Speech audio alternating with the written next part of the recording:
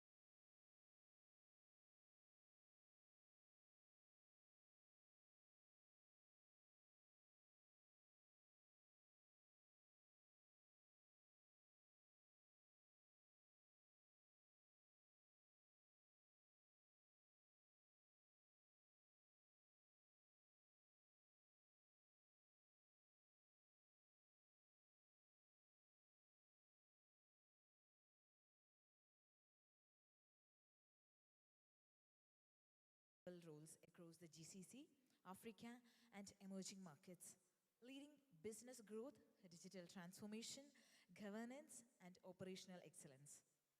As General Manager and Country Head of Al Mula International Exchange, Kuwait, he led 1,000 plus employees across 100 plus branches, driving profitability, compliance, and digital transformation. And currently, he serves as an independent director, audit committee chair, and global advisor, supporting boards and leadership teams on strategy, governance, and enterprise transformation. Now, may I invite Mr. Shankar, our senior banker, to deliver the welcome address and setting the tone for India's Gold Conclave. So please.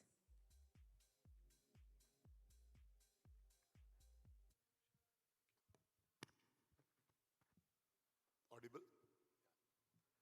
So good morning, everyone. I would require an energetic good morning. Good morning. Thank you. So welcome one and all, and respects to the dignitaries on the dais and off the dais. Welcome one and all to this path-breaking gold loan conclave, which is happening for the very first time in the history of lending across the banking, NBFC, and the fintech space. We are deeply privileged to bank NBFC.com to curate this particular event for the benefit of the entire banking and the financial services sector, especially the theme which is the gold loan segment. I'm sure gold loans have been existing since ages. However, it's very important to note that gold loans as a sector has evolved only probably in the last 1.5 to 2 decades as a formal way of gold loan lending, which prior to it was much left to the unorganized sector. However, the compliments for this particular initiative largely goes to our public sector banks, because they have been the institutions that have been existing for several decades and made many class-leading initiatives to make this sector a formally recognized sector. Because until that point of time, this particular gold loan sector was primarily in the hands of the unorganized sector, namely the pawnbrokers, the mahajans, and so on, and all the other unorganized sector across the country. However, when the banks first made the initiative to jump into the bandwagon is when the formal professional ways of, let's say, checking the purity of the gold, assessing the value of the gold, checking the eligibility criteria for lending against the gold as a security, as a collateral security, etc., came into place.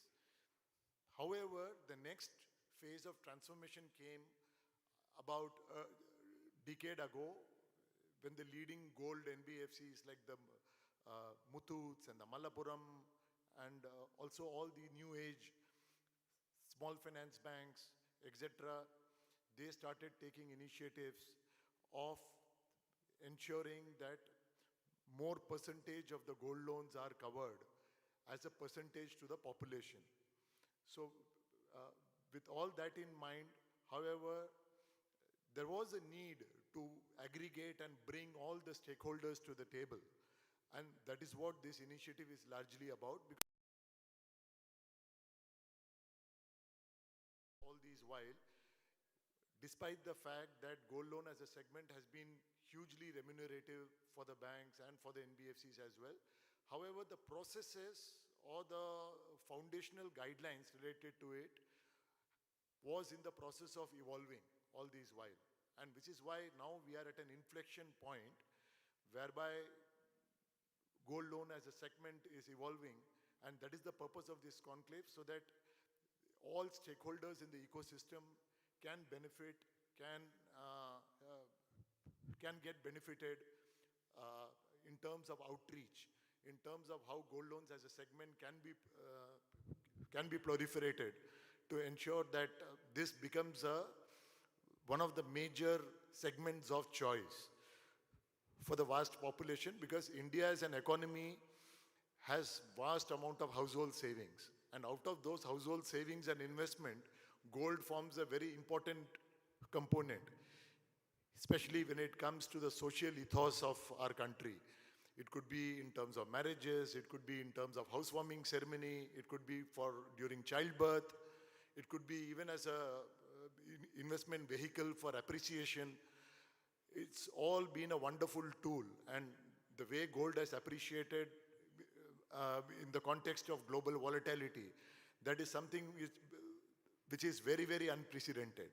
And here we are to take this as a theme.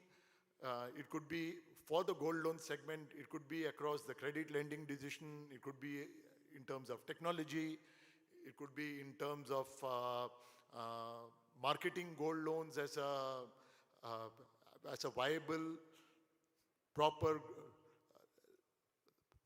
lending segment, etc. So considering all that, we welcome you all once again to this session. This is not a one-way conversation.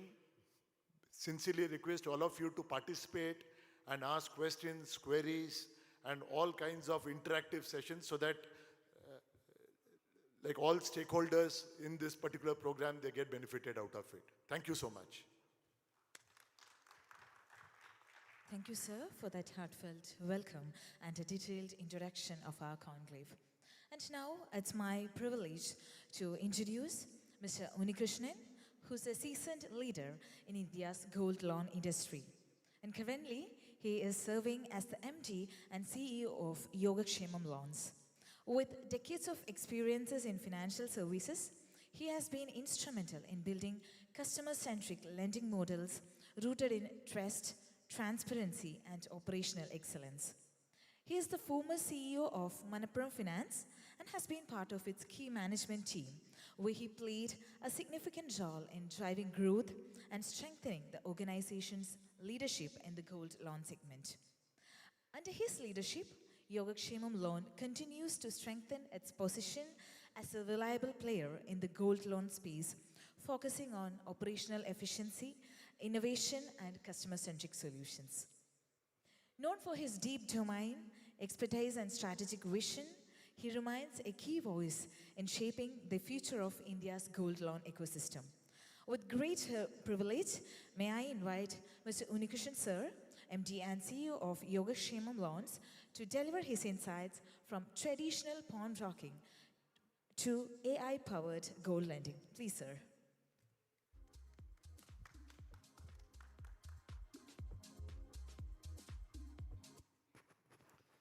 So, Mr. Shankar, other distinguished speakers, dignitaries, a warm good morning to everyone.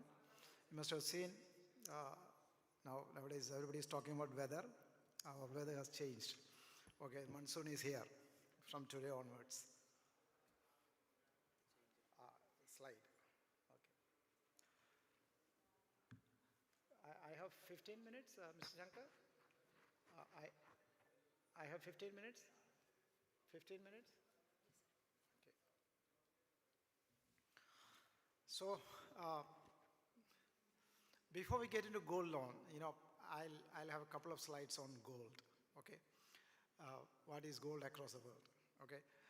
This is one commodity which has always moved from the west to the east. And there are stories that, we mostly emptied the coffers of most of the governments in Britain, Spain, France, etc. because gold simply moved eastward whenever pepper and spices moved westward, okay? This is history. Now, just how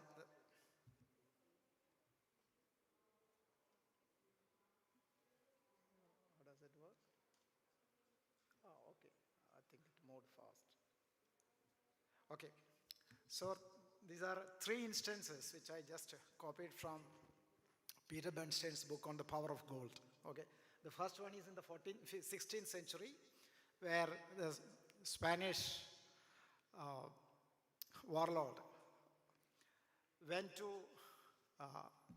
South America, to Peru, to capture their gold, the Inca's gold, the Inca kingdom's gold.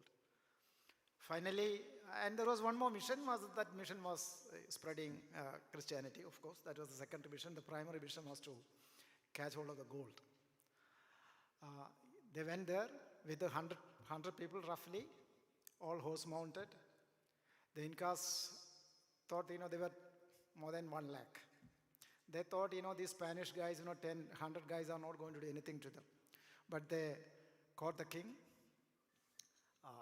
Atahualpa, then wanted to take all the gold. So he pledged. He said, I can bring you one room full of gold, 12 feet by 17 feet by 9 feet. That is so much of gold. And he gave all the gold to the Spanish. But still, he was executed.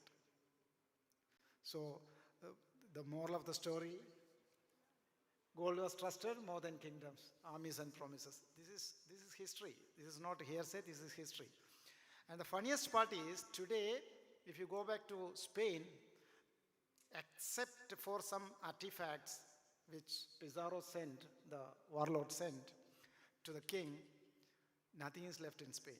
Everything has moved to some other countries, mostly to India, China, etc. Nothing remains there.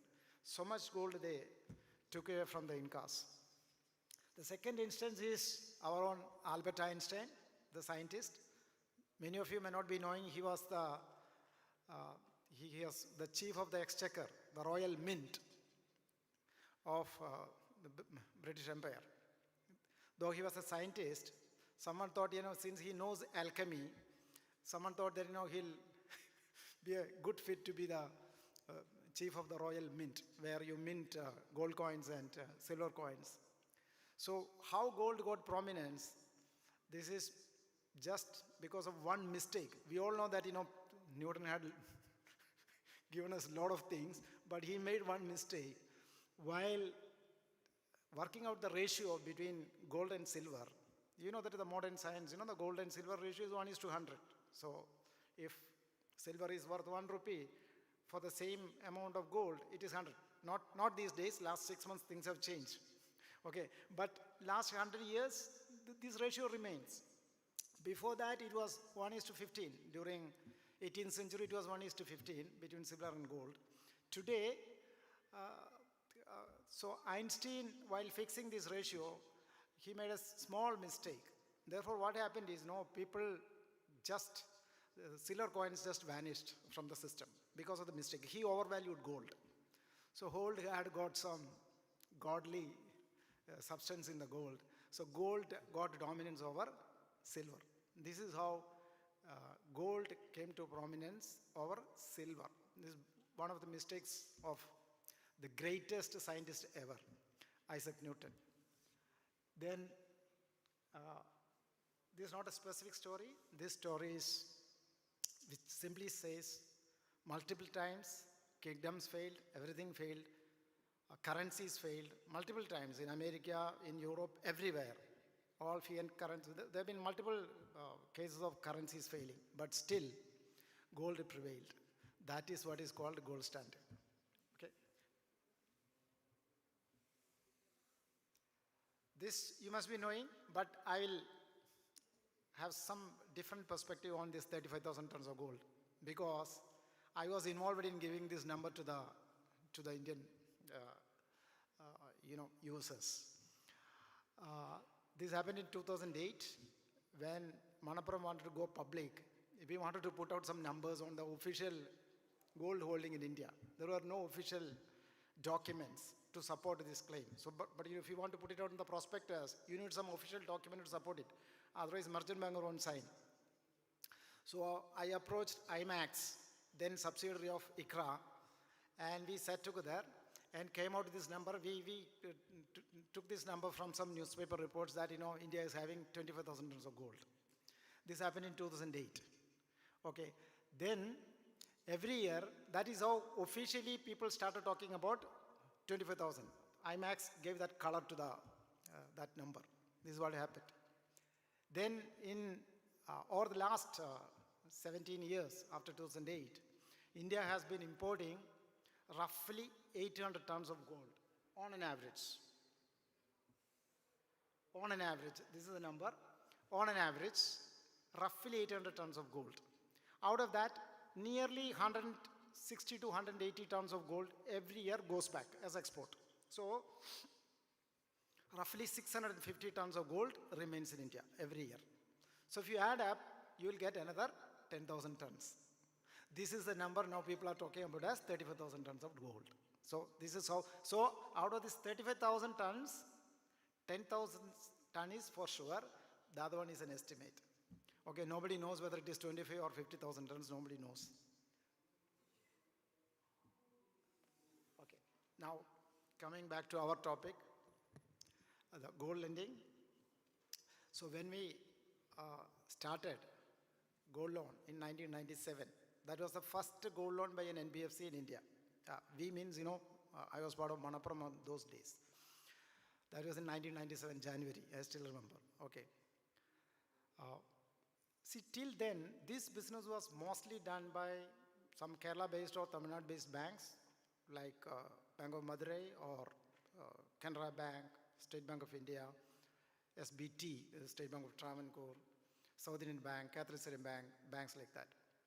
And mostly in the unorganized sector, it was completely dominated by money lenders across the country. So except for Tamil Nadu and Kerala, this was largely till 1995, I must say. This was largely dominated by money lenders. Even today, the rural market in India is still dominated by jewelry shops and money lenders. There are a lot of small-time jewelry shops doing money lending business in India even today. In 1997, accordingly, most of the state governments had their own money lenders acts. In Tamil Nadu had even Money Lenders Act as well as Pawnbrokers Act. The problem with these acts was, it was very difficult for you to scale up your business because you need to maintain branch-wise books of accounts. In every state there was an interest ceiling, and that interest ceiling was mostly between 16% and 18%. So, and it was not having any correlation with your cost of borrowing. So most of the people found it very difficult to scale up the business unless you get into some illegal, accounting, which over the period of time has become increasingly difficult, and that's the reason why scaling up was difficult. So in 1997, something important happened. Reserve Bank, actually in 1996 December, starting with the 1st January 1997, Reserve Bank amended the Act. When they amended the Act, there is a big boost to the NBFC. They made NBFC registration mandatory. They said, in between, not exactly on January 1st, within a period of 1 year, RBI also came out with a circular saying, you can create a charge on your movable assets. Creating a charge on your movable asset was very important and a milestone decision of Reserve Bank of India, because till then, though you were allowed to lend, how will you raise resources? Raising resources, there are only a couple of things. You can raise your equity capital or you can raise your public deposit. Those times, public deposit, any NBFC could raise public deposit. But no other instruments. But starting with the 1997, RBI said you can issue NCDs on your movable assets. Issue of NCD on movable asset was prohibited under the Companies Act, 1956. So RBI said, since you are an NBFC, Section 50A of the old Act, 1956 Act, RBI carved out a special dispensation for NBFCs and said, you can issue NCDs against. That is how Kerala-based NBFCs started lending. They started raising NCDs privately and started expanding their loan book. Okay, that is how companies like Manappuram and later on Muthoot started lending in their NBFC book.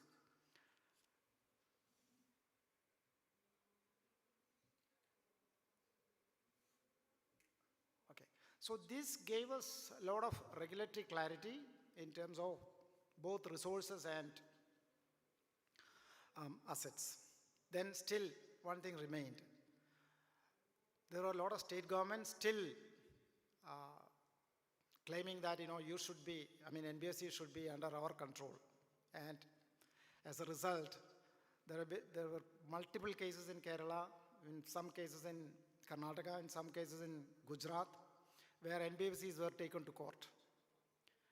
And I think it all started around 2010-11 when NBFC started expanding.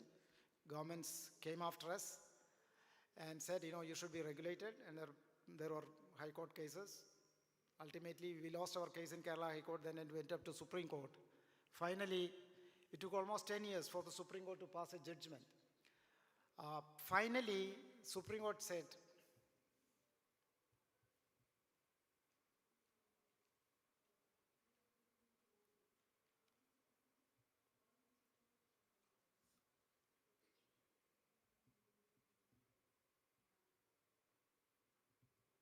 okay, I'll come to that. So finally, Supreme Court in 2022 said, nothing doing, NBFCs are under RBI control, and only the RBI law should prevail. That's the time all the clouds gone away, and the pathway was very clear to NBFCs. So it lasted till 2022.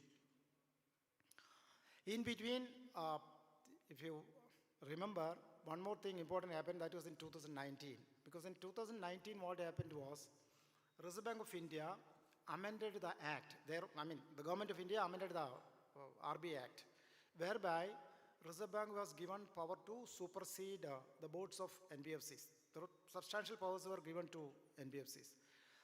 That amendment really contributed to the Supreme Court judgment. Till then, even Supreme Court was in two minds, whether because the money lending business is a state subject, while banking matter is a union subject. So Supreme Court, even High Courts were in two minds.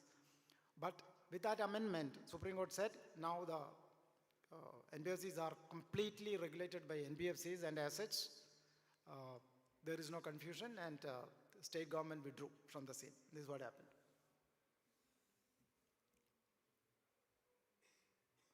This is the latest report from TransUnion CIBIL. That number I have changed. 19 trillion is as per yesterday's newspaper. That is the gold loan book of organized sector in India. 19 trillion, 19 lakh crore. It's a huge amount.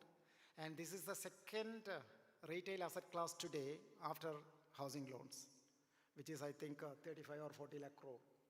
Okay, so this has surpassed vehicle loans, this has surpassed personal loans, unsecured loans, everything, micro loans, everything. Now gold loan is the second biggest category, retail category in India, 19 lakh crore. Out of that, roughly, this report says is roughly 11% is NBFCs, because our focus is mostly on NBFCs, and remaining 62 plus 78% is banks.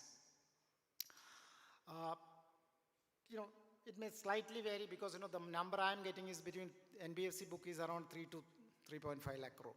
That's the book I am getting, because Muthoot Finance is 1.5, Blue Muthoot is 0.5, 2, IFL and Manappuram another 1, 3. Then the other NBFCs put together should be 3.5.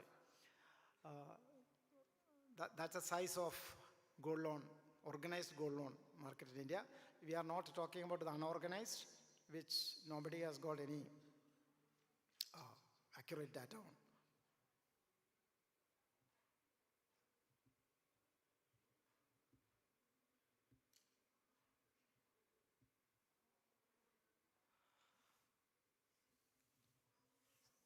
See, this is the AI piece. I think I'm not really not hands-on talking about, because there are veterans sitting here. So, but I just was casually talking to Sachin, who sits here, who's my friend at IDFC Bank. What he says, they are working on something very smart, where the AI is going to help them in getting complete assurance on the appraisal. Because the machine will tell you whether the primary assessment, secondary assessment, everything has been done. And the machine will, the visual objectives will be translated into digital information, and the machine will tell you whether this process has been 100% completed. So some of the lenders in India are going to go for a digital enabled lending. So is the case with sourcing, so is the case with KYC, so is the case with appraisal monitoring, collections. See, in all areas of gold loan, AI is going to impact over the period of time. I'm sure there will be more people who will be hands-on on this topic, and they'll be throwing more light on AI-enabled lending. So this is something I thought, I will speak to you on this topic. Thank you. Thank you for the opportunity. Thank you, Mr. Sankar. Thank you. Thank you. Thank you, sir, for your insightful words. And now, may I introduce Mr. Sachin Agrawal, who comes with over 25 years of professional experience and is currently Head of Gold Loans and Strategic Alliances at IDFC First Bank Limited. In his current role, he is responsible for building the gold loan business for the bank and driving BC and co-lending and overseeing the PCL and government schemes. He is associated with IDFC Bank since last 11 years and has earlier been the head of domestic FIG and head of treasury. He is a qualified chartered accountant and has earlier worked with companies like Aditya Birla Group, Maruti Udyog Limited and Manappuram Finance. His experience encompasses retail assets, treasury, audit, tax and finance functions. With much pleasure, may I invite Sachin sir for the keynote address. Hi, good morning. Speaking after my ex-boss, Mr. Unni Krishnan, is always very difficult. So, my topic is next frontiers on distribution, AI and scale. So, how do we look gold loan? If you have to build a distribution, how do you view gold as a loan? Is it a loan product? Yeah. But when you build a distribution, you have to look gold more as a FMCG product. It has all the characteristics of an FMCG. I give a simple example. A person wants Iodex, he comes to a shop. If Iodex is not there, what he will do? The shopkeeper tells, give me 1 hour. He will go to the next shop and take it. Gold loan is the only product where the customer doesn't wait. He's on the field, he wants the loan immediately. And this is peculiarity as far as banks are concerned, while NBFC are very strong on the distribution mode. So whenever you think to build a distribution, you have to look gold more as an FMCG product. How are you close to the customer? How you can service the customer quickly? That is the core and very essence of this. So this is how I think that gold has to be viewed on the distribution side. You should be closer to the customer, and that is how the entire business is built over last 20 years. If you see, most of the banks who dominate have very deep penetration. They are very close to the customers. And same with NBFCs. The larger NBFCs have significant presence on the distribution scale. Now, if I look how I use the digital landscape and AI into this. So, what are the peculiarities of gold loan? There are two very peculiar things about gold loan. It is a very high OPEX business. It is very high OPEX business, and you run only risk you run is an ops risk. So the focus of a business manager when he looks at digitization should be focusing, how do I address these two issues? How do I reduce the OPEX? Maybe cost of acquisition per customer, cost of servicing, acquiring more customers with the same distribution channel. That is one thing on the distribution side. And how do I control my ops risk through digitization and AI? So, coming to the first topic, how do I address the distribution side through digitization and AI? Going forward, you have to run algos to see how do you service a customer, whether all the customers are willing to come. So you can have different channels for the same set of customers, whether I use for this particular set of customers, whether I use fintechs, I do doorstep banking, whether this customer is serviced at the branch, or I use a co-lending model.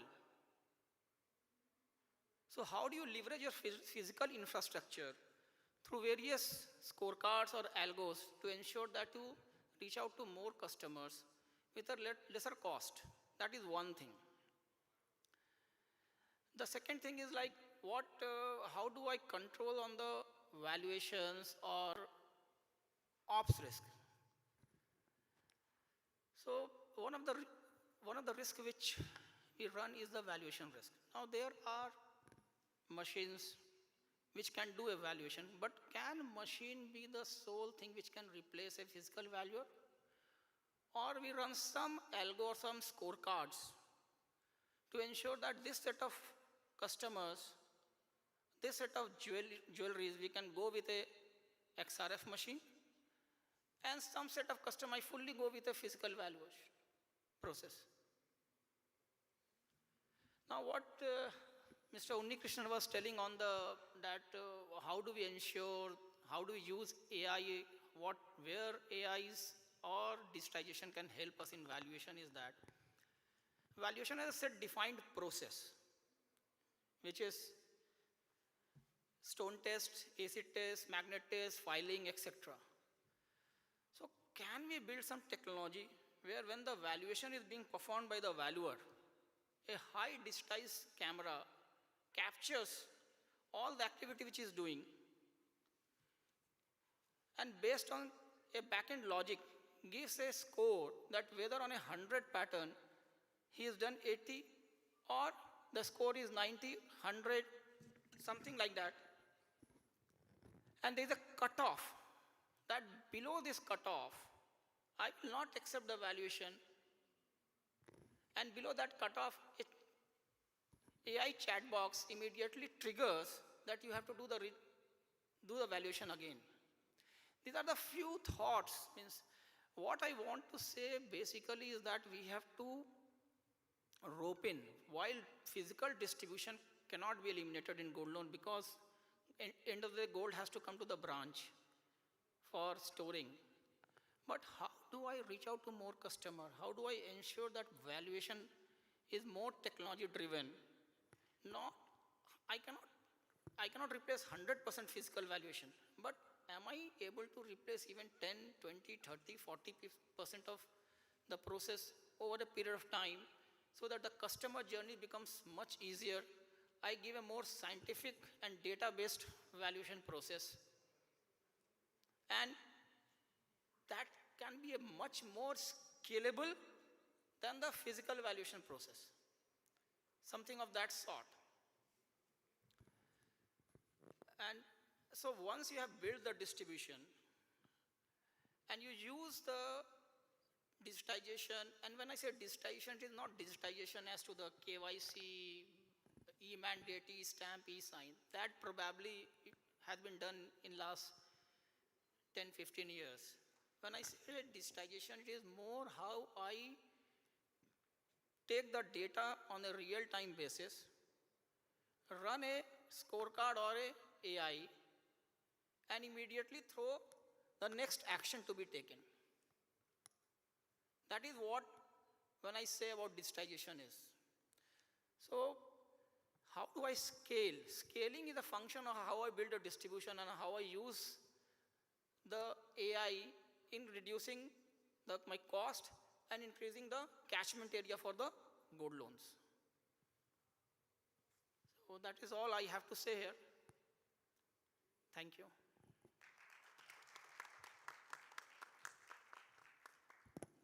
Thank you, sir, for your informative words. Now, it's my pleasure to introduce Mr. Pramod Mohan, who's a co-founder and a director at FinMed Group of Companies. FinMed Group, as you all know, offers an innovative and digital solutions for the precious metal industry. He has over 25 plus years of international experience in commodities and financial markets, spanning across India, Australia, Far East, Middle East, and North America. He is passionate about bringing technology to the metal industry and empowering customers with convenient, flexible, and affordable options for gold loans, e-gold, and metal trading. He is also a mentor and angel investor for multiple startups in the fintech space. He leverages his deep understanding of the regulatory environment and the global precious metals markets to work closely with various regulators and stakeholders in the UAE and India. He is currently a member of the Independent Growing Council of the UAE Ministry of Economy for UAE Gold Delivery Accreditation.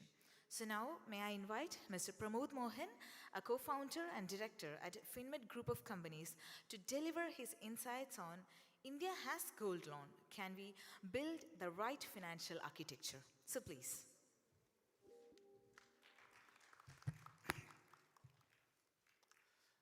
Good morning, ladies and gentlemen, esteemed panelists. So let me tell you a bit about FinMed. So we are newcomers in this particular field. So FinMed is a boutique precious metals company that provides advisory, physical facilitation, and technology solutions across Middle East, India, as well as Far East. We set up FinMed Technologies in 2022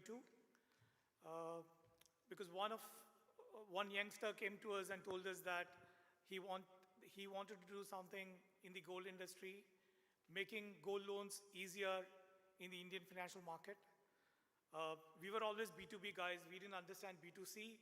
So we said, sorry, this is a space that we don't understand. And 3 months later, he came back to us and provided a solution which is B2B2C. And I'm so happy today because we started our journey into the gold loan industry with IDFC, with the support of Amitji and Sajjanji here. So, I'm very, very happy that we started this journey. So, the first 2 years when we set up this company, we didn't employ anybody from the gold loan industry because we wanted to understand the space ourselves. So, we didn't want the established practices that was there in the industry to be replicated. We thought it is much better if we look at it with a fresh pair of eyes and then start from scratch. So this is the background about FinMed Technologies.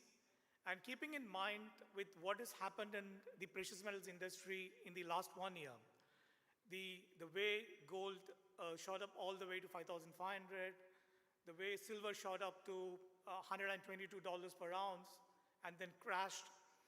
And in the last couple of weeks, there has been a lot of pressure overall from the government to slow down the import of precious metal into the country. And in the last week, the Honorable Prime Minister requested the nation to hold off the purchase of gold for a year. So it is in this backdrop, I'm just giving a quick presentation on India has the gold. Do you have the right infrastructure and the architecture to get the best out of it?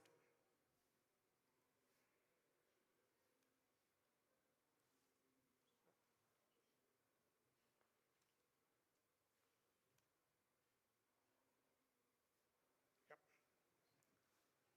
So let's start with this number, which is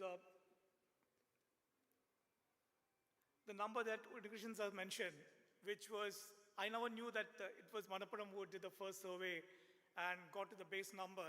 And from that, every year there has been guesstimate about the number of the tons of gold that is there in the Indian household. So I've just put it at 30,000 tons plus, keeping in mind that India started the imports from 1999 on an average 600 tons. Definitely, we have got 14,000 tons plus and whatever that was there previously. So in today's prices, we are looking at a $4 trillion plus. The organized gold loan market, as Sir mentioned, we are talking about 15.6 lakh crore. We have 185 billion, which has been monetized, which is only 4 to 5% of the overall market that we are talking about. So still, 95% is up there for penetration. This is a fantastic number. 125% is the increase in the bank retail gold loans year on year from November 24 to November 25. This from the RBI sectoral deployment of bank credit numbers. And there has been a run-up of gold of around 64%. So even though we reduce that number where the collateral increased by 64% year on year, still it is a very good increase, 65% plus in the overall additional bank loan that is seen in the sector. So every regulator gold loan provider in this country has these steps. So, I've just put it, there are 15 steps, plus or minus, depending on how modular you want to really get into it. The origination, it's a walk-in, basic KYC, ownership and eligibility check. Then you've got the underwriting and disposal, which includes assay, KYS, loan agreement, collateral management, and disposal. And the last part is the servicing and recovery, which is repayment options, monitoring, release of full repayment, and default or auction, depending on how it goes. So this is a very critical circular that came in last year when RBI consolidated all the previous circulars. The lender shall handle the collateral only in its branches and only by its employees. So basically, the regulator clearly told that this is a part that needs to be done by the bank. So it cannot be outsourced. Coming back to a number, which again I picked it up, the OPEX AUM ratio for Manappuram is 6.1%. It has come down from 7% from 2021. These are published numbers. So this is the kind of infrastructure cost that's required if we need to set up a collateral management, which is a bank vault, and then offer the service to the public. So my thesis is very clear. Banks should focus on what they're good at, which is lending, right? And let the specialists manage what they're good at, which is the collateral management, which includes the assay and also storing of the gold. You just need to bifurcate these two separately, which would clearly open up the market for, in order the penetration that we just mentioned, which is only 4 to 5%, to go up to 20 or 25% in the next 3 to 5 years. So I have just bifurcated it with credit and anything related to which stays with the bank, and anything to do with the collateral moves to the specialist, which includes assay, packing, sealing, and the vaulting, release on full repayment, or if there is a default, the auction part of it. So what we are proposing is something very simple. The borrower walks into an accredited vault and collateral management company. He would give the jewelry. They would just look at what kind of jewelry that's available, do the assay properly, and then would issue an electronic receipt, which clearly mentions the quantity of the gold, type of gold, proper systematic stuff in line with what the lenders are currently doing. And then you can go to any lender, right?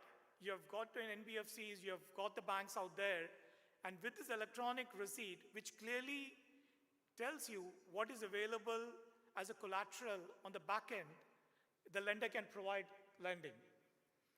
And in case on repayment, the electronic receipt is canceled, gold can be released to the client, and in case of a default, the lender invokes the electronic receipt. And then it goes to a refinery like MMTC PAN, which is accredited, and the auction process takes place out there, which again becomes very transparent. So coming back to the essay, as Sajinji just mentioned earlier, there are ways and means by which the essay can be state of the art with the current kind of machines that's available in the market, and also with the kind of AI technology that's available. So if you need to do, we can tier it into 3 based on the amount of the loan that the customer requires and the collateral that they have.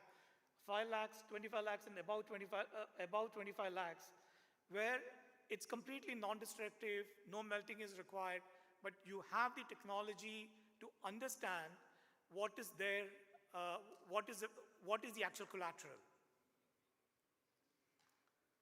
The separation of credit and custody is already accepted in India and globally. So what I'm just telling you is not something, new.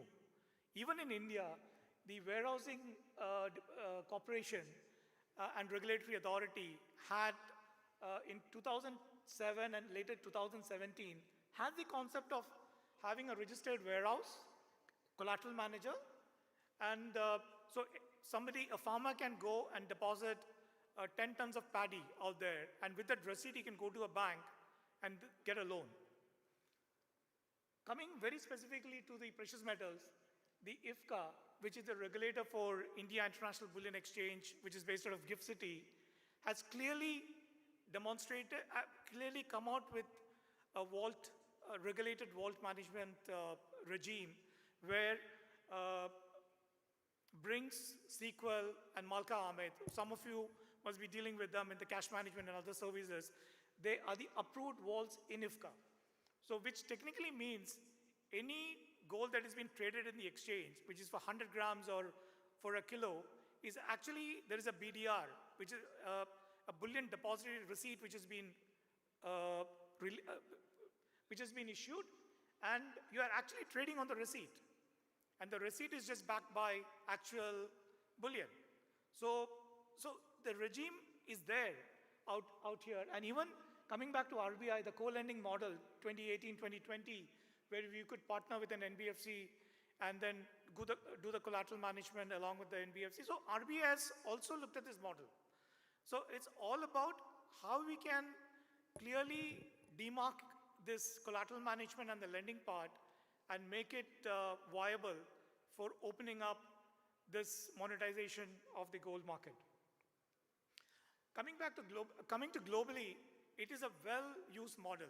You've got the London Bullion Market Association vaults. You've got the LME warehouses, where every lender uses the LME warehouse receipt and against that releases financing. So you've got 100 plus warehouses globally where you can put nickel, copper, steel against which the warehouse receipt is being done and the bank's funds against it. And it is easily transferable. So even in India and internationally, this is a tried and tested model. So what we are suggesting is not something new for this market.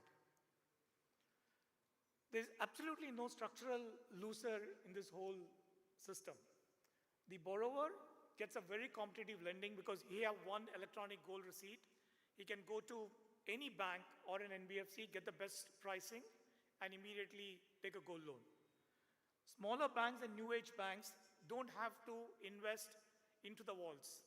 So it's much easier for them to get into this business without putting money on the capex. Digital first NBFCs, very same. Scaled gold NBFCs. You've got Manappuram and Muthoot and Pierce, which has been in this market for such a long time, and they can convert themselves into this very quickly. So they are not losing the business. So they are also into the same mode, and they can scale up the business. Vault, logistics, and the ecosystem. You've got Brinks, Sequel, which a fantastic distribution across India. So Sequel apparently has got vaults in around 500 plus cities and towns in India, and Brinks has a similar number, and so many other agencies are available in the market. And the approved refiners. You've got LBMA refinery, there's only one, which is MMTC PAM, but there are so many India good refiners, which has been approved by various exchanges and BIS. So your melting of the collateral is not an issue at all. So what we are suggesting is a very simple approach. Let's just get into this model, get into RBI regulatory sandbox cohort. Again, sandbox is available. It's all that this has been this particular model needs to be put into that cohort.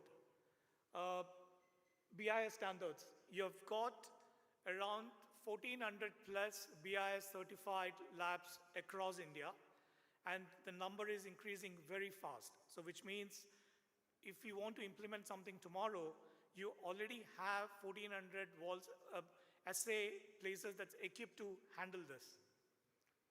The gold receipt portability live, again, it's a multi-party borrowing. So effectively what it means is that you have a central depository which can have this gold receipt, and technically and practically, you can move the collateral from one bank to the other.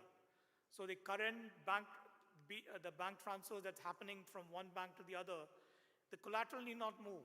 All it needs to move from a click of a button, that it moves from A bank to the B bank electronically.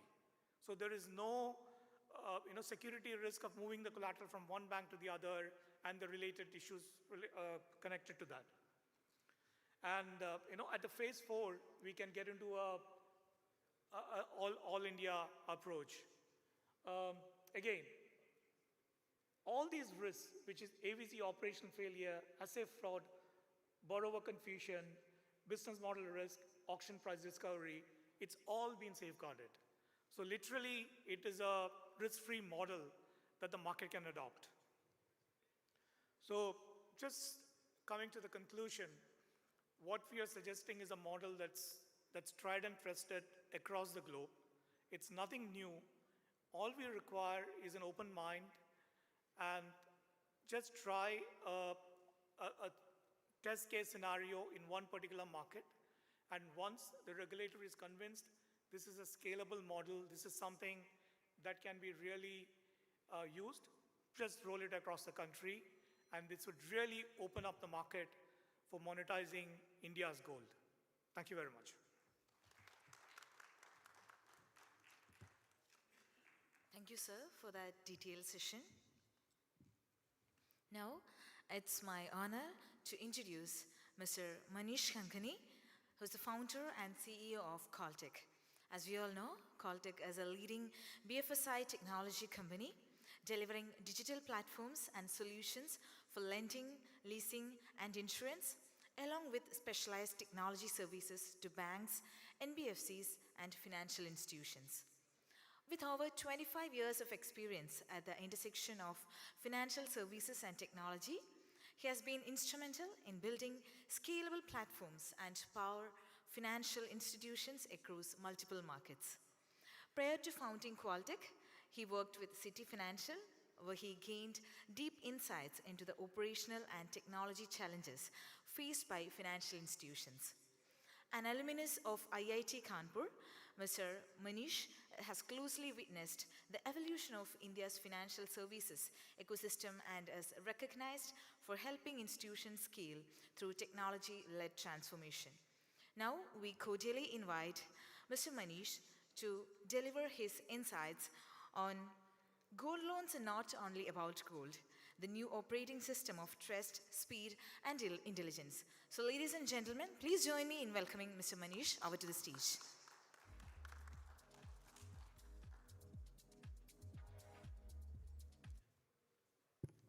Thank you.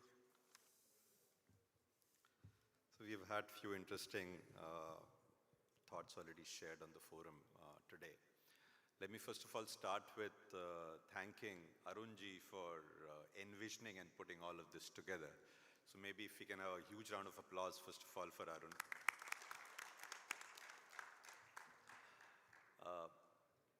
When we're talking about gold lending, it's part of a collateral-based lending, and as we all know, we can categorize the collateral-based lending into two types broadly. One is a lending for collateral, and the second is a lending against collateral. In lending for collateral, the collateral itself is the destination, while in lending against collateral, it is just beginning of a journey. And within this category, subcategory itself, gold loan is very similar to something like a loan against securities. Both have an underlying secured asset. Both are highly liquid in nature, very sensitive to pricing and mark-to-market changes. But that's where the difference ends. Gold, while security is a financial instrument, gold is much more than that. And especially in India, gold has got so much of emotion, family, history, trust attached with it. And I feel understanding this is where lies a huge opportunity for the gold loan industry. So I would say gold is not only about gold loan. Gold loan is not only about gold. It is about understanding customer trust. It is about understanding customer intelligence, and it is about understanding customer responsiveness. As I think the fellow panelists and speakers spoke about, a huge 30,000 plus metric ton of gold lying in Indian households. That means it's a huge, enormous, unmonetized trust opportunity. In India, around 30 to 40 years back, all of us in our households used to have someone whom we used to call a family doctor. Not someone who was probably the biggest or the most experienced or a super specialist doctor, but someone whom we will approach without fear in case if there are any health related challenges in the household. Why? Because that was a gentleman whom we trusted. That was a gentleman who was accessible. We could probably go to him knowing that we will get the best advice. I feel gold industry has an opportunity to become a kind of a financial family doctor of a household, which a household can approach in case of a financial need. Approach without fear, with comfort that this guy understands me. This guy will be able to give me the advice basis the need that I have. Today, in moments of vulnerability, you don't negotiate. You want comfort, you need trust. And trust is built over a period of time. Gold loan is one of the unique lending categories in which repeat customer behavior is part of the product demand. You don't need to work extra hard for gaining that. Assume you have a customer who's been coming to you for last 5 years, say every Onam or every Diwali, wanting a gold loan of 3 lakhs, and he pays back in 6 months. What is this telling you about the customer? Is he still a stranger to you when he approaches you? Or there is a lot more intelligence which is already embedded in your systems. You know the liquidity stress that he faces. You understand his business scenario and the business seasonality. You understand the amount of loan that he needs and for the period that he needs to come out of that stress. Are we using this information and intelligence? This is what I would like to call as customer capital. And I think it is as hard as probably the gold in the vault. And it is time for us to bake in this customer capital along with the gold collateral for the future of gold lending. That I feel is extremely, extremely important. Because once trust is established, then the relationship is no longer a lender and a lendee relationship. You essentially become a trusted financial advisor for that household who will approach you with an understanding that he will get the right advice. And what that means to you is that automatically it is giving you a platform to expand your relationship from being a gold loan provider to opening the relationship across other financial products, be it MSME financing, be it managing his liquidity, be it serving insurance needs of that household, so on and so forth. If I further elaborate and think about what does customer capital mean, I think in my mind there are 4 important pillars to customer capital. One, we are talking about relevance. Second, we are talking about ease and convenience. Third, transparency. Fourth, we are talking about safety. What does relevance mean? Suppose a farmer and a trader is approaching a lender for gold loan for the same amount. Are these the same customer needing the same type of gold loan? Probably no.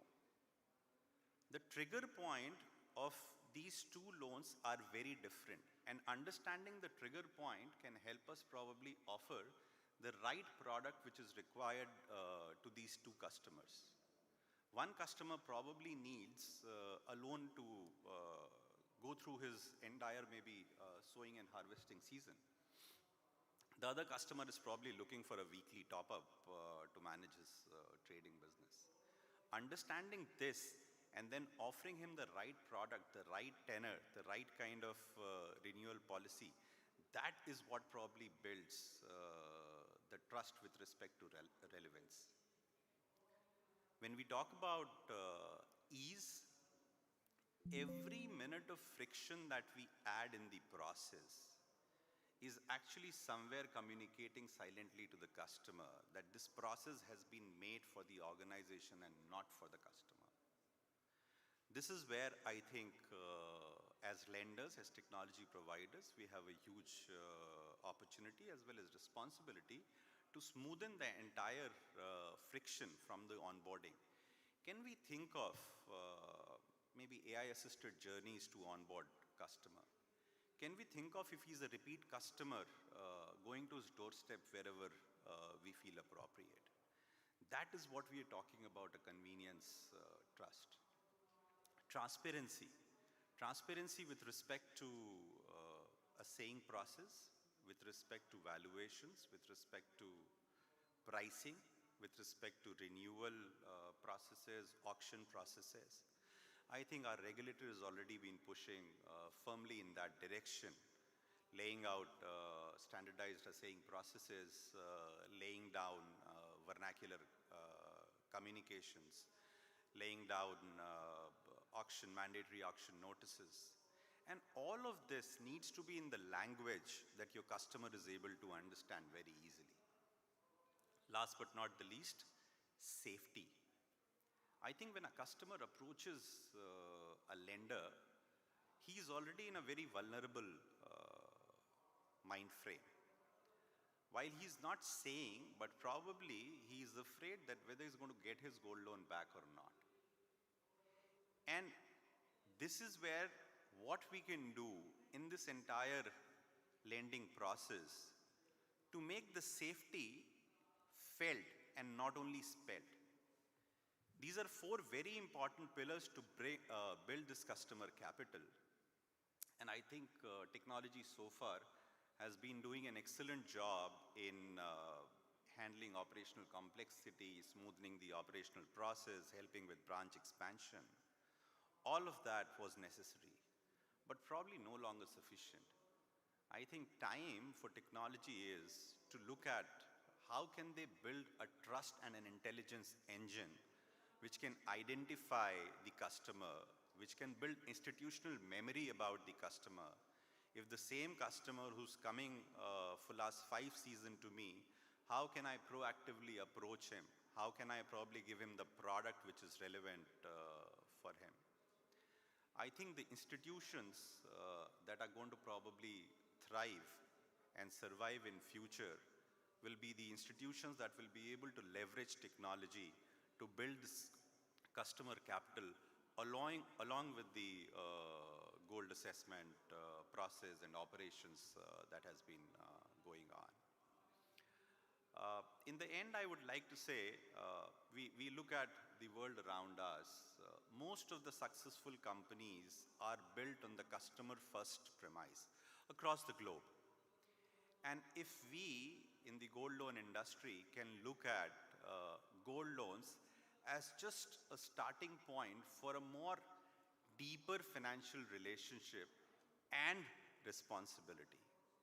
In that case, what will happen is that there is a gold which is securing the loan, and then you have a trust which is securing the relationship. Finally, you have a customer intelligence which will secure the future of your business. Thank you.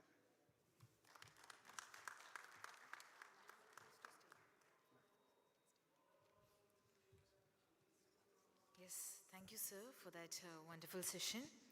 And now it's time for our report launch. That is the exclusive Credit Bureau Gold Loans report launch. So, may I request all the dignitaries to proceed to our report launch. Along with the dignitaries, I would like to invite and welcome Mr. Bikram Singh, the business head of Experian India, over to the stage.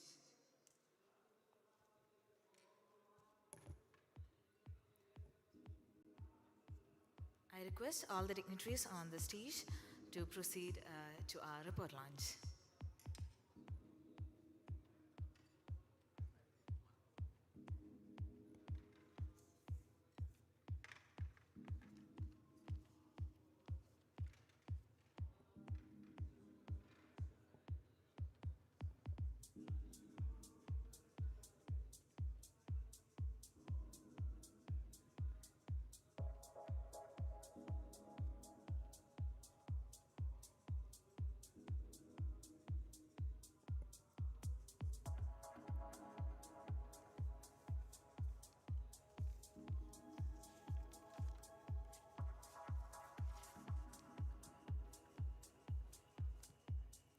Thank you so much.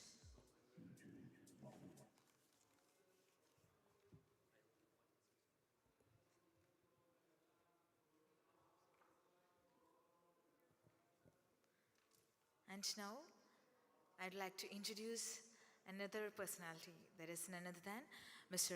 Aditya Agrawal, Chief of Business Operations and Transformation at Experian India. And he's a prominent leadership figure in the financial services sector with a strong focus on driving financial inclusions and credit education. He's also a vocal proponent of embedding agentic AI, machine learning, and automation into enterprise business processes to reshape digital credit. He's also involved in various consultation forums of Ministry of Finance and Reserve Bank of India. Also, he's into many other industrial bodies and panels. So with much pleasure and due respect, I'd like to invite Mr. Aditya Agrawal to deliver his insights on data-driven gold lending using Bureau insights for smarter decisions. So please. Thank you very much.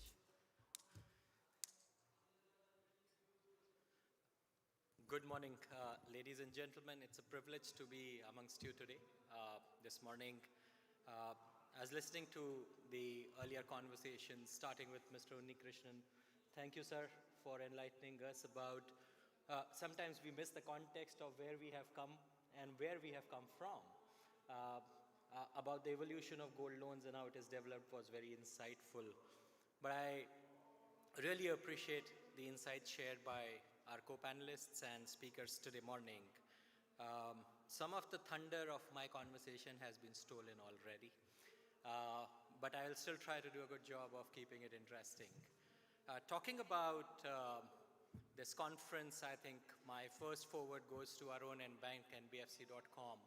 This is immensely, immensely useful for this segment of lending industry to come together. Arun is very passionate. He's always tried to bring the industry to tier 2 towns and tier 3 cities so that we all get to see the flavor outside the tier 1 cities that we generally operate in. Thank you, banknbfc.com. We are very delighted to present our insights report. It's at your tables. I would appreciate and request that you spend some time looking at what gold loans has been doing to the economy in India. It's very interesting. Some of the numbers are outraging. The data used for these insights is for the full financial year of financial year 26 that ended on 31st March. It gives you trends, how gold loan has been doing over the past few years. I have curated a few slides, very summarized ones, to land some specific points that emerge from these insights. But I would think, I would encourage you to go through the report at your convenience for more detailed insights. No, it's not.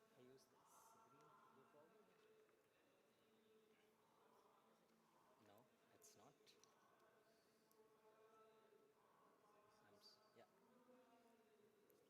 Perfect. I think while the numbers are self-explanatory, but there are a few takeaways that I would attract your attention on.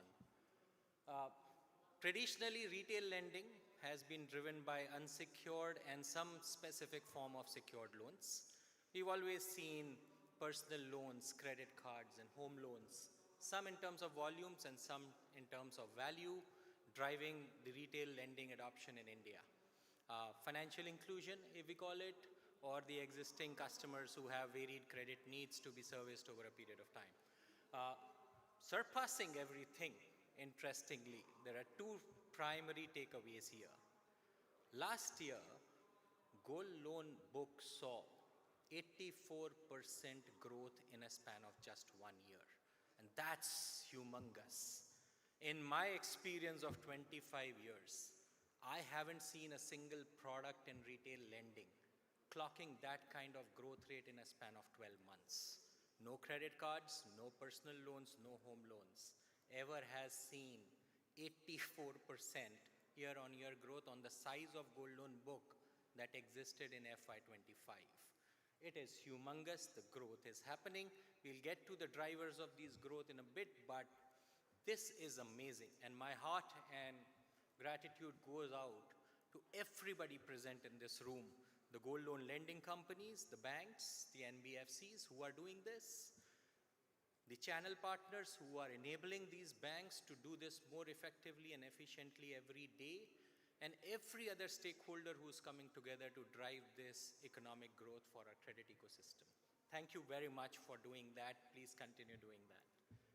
I think what is also interesting is what is the share of gold loan book in the entire retail credit book in India. What we saw as 18% in FY23, gold loans now dominate the retail lending book with single largest product contribution at 41%. 41% of India's consumer lending is sitting in gold loans. That's humongous. What is even more exciting is that between 23 and 26, the aggregate growth rate, depending on what numbers we track and how we calculate them, has been nothing less than 18 to 20% on an annualized basis. So it is not just the share of gold loan, but the share of the pie itself has grown. I spoke about $9 trillion in the morning. It is humongous. And this does not seem to stop here.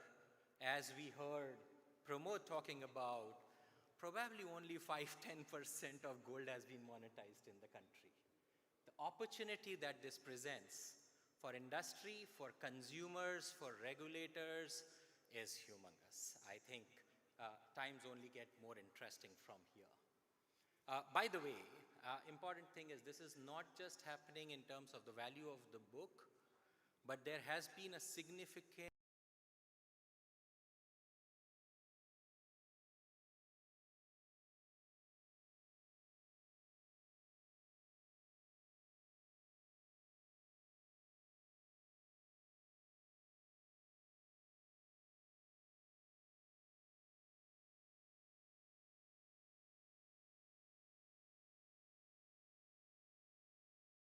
and bringing more gold with same or different lenders to borrow more, opening new accounts on that front. One of the hot topics, I think, and some of the discussions that I get a chance to participate with government and regulators has been both an opportunity as well as a concern over the gold loan prices, gold prices. End of the day, traditionally, all of us have seen that gold loan lending has been dependent on asset risk. And I think it is important that as we cherish the spoils of increasing asset value, the same gram of gold does not value the same. Unfortunately, no one sitting in this room controls the value of that asset also. It moves with the market. As it moves with the market, you need to adjust yourselves to, one, reap the benefits of the increasing gold prices, because your LTVs can, at the same percentage, the value of loan against gold can differentiate, which we have seen significantly going up. The average ticket size of gold loans has doubled, more than doubled over the last 1.5 years. A big impact and contribution into that comes from the uplift in gold prices that we have seen over a period of time. But what does that mean from a risk perspective? God forbid if this gold price crashes by 30% in the next few months or a year. You would have already given a loan, assessing the value of that asset at current price, giving an LTV of 75%, 80% depending on RBI prescribed bands. But what happens when the asset value drops? It brings some harrowing memories in my mind of 2008 and 9, when the world saw global financial crisis mostly stemming from asset-backed finance. It was asset-backed finance, mortgage-backed crisis in US that crippled the whole financial world globally. When the price of loan given against the house, amount of loan given against the house started becoming more than the price of the house when real estate prices started crashing. I think it's a very considerable risk that all of us need to underwrite. The government is worried, the regulators are concerned to see, and you see an array of regulations coming in the direction of bringing more credit risk prudence in gold loan lending. More so, because what we saw in the last slide, it is becoming one of the most critical contributors to the credit ecosystem and thereby the Indian economy. I'd like to borrow words from Mr. Swaminathan, the Deputy Governor of RBI. When gold loan starts becoming the highest growth engine of credit markets, the gold loan practices and consumer protection practices have to become gold standard. And I think that's where all the regulations are pointing all of us to work towards. As we see that the sanctioned amounts and the amount of loans being sanctioned is going up, we are also seeing a very healthy increase over time, where 98,000 rupees of average ticket size in 2023 has now started touching 2 lakhs on an average. It's a healthy mix, but as long as it is being given based on prudent credit risk practices and not purely based on the asset price or the asset value, I think it should continue to grow further. What we are also seeing is that the asset prices and the corresponding gold loan lending ticket prices, average ticket size of the loan, is growing across segments. It's been across public sector banks, private sector banks, and NBFCs who dominate this place and this segment of the lending industry. Delinquencies, most people ask me, why would a gold loan ever be delinquent? But it does. Consumers do end up not paying their dues on time. While it may not be a EMI-based product at all times, it may not require regular interest servicing or interest principal servicing like other traditional credit requires, but there is a delinquency that holds. It is lowest amongst all other credit products, but it's a risk, and we stand at a juncture where we are underwriting at very high gold prices. We all know the global narratives, the government narratives around not buying gold, monetizing it, not monetizing it, gold prices to come down some point in time or grow up. I think those are assessments depending on which side of the table we sit and how we look at it. But those risks for lenders are very real, because ultimately you have put your money on the table behind that asset. Delinquencies right now are holding all right. while we see 30%, 30 plus as a concern on gold loans, the good news is that the 90-day delinquency, the NPA delinquencies are well in control right now. There is also something that I'd like to borrow from what's been spoken about, colleague Sachin. Sachin today, Pramod, Sanjay ji in the morning.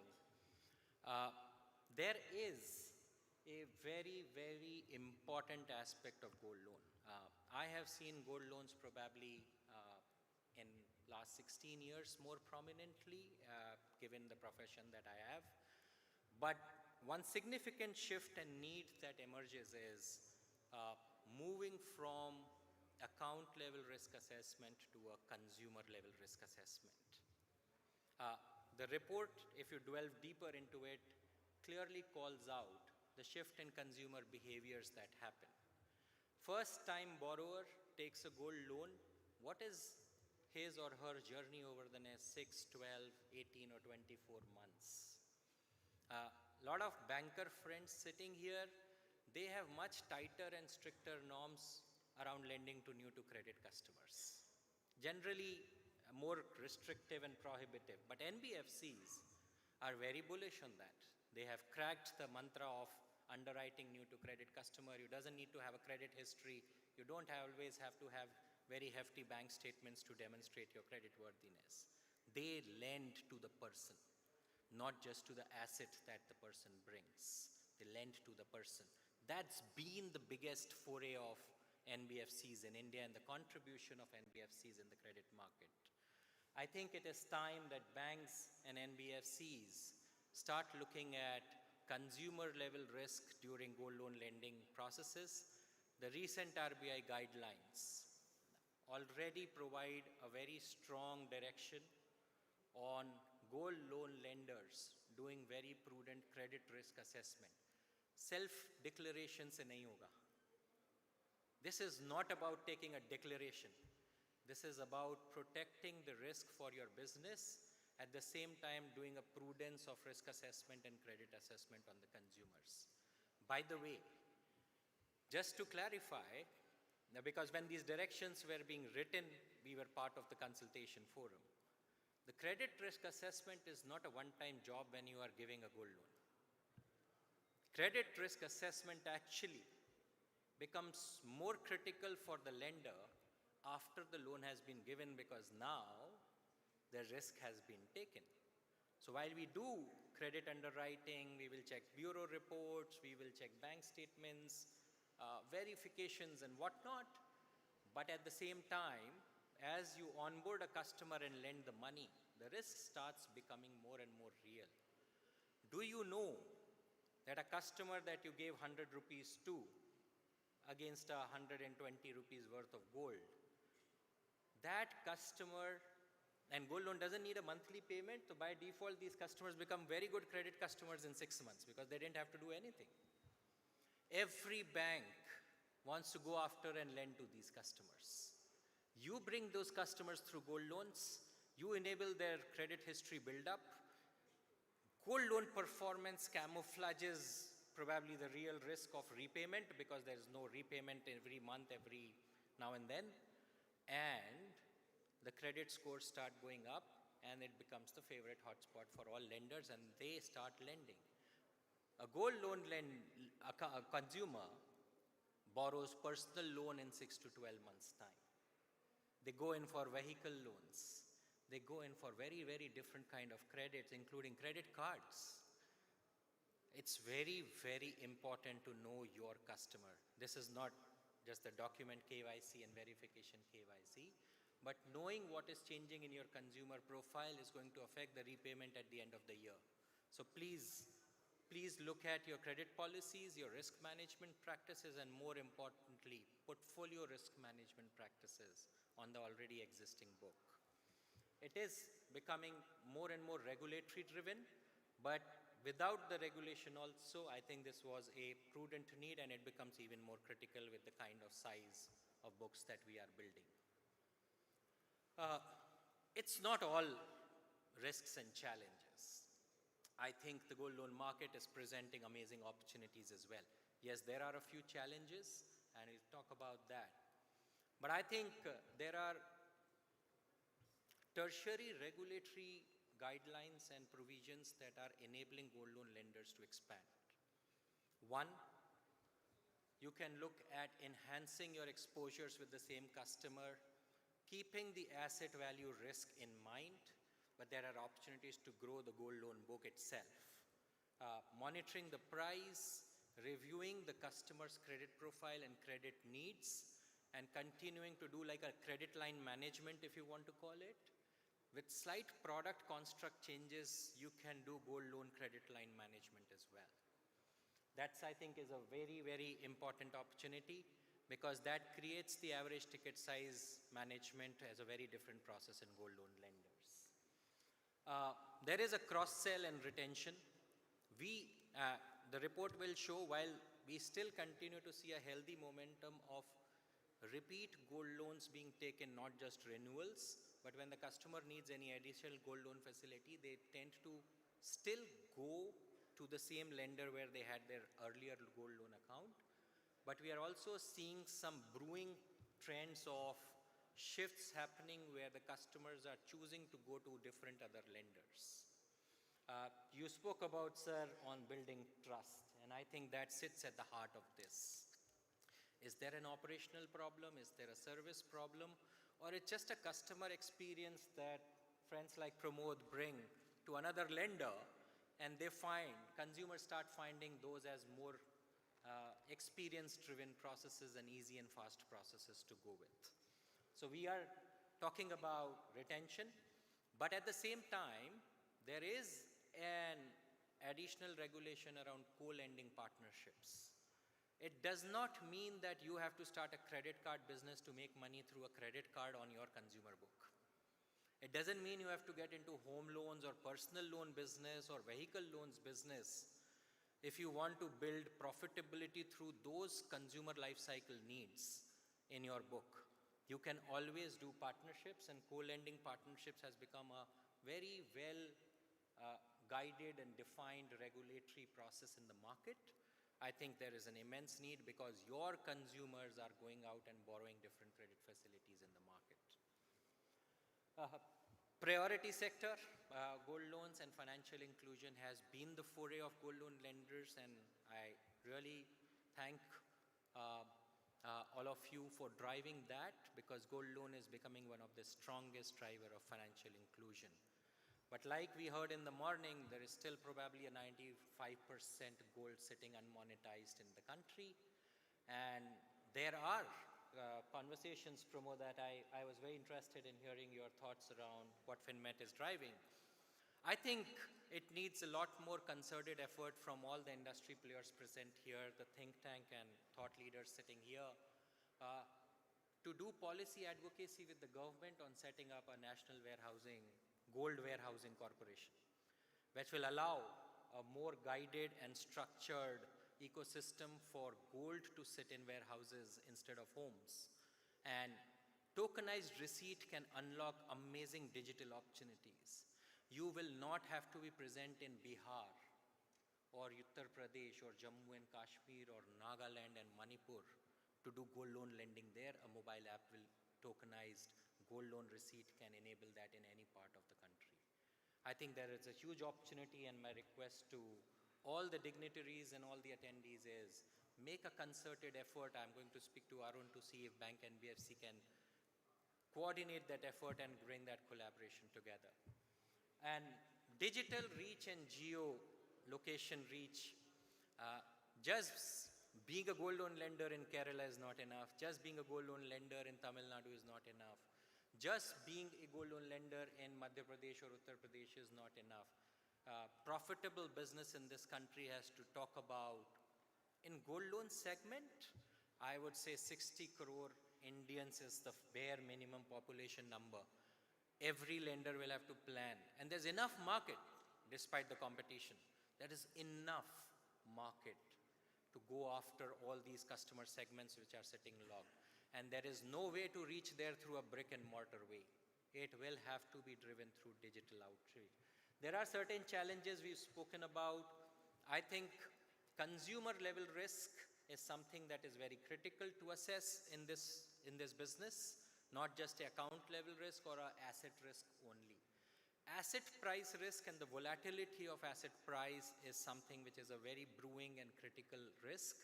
And I think we will have to start provisioning in our processes, our policies, our pricing, and our NPAs around asset price fluctuations as well. Just capturing the opportunity is not the right way. I would say opportunity and risk will have to come in together on that front. Lastly, I think the operational and conduct or the practices have to move from customer service just by enabling fast loan processes or a good service is not enough. There is also an element of view from government and regulators very strongly. Consumer protection has to be kept in mind while designing our businesses. Whether it is through on how do we do recovery. Just yesterday, I think a draft paper on collections and recovery has been issued by RBI for consultation from the industry, and they'll be issuing new guidelines. Similarly, especially in gold loan business today, the way you value the gold, the way you assess the price at the time of lending, the trust and confidence you give customers about the safety and security in a transparent way. And lastly, the way you bring transparency and trust in the gold auction process and ensuring that the relevant proceeds after loan adjustments and due adjustments are duly passed back to the consumer. Those kind of consumer protection practices is the order of the day and need of the regulation compliance as well. Thank you very much. With that, I'll come to the end of my discussion. There is a QR code here, but there is a report on your tables as well. You can always download a digital copy as well. Thank you very much for this day. My heartfelt gratitude, and thank you to all of you for making time and listening to me. Thank you very much. Thank you so much, sir, for your detailed and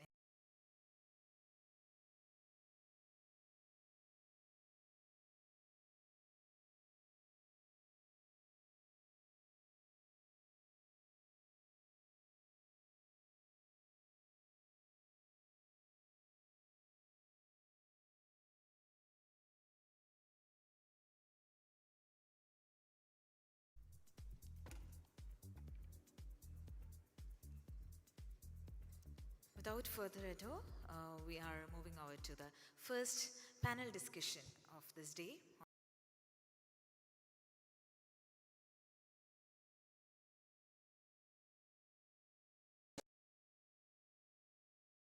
Expanding gold loans beyond tier cities. First one, may I invite Mr. Ashish Agrawal, Director of Research in India Limited. Mr. Shiv Prakash P, Deputy CEO of Malankara Credit Society.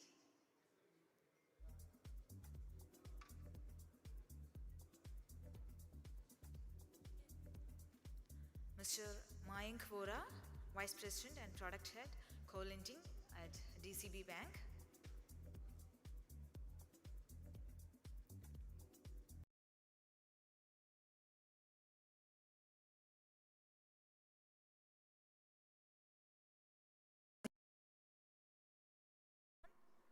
Mr. Navneet Srivastava, co-founder of FINX.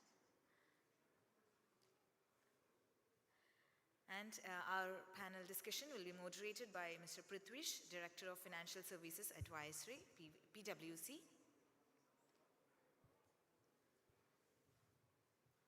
Once again, I invite all the panelists and the moderator over to the panel discussion.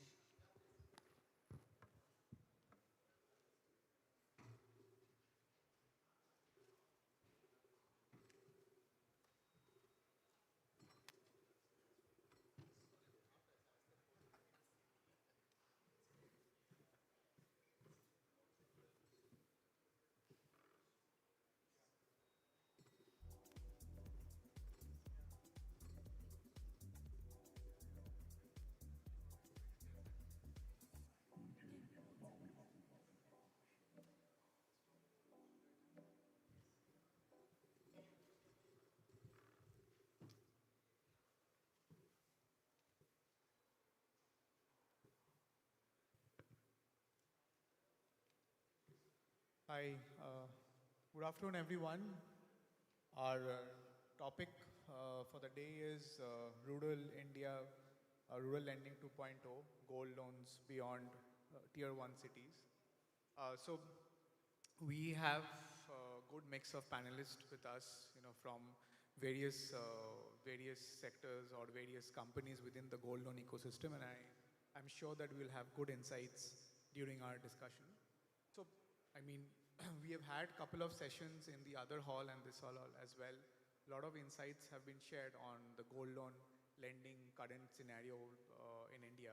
So, of course, we have seen gold loan in the last couple of years, how it has scaled up, and how gold loan has taken the second place in terms of retail credit landscape after housing. And this has primarily obviously been driven by NBFCs and then banks. And it is not just the metro cities, but also, the rural areas, the tier 2, tier 3 cities as well. And, but in rural, if you see, you know, it is credit thin, but asset rich, right? So we are, financial inclusion has been one of our primary goals as a country, and a lot of the financial institutions are looking at how we kind of include the new to credit segment through various terms or various collateral based lending, cash flow based lending, how we include them, and gold loan has been one of the primary products there. And of course, we are seeing financial institutions moving towards secured lending as well, which is again one of the key factors in gold loans being one of the primary products, right, in the retail landscape. And in rural areas, we have seen that it has not only helped the retail segment in terms of consumption-based loans, but also the MSMEs, the entrepreneurs, for expansion of their business, for working capital lending. But another interesting point to note, a recent article came up on, how on the delinquency levels, primarily we have seen that as the ticket sizes increase, and as the ticket sizes increase, and as the number of loan products per borrower increase, we have seen the delinquency levels rise. So idea is, of course, not just the scalability of gold loan business, but also how sustainable, how we can bring it in a, grow in a sustainable way. We'll also obviously, couple of themes we'll touch. One primary theme is that, how as an ecosystem, right, banks, NBFCs, fintechs, policymakers, we can look at a scalable and a sustainable rural gold loan lending or gold lending ecosystem. So yeah, I'll start with the my questions towards my panelists. So the first one is for Mr. Ashish Agarwal. So, from an investment and advisory perspective, what makes rural and semi-urban gold lending the next major growth opportunity for financial institutions? Yeah, good morning, everybody. I'm Ashish Agrawal from Resurgent India Limited. We are a investment banking company. We advise gold loan companies on the various fronts, and we do the funding help for them also. So the rural and semi-urban gold loan credit, I think there are three major things. That's why the gold loan in rural and semi-urban urban area will be scalable in future also. So one is the lot of household gold is stuck in the rural and semi-urban areas actually. The lot of gold is there which is already not coming to the borrowing loan against gold. Then the people in the rural areas, they always look the money at the faster pace actually. So gold loan is one area where they can get the money immediately. And third thing is that the formal credit in the rural and semi-rural areas is still, you see that formal credit is not so much available in the rural and semi-urban areas. And the fourth thing is one major thing actually, that's why this model is scalable in the rural and semi-urban areas. The income assessment actually. In the gold loan business, there is no requirement of income assessment actually. In rural area, that lot of income, whatever the income they have, most of the income is in the cash. So for them or for the financial institution, this is one major thing that if anybody is in a small and mid and small gold loan company or any other institution, they can make it scalable very fast in the rural and semi-urban areas actually. So that's the another this thing also. Technology is coming up in a big way, and another area is the the rural lending in the gold loan with certain I think requirement from the regulator. It comes under agri, so a lot of banks and the other financial institutions, they are getting the advantage of it. And you see the major thing which is there also in the gold loan business. If you see, now the entire ecosystem is changing actually. So a lot of institutional capital is coming, and if you have seen in the last 1.5 years, the many large NBFC which were not into gold loan business, they have also come into the gold loan business, like L&T, Piramal, Bajaj. Then you see that Mannapuram has been bought over by Bain Capital in terms of the larger equity shareholding. So these things will also change the entire dynamics of the gold loan business in semi and rural urban areas actually. Why this will change? This is my individual thought actually. You see that these companies are enjoying the liability, because I am majorly focusing on the liability side for NBFC. Their liability cost is very low actually in comparison to the other large player in the gold loan business as of today. So they are having clear arbitrage of something around 2.5% of the rate of interest actually. Once these companies will penetrate in the rural and semi-urban areas, they will be in a better position to offer the lower cost gold loan funding to the small borrower. And they have the deep pocket to bring the technology, to burn some money also for setting up the infrastructure, because gold loan can be done only on the branch-led model actually, which is proven till now. So in next 5 years, what I see, the opportunity lies for the small and mid NBFC in the semi-rural areas. But after 5 years, this thing will change, where the large company will take off, and this business will be a very competitive business from the rate of interest point of view, from the yield, from the portfolio point of view actually. So this is my take on that rural and semi-urban opportunity for the financial institutions in the gold loan. Thank you, Mr. Ashish. That's very interesting insight. Next question to Mr. Seva. Cooperative institutions have deep rural reach and customer trust. What, according to you, are the key operational and trust factors that drive gold loan adoption in rural markets? See, currently the rural market is huge potential. We operate in rural market. So every house people have a very good holding on gold. So rural marketing, wherever we operate from tier 2 to tier 6, there is a huge opportunity. People are coming up because they require a more trustworthy company who can come there. They want faster process like a fintech, and people wants working capital for their business. So rural market is very highly opportunity, because metros, what is happening, tier 1 cities, there is a huge competition.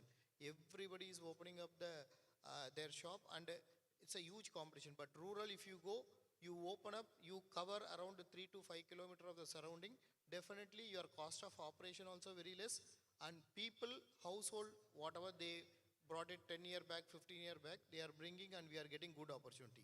Even we have taken a survey with especially tier 3 to tier 5. It's a good opportunity, and we opened somewhere around 7 to 8 CFCs, where we able to achieve 10 crore AUM within stipulated of 6 months. That kind of opportunity is available over there. One. Second, not only actually everybody gold seeing as a only gold loan. There are a lot of opportunity. We are innovating a lot of new product, which is especially the car loan or two-wheeler loan. So we built one new model where customer can bring their gold, give it to us, and they can take a loan of 100%. Say example, somebody wants to buy a 10 lakh rupee car, bring it 10 sovereign, we take as a collateral and give 100% funding. So it is not only for emergency cash, this for upgrading their lifestyle. So, and again, tier 2, tier 3, tier 4, people who stayed more than 20 years, 30 years in that particular location, if you get one customer, your marketing activity also very easy.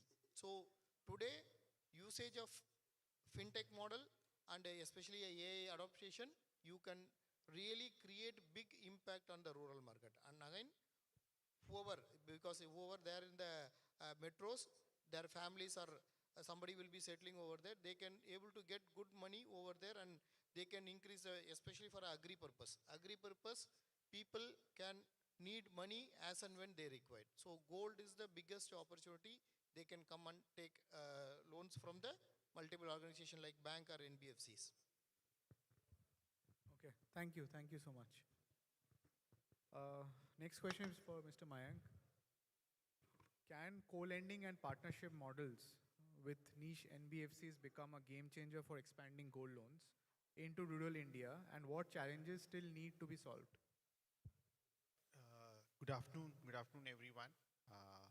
I think a lot of thing has already been spoken about in the previous session about the potential of gold loans and the idle gold lying in Indian households. So I'll not get into that specific details, but three specific transition which I'm looking in the industry.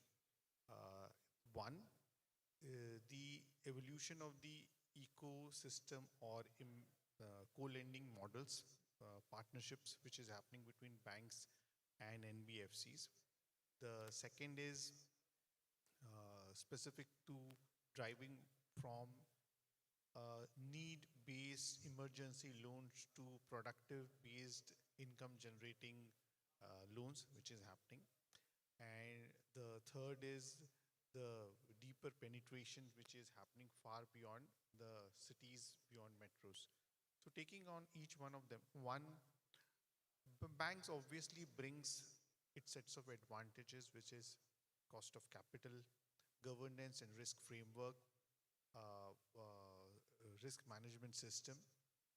NBFCs have its own strength in terms of distribution, in terms of local understanding and customer behavior. Second, in terms of migration or change in preference from a consumption emergency-led loan, which was typically the how we perceive gold loan traditionally, to more productive based loan. And the new and the recent guidelines of gold loans issued by RBI are also in that direction, which is income generating, agri, farm credit, and so on and so forth. This requires more nuanced credit assessment compared to previously how we used to do pure collateral based underwriting. And the third is, which I explained, is on the deeper penetration in the metro and far beyond metro. The model, what I am assuming is, now it is no longer only about banks versus NBFC. It is banks with NBFC in a collaborative model where it can add much more value, reach out to the end customer. Banks has its own set of limitations, NBFC has its own advantages, and this collaborative model actually helps us to expand far beyond our geographical footprints, just giving more context to the overall requirement. We at DCB Bank, with maybe 450 branches odd, may not have significant presence in the entire India, except the top cities. But we have expanded through our co-lending partnership with many such NBFCs, and today we have built a entire stack, in-house proprietary stack, which helps us transact and disburse more than 60 to 80 CR of volumes, gold loan volumes on a daily basis. And over the last 4-5 years, we would have disbursed close to 30 lakhs plus accounts in gold loans with such partnerships, which traditionally, if we would have to do only through our branch-based model, we could have never achieved that scale because we are not present. So this kind of gives us a feeling that we have to evolve more like a hyper-local delivery. A good analogy could be a quick commerce 10-minute, very much similar to what we do for gold loans. The customer expects a 10 minutes, 15 minutes. Many of our NBFC partners speaks about that their end-to-end TAT is only 10 to 15 minutes. And hyper-local delivery, which is roughly in the geography radius of say 4 to 5 kilometers. We have to look at from that point of view, how the tech stack can be built at the back end with local distribution and deeper penetration at smaller hyperlocal areas which can be delivered in a very fast and short TAT, which will benefit the growth of the industry. So by tech stack, you mentioned that you've built in-house. So you mean the stack for the for managing the escrow account, the faster disbursement, reconciliation, something like that. You're saying because you're sharing the credit risk with the NBFC, so managing that at the time of disbursement, something. Very interesting question. I think the second part is what you are mentioning is the post-disbursal activity of recon and all. We are talking about in the co-lending model. If you would have you've seen the evolution of the industry since 1st January 26, everything has been migrated to a real-time co-origination model where we have to jointly underwrite on the spot. In the sense, we are parallelly underwriting along with the partner NBFC. So the in-house proprietary tech stack which we have built gives the decision based on the internally deployed BRE which we have in our system to my partner NBFC's system in less than 2.5 minutes. So when we are talking about a 10-minute customer, we started working backwards from that particular point in time, that if we have to ensure that the delivery of decision with all validations built in place based on the joint lending policy which we have agreed with the partner, how can we give decisions within a short period in time? And why we have reduced it to even 2.5 minutes is many of these customers are actually repeat customers. So not everybody is going to take 10 minutes because your cust IDs and all those informations are already embedded in the partner system. It's just an additional collateral, or in case it's a top-up, it hardly requires any further thing. So that is the reason we have fine-tuned our model. The entire ecosystem and the backend tech stack works according to that and gives out the decision and a confirmation to the partner that we are going to take this loan in less than 5 minutes. And that is an extreme. In some cases which I was talking about, for repeat customer, it is even less than that. That is the advantage which we have built. And we as a bank were amongst the very few which went live on 2nd January. The new guidelines came into effect from 1st January. We were live on 2nd January itself with full-fledged CLM1 model along with our partners. And we continue to deliver it across, and now we have substantial partnerships. But we continue to follow the same model. One of the points which you raised is recon. We are already building on that also, but that is a post-facto activity. But the real-time constraint, recon specifically does not have a time boundation per se. Disbursement is very, very specific time boundation, but point taken, recon also needs to be automated through tech. How can we solve it? But we took that as a second priority because of the time which we had. Very interesting. Thank you so much, Mayank. Kaushik, my next question is for you. How has the penetration of gold loans in rural or semi-urban markets changed over time? What proportion of the NTC segment is accessing gold loans, and what do you think, what are the underwriting approaches lenders are using for these kind of borrowers? Pratvish, very relevant question considering the transitional phase we are in, mainly because of the regulatory guidelines which was issued for the gold loan. See, if you look at traditional underwriting of the gold loan, traditionally fewer lenders were using the credit bureau data for underwriting the gold loans. However, from 1st April 2026, because of the new regulation or the new guidelines which has come in, most of the underwriters have started using the credit bureau data today for underwriting the gold loans. So earlier, most of the lenders themselves were not aware whether the borrower was NTC or ETC. At max, they would have been aware whether it is an ETB or an ETC customer. Having said that, if you look at the overall NTC market, as for the, in the last financial year, close to 16% of the NTC borrowers, the first loan which was taken was gold loan. And the story continues. Close to around 85% of the NTC borrowers who took the gold loan, the next loan which they took within the span of 6 months is also gold loan. That means the opportunity of upselling on the gold loan is much, much higher. The repeat transactions actually happens for these customers. So this is very, very important and relevant for the lenders also to focus on the NTC segment. And with the lenders now underwriting by using the bureau data and also doing the obligation assessment and also overall gold loan exposure assessment by using the bureau data, I am sure the bureaus will actually play a pivotal role in terms of how the gold loan is getting underwritten. In terms of the gold loan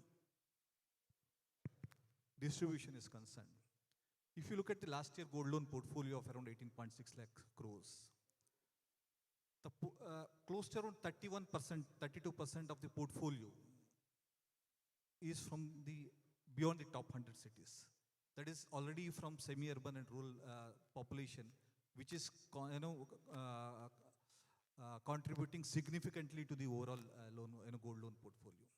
Around 37% of the loan disbursed are for the semi-urban and rural population, which is beyond top 100 cities. In the recent past, the lenders who are mainly focusing on rural livelihood, creating credit facilities and rural livelihood, they have also got into the gold loan segment. So with that, I would say the penetration of gold loan in the semi-urban and rural population would definitely significantly go up. The only challenge for the gold loan penetration is completely physical. At max, it can go to phygital, and it has very low margin because thin interest rates. And there is also associated costs which are slightly high, like storage and other things. So this becomes viable for those lenders who can operate at scale. So lenders with focused approach will definitely do well in this segment, and I think going forward you'll see much more focused approach in the semi-urban and rural markets. Thank you. Thanks, Kaushik. Thank you.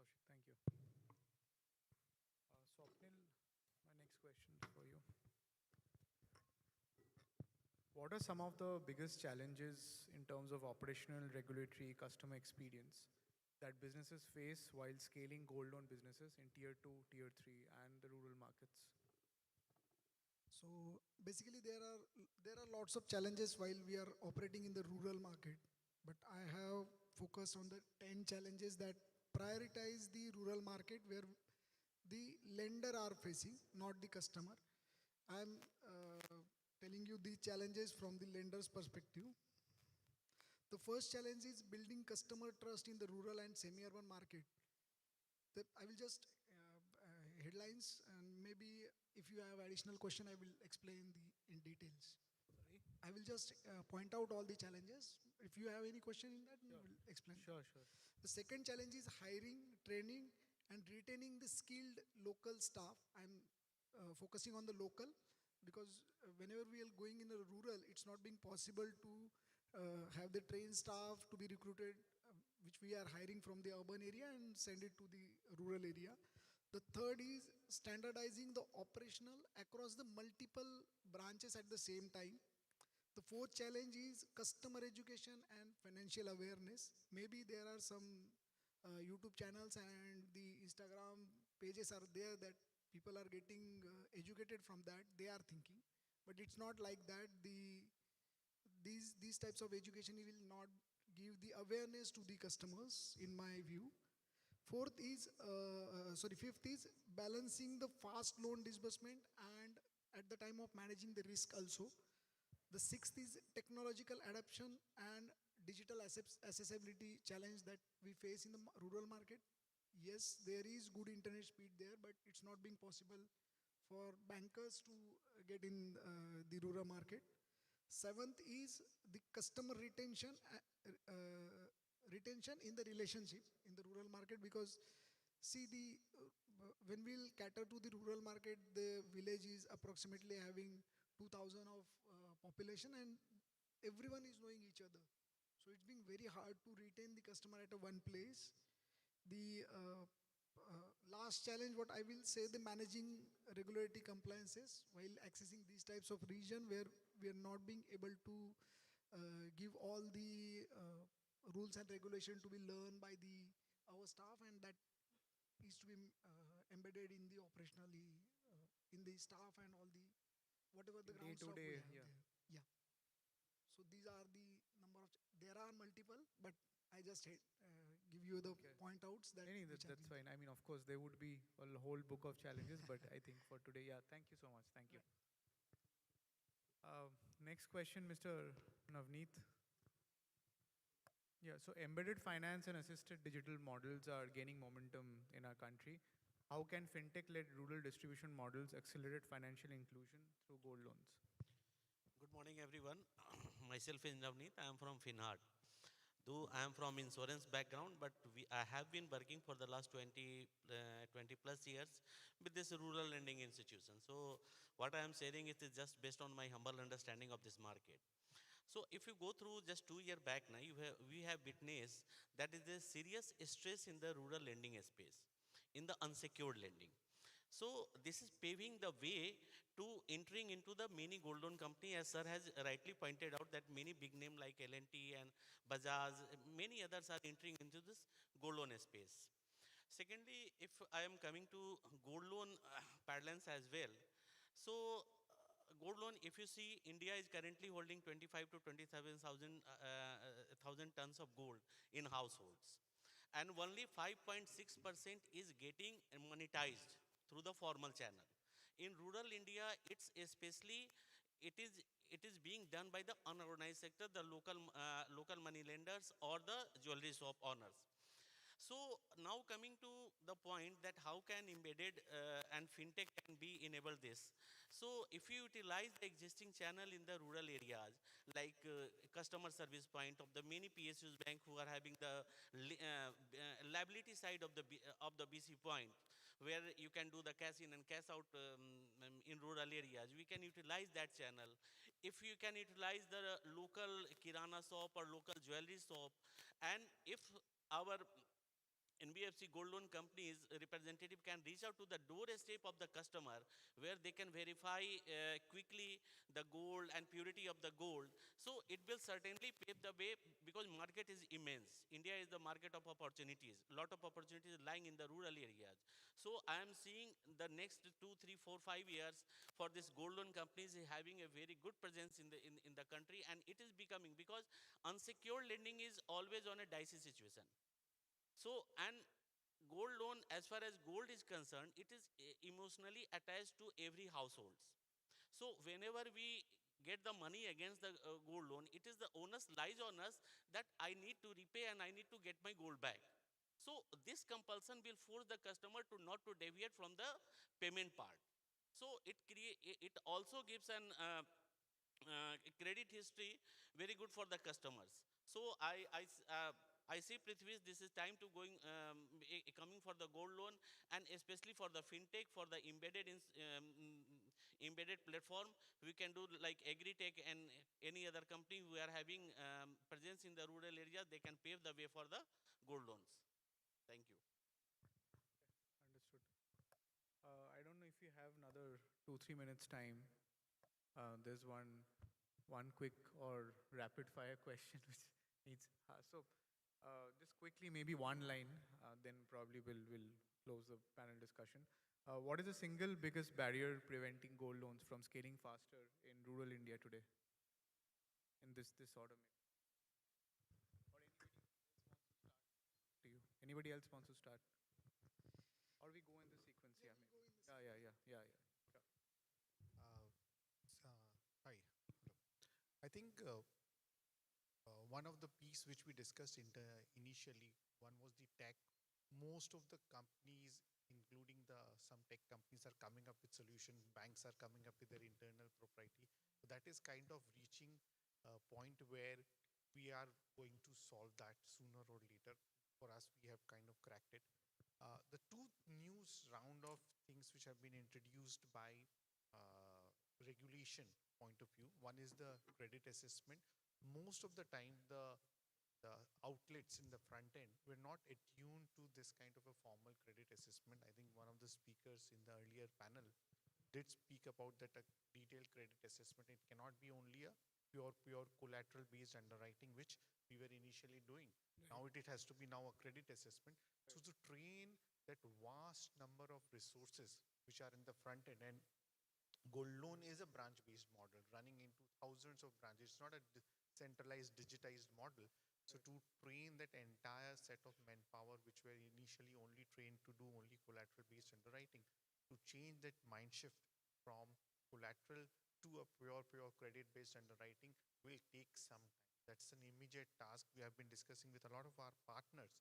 So they have been evolving some of the models, but yes, the basic credit understanding has to still get evolved in terms of understanding the bureau and all these things. Second point, which I personally see, I am assuming that many things again will get solved through technology, is that dynamic LTV, which has now been introduced with tiered based loan amount, and then there is a separate income generating loan which doesn't define an LTV, and everything is to be defined at a customer exposure level. Now that creates a layer of additional risk in case what we miss out. How do we ensure that we do not teach anything from a regulatory compliance point of view, as well as the keeping the entire thing very simplistic, explainable for the front end to the customer, that why your sudden LTV now will be classified under so and so bracket from so and so. That's Thanks, Mayank. Yes, please. So I will just say one line. Uh, we are, as a bankers or lenders, we should have the unified valuation protocol so that it will be easy to assess the gold from the perspective of the regulatory framework. So the regulators also being assured that there is a protocol. In that protocol, the ornaments are being assessing, and if any, in case of transfer from one bank to another bank or one lender to another lender, it will be easy for everyone to that the following the protocol is a good thing for the industry, and the customer also doesn't face any challenge to shift the bankers. So I think the unified valuation protocol will be the good solution for that. Understood. Thank you. I think both the questions towards you have been around challenges and barriers more than opportunities. But yeah, of course, that is the more exciting part. So opportunities are large. See, we are seeing the industry leaders over here with us. So we don't want to see any talk, lots of talk on the opportunity, because opportunity is there. Of course, but we should discuss as a community the challenges, of course, and we should sort out the challenges on the community level, so that will benefit to the end customer, Right. and ultimately it give back to us, that Of as a course. lender we will also have the benefited from that. Of course. And we also as consultants start with the risk mitigation plan beforehand. So it is important to talk about what are the challenges, risks, and what are the So the challenges are we can convert it in the opportunity, so that will be the great part. Of course. Thank you. So considering the opportunity side, NTC is the big opportunity. There's a new to credit from the rural in the area is very high, and as well as Navneet was saying, the ownership of the customer. So especially in gold loan, anybody borrowers come and pledge the gold, definitely he'll have a mindset he wants to take it back. So that is the biggest opportunity for us, and we can leverage that. Thank you. See, one of the biggest barriers could be the assessment of the demand as well as the risk associated with the demand based on the geographies. So obviously bureaus help with the industry insights data, and also for the benefit of the audience, the research team at CRIFIMAC has been publishing multiple industry insights which have actually covered a lot of deeper assessment of the overall lending market across various product lines, and most of these reports are free to download from our website crifimac.com. So I would urge the audience to benefit from that as well. So I mean, right demand and the risk assessment should be the right way to go ahead for. I don't say it as a barrier, but the way forward. Thank you. You see, regarding regulator, whatever the new things are happening. So you see these two new things are there, basically number of branches, there is no restriction now actually, and then the LTV. So this is really a game changer, because the more branches are required in the rural and semi-urban areas. So So all the gold loan companies will now go for a big number of branches there, which will help to penetrate deeper actually. Then LTV will also help to get the more money in the hands of the borrower. So they can, this money can channelize in the economy and then real economy, and there can be a growth in the GDP, or maybe the more money will come in the system actually. Thank you. Challenges. Challenges. Yeah, what do you think is the single So barrier? as I said earlier, it is opportunity is always there. So wherever there is opportunity, there is challenge. So what perceived to me, the first major challenge is how we can store the gold and how we can check the purity of the gold. Because all the gold which is lying in the rural areas in the household is not hallmark. So whatever value is perceived by the customer is not being perceived by the NBFC gold loan companies. So that is the major mismatch or gap what I am finding. Secondly is the holding of the gold. So where we can store. So because if we are going to the, as sir has just said, that opening more and more branches, opening more branches is also having its own cost incurred into it. So how can we minimize the cost and how can you utilize the existing channel? That would be the key to success to road, that I feel. Understood. Thank you. Thank you so much to my panelists. I think, you know, there's a huge scope for, in terms of, you know, as per the topic, in lending towards the rural segment as well. Around 3.5% of the total gold value has been tapped till now. Lenders are moving towards increasing their secured loan book share, in terms of also increasing the innovative products around, you know, gold-backed secured credit card, and regulators also changing the regulations in terms of, you know, customer first. I think there's a huge opportunity for gold loans. Thank you so much. Yes, thank you so much to all the panelists and the moderator for that engaging discussion. Thank you so much. Let's pause for a photo session.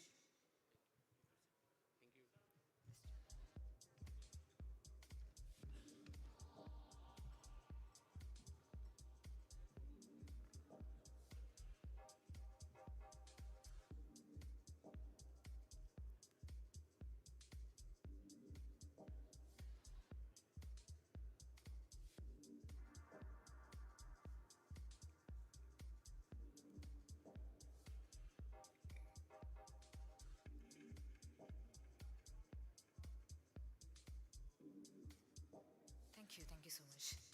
Now I'd like to invite the speakers of our coming sessions over to the stage. First, may I welcome Ms. Kijal Sangavi, Head of Open Bank Solutions, CRIF, India. Ladies and gentlemen, please join me in welcoming Ms. Kijal Sangavi over to the stage. And after that, may I invite Mr. Aksinha, CBO of Qualtic Edge, over to the stage.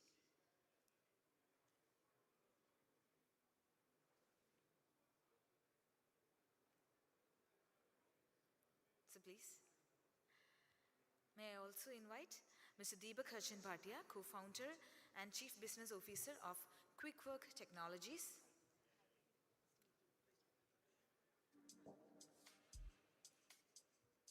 I'd also like to invite Mr. Shashank Sharma, co-founder and director of SCOME Solutions.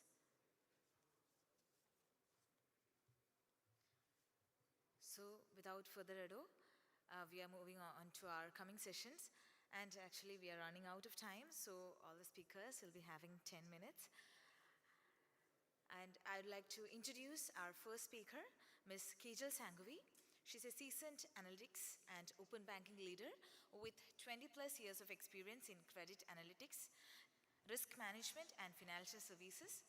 Currently serving as a head of open banking solutions at CRIF Solutions, she leads initiatives focused on data-driven banking innovations and next-generation financial solutions. She has held senior leadership roles at TransUnion, TransUnion Civil, and Incred Financial Services, driving analytics consulting, bureau products, decision science, and digital lending transformation. With expertise in open banking, credit risk, AI, and decision analytics, Ms. Kejal is recognized for helping financial institutions leverage data and technology to achieve sustainable growth and stronger risk outcomes. So with great privilege, may I invite Ms. Kejal Sanghvi, Director of Open Bank Solutions, CRIF India, to deliver her insights on credit intelligence and future of gold loan lending. Ma'am, please.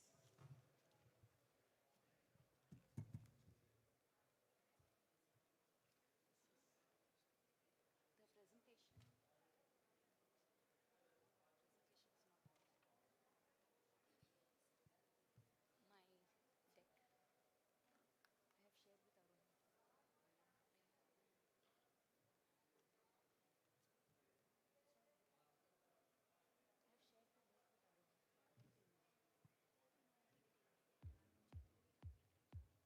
I have shared with Arun. I have shared the deck with Arun. With Arun's deck. Okay, some technical glitch.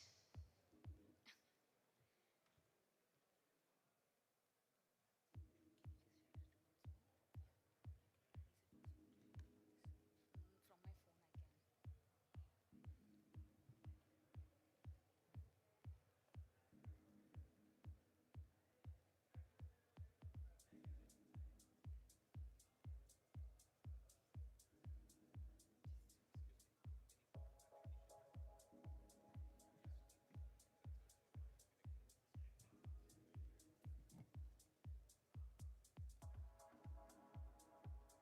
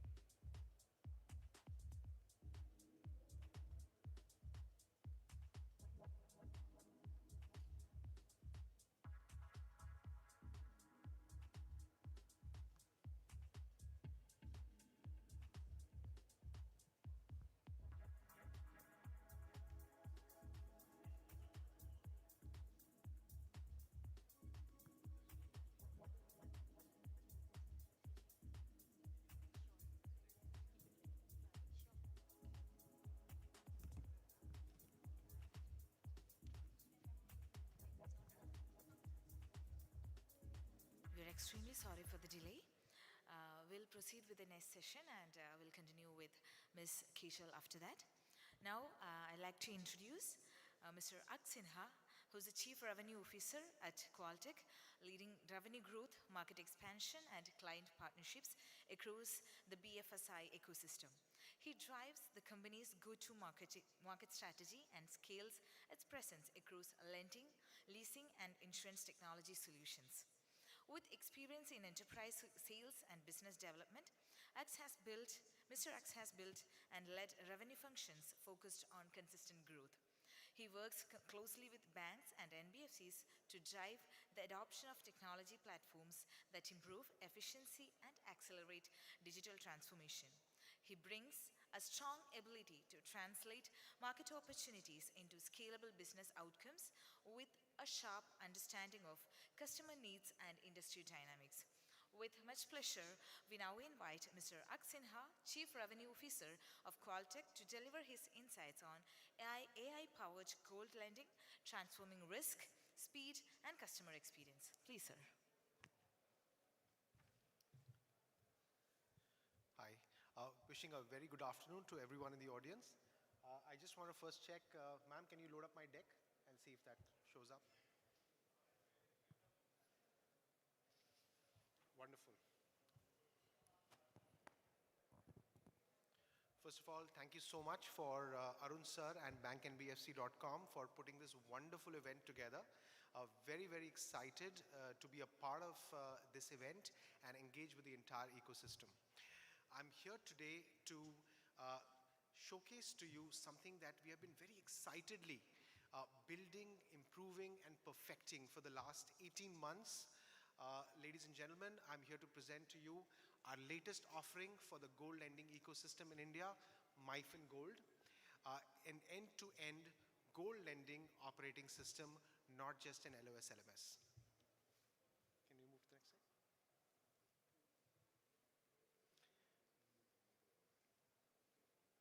Next slide.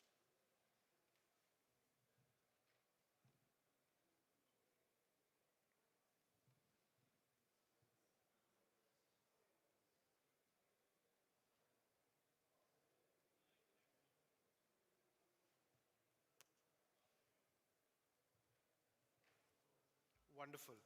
So before I start talking about what we are bringing to the table when it comes to MyFin Gold, I want to share with you, a very common mistake which perhaps some of our peers in the industry are making when they think about gold lending. What they're not realizing is that gold lending, while also a loan, is not a PL. It's not a LAP. It's not an auto loan. It's got its own specific set of nuances, and whatever you bring to the market fundamentally has to bake in those nuances. So these are some of the nuances that we put together. Obviously, we baked all of that into our solution. So the first realization is, in gold lending, branch is the product. Renewal is the main business. This is not a long term loan. This is a short cycle loan. Renewals is going to be a big part of your growth and your revenue sustenance. Real-time valuation, very, very critical. For high-value items, multi-valuation, very critical. Stuff like part release, top-up, balance transfer, extremely complicated, can be multi-step processes if not built well, and can really screw up the customer experience. This is a high-frequency, low-ticket business, and especially, going ahead as the entire industry expands, we see the focus on low-ticket becoming even more. And for all the other complications which exist, RBI keeps coming out with newer and newer regulations, and the platforms need to keep baking it into them. Can we move to the next slide? This?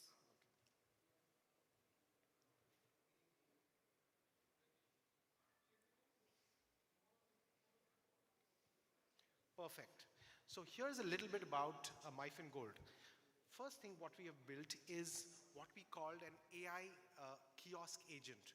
Now all of us it's very common nowadays if you walk into a quick service restaurant to go and order on a kiosk and not go to a cash counter. What a key challenge that we are listening to lenders complaining about is the fact that their gold loan officers get choked, especially if a lot of customers walk in at the same time. So this is a wonderful AI agent that we have built, and the thought process here is the customer walks in, talks to a multilingual AI agent, talks in voice, can do typing, can capture his photograph, capture his KYC, do a bunch of the stuff himself or herself without even taking up a single second of the gold loan officer. And only if the case moves a little ahead, he can actually go up to a gold loan officer and the case gets seamlessly taken over from there. The next thing we built is a 100% frictionless, completely digitized LOS. I'm speaking later in the day in a panel which is talking about growth, what's going to power the growth in gold lending in India. And a big part of that puzzle can perhaps be formal lenders eating lunch, so to say, of pawnbrokers. And if you have got to beat a pawnbroker, you've got to make your process extremely, extremely frictionless. A customer walks into a pawnbroker, he walks out with a cash in 5 to 10 minutes. As long as you can meet all the RBI compliance and still meet that kind of a TAT, that is what is going to determine your success. So that's what we baked into our platform. The next thing what we have done is, of course, the entire loan lifecycle management. MyFin is known for being a very, very powerful loan management system, but all the stuff which are specific nuances of the gold lending business, part release, renewals, top-ups, everything baked into a very seamless, efficacious process, especially renewals. Our target TAT is 10 to 15 minutes. Your customer should be able to walk into your branch, get the loan renewed, walk out. Of course, you lend out, some bit of it will go into collections, so that is part of our solution. Very, very interesting solution, especially lendtech providers who are focusing on providing an LOS, LMS. They're missing the part where you can't really run a gold lending business in India without doing audits properly. Happy to share with you that we baked into the entire pan-India audit orchestration capability right into the platform. Next thing what we have done, of course, is auctions. Auctions are very, very crucial to running the gold loan business. The entire auction management is part of MyFin Gold, does not need a separate subscription, does not need an add-on module. It's baked right there into the product. A big challenge, especially with lenders who are not large in scale, is that they don't have access to the kind of real-time business intelligence and analytics that perhaps some of the banks and larger enterprise NBFCs have. And this problem we have recognized, and we've again happy to share with you, we baked in a world-class analytics and BI engine. So if you are a small or mid-sized lender and you're planning to use MyFin Gold, happy to share with you, your analytics will beat a bank's analytics. Of course, co-lending is going to be big. It's not picked up that much as of now in gold lending, but going ahead, we see a lot of collaboration between banks and NBFCs happening through the co-lending channel for gold loans. And of course, again, a lot of challenges successful lenders are facing in terms of branch overcrowding. So what we've done is we've gone ahead and built a world-class customer self-service app and web portal. And the idea here is a lot of the use cases that would typically happen by customer walking to a branch can now happen via the mobile interface. So that's in a cookie in terms of what MyFin Gold brings to the table from a functional perspective. But of course, if you're an RBI regulated lender, if you are a hungry, fast-growing lender, just functionality is not good enough for you. Happy to share with you that MyFin Gold is built for absolute scale.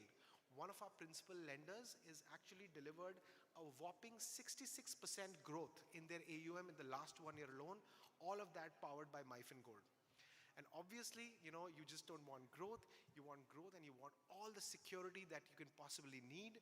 RBI is getting very, very strict when it comes to information security as well. Happy to share with you all the potential RBI expectations from an information security perspective is baked right into the platform. You can see a bunch of it here. I'll not bore you with some of the details. Here's a short video now, just giving you a glimpse of what MyFin Gold can bring to the table. Can we have some sound? Loan origination. We'll need to capture a quick photo for identification. Please look straight into the camera and flash your best smile. Awesome, your photo is all set.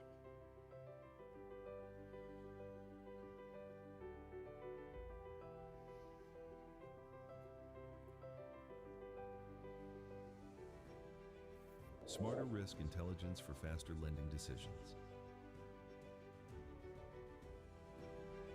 Faster, smarter. Gold valuation decisions.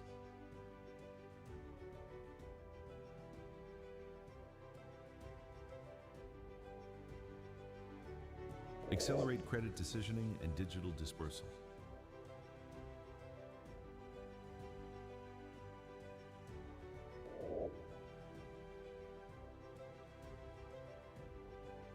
Deliver a seamless borrower experience. Built for high-volume gold loan operations. Complete renewal journeys in under 15 minutes. Reduce servicing delays with partial collateral release. Complete audit visibility across branch operations.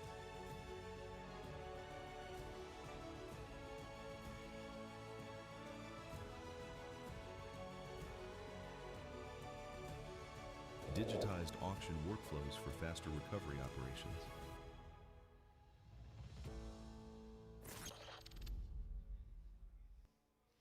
Right. But of course, as a lender, you don't want to stop at gold, right? I mean, there were a couple of presentations before me, and I think the common consensus is gold is just the entry point. Very, very happy and excited to share with you that MyFin Gold is a platform which is perhaps the only lending system you will ever need. It natively supports out of box all the products across retail and MSME finance that you'll ever want to offer to your customers, and this list keeps on getting added to. And of course, a key question is, given the fact that the pie is growing so fast and you expect as a lender to grow fast, Question is MyFin a platform for you which can be with you perhaps when you're younger or you're mid-sized, and can it be with you when you become into the leadership quadrant and you become like an enterprise NBFC?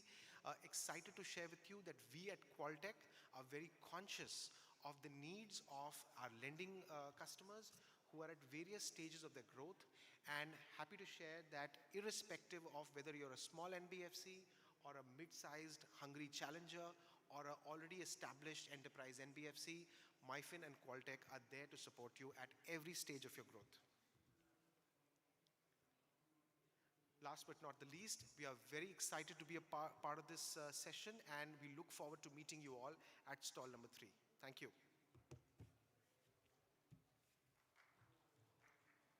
Thank you so much, sir, for that wonderful session. Now, I'd like to introduce Mr. Shashank Sharma, who's the co-founder and director of ScoreMe Solutions Private Limited, a fintech company focused on paperless credit delivery and AI-driven lending solutions for banks and NBFCs. Since co-founding ScoreMe in 2017, he has played a key role in driving business growth, institutional partnerships, and digital lending adoption across India's financial ecosystem.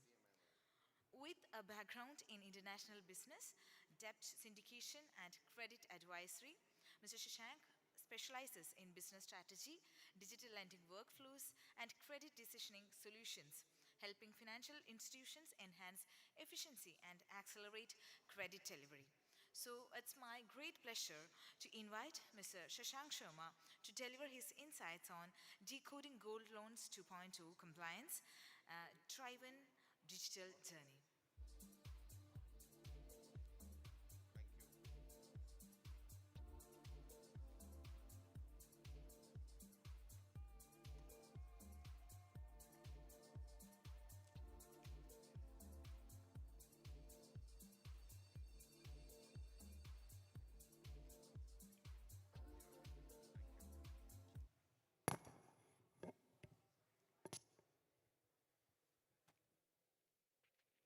Is the caller mic working now?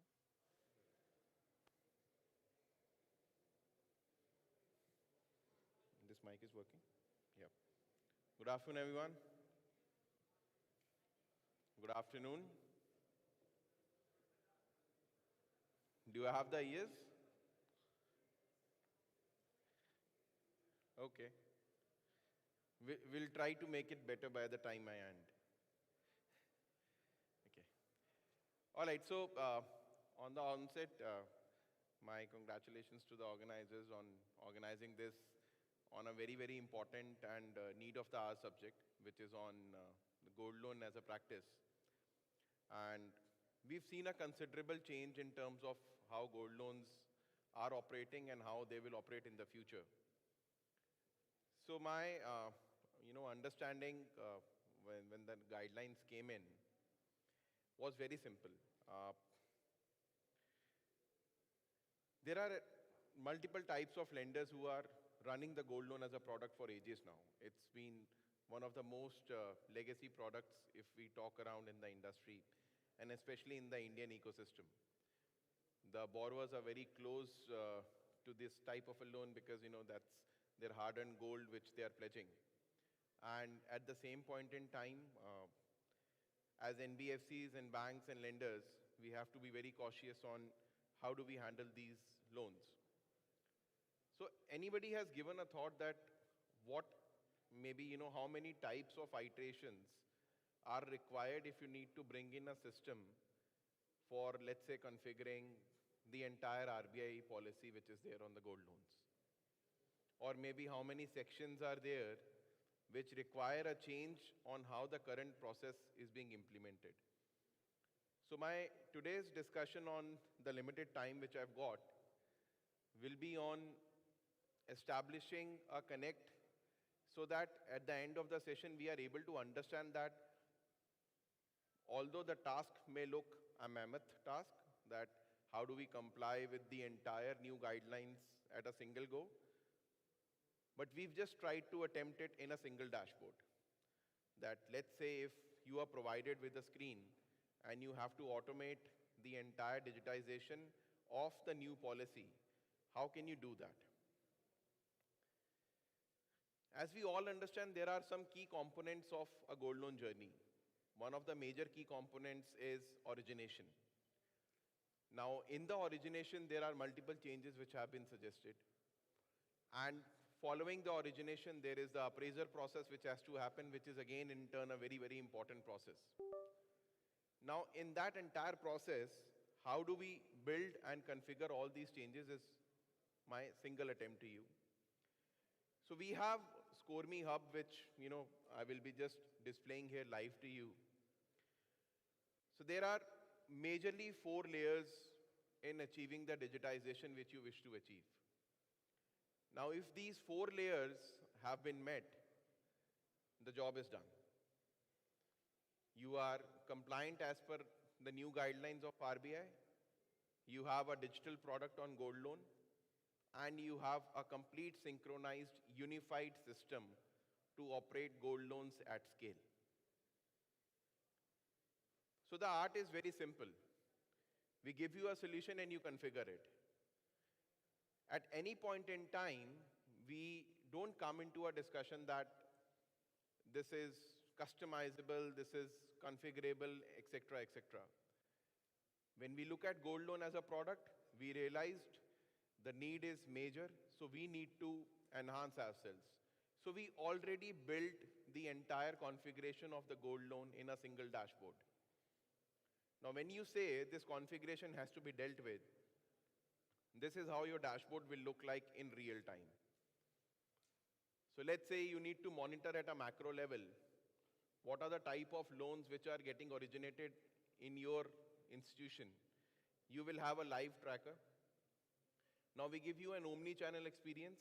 So you will have a direct-to-customer journey with you, which is for the origination layer. You can have a mobile app, or you can have a branch-assisted operations. For all 3 types, it's a single platform which can help you to synchronize the entire data at one layer.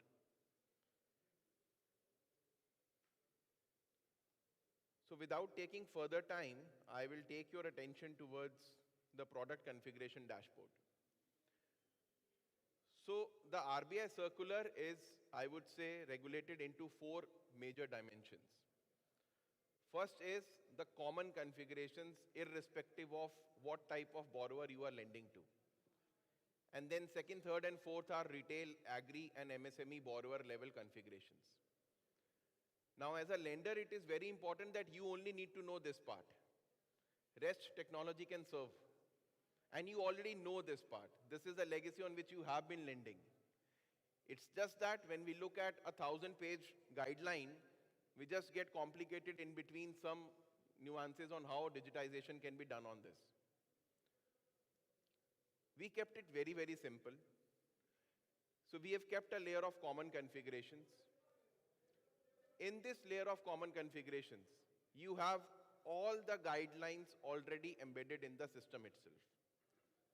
So there is one single dashboard which you can analyze. For example, what is the kind of ticket size which you would like to have? If tomorrow you have to start a gold loan product, how you can do that? Can you modify what is a minimum and maximum loan amount which you can lend?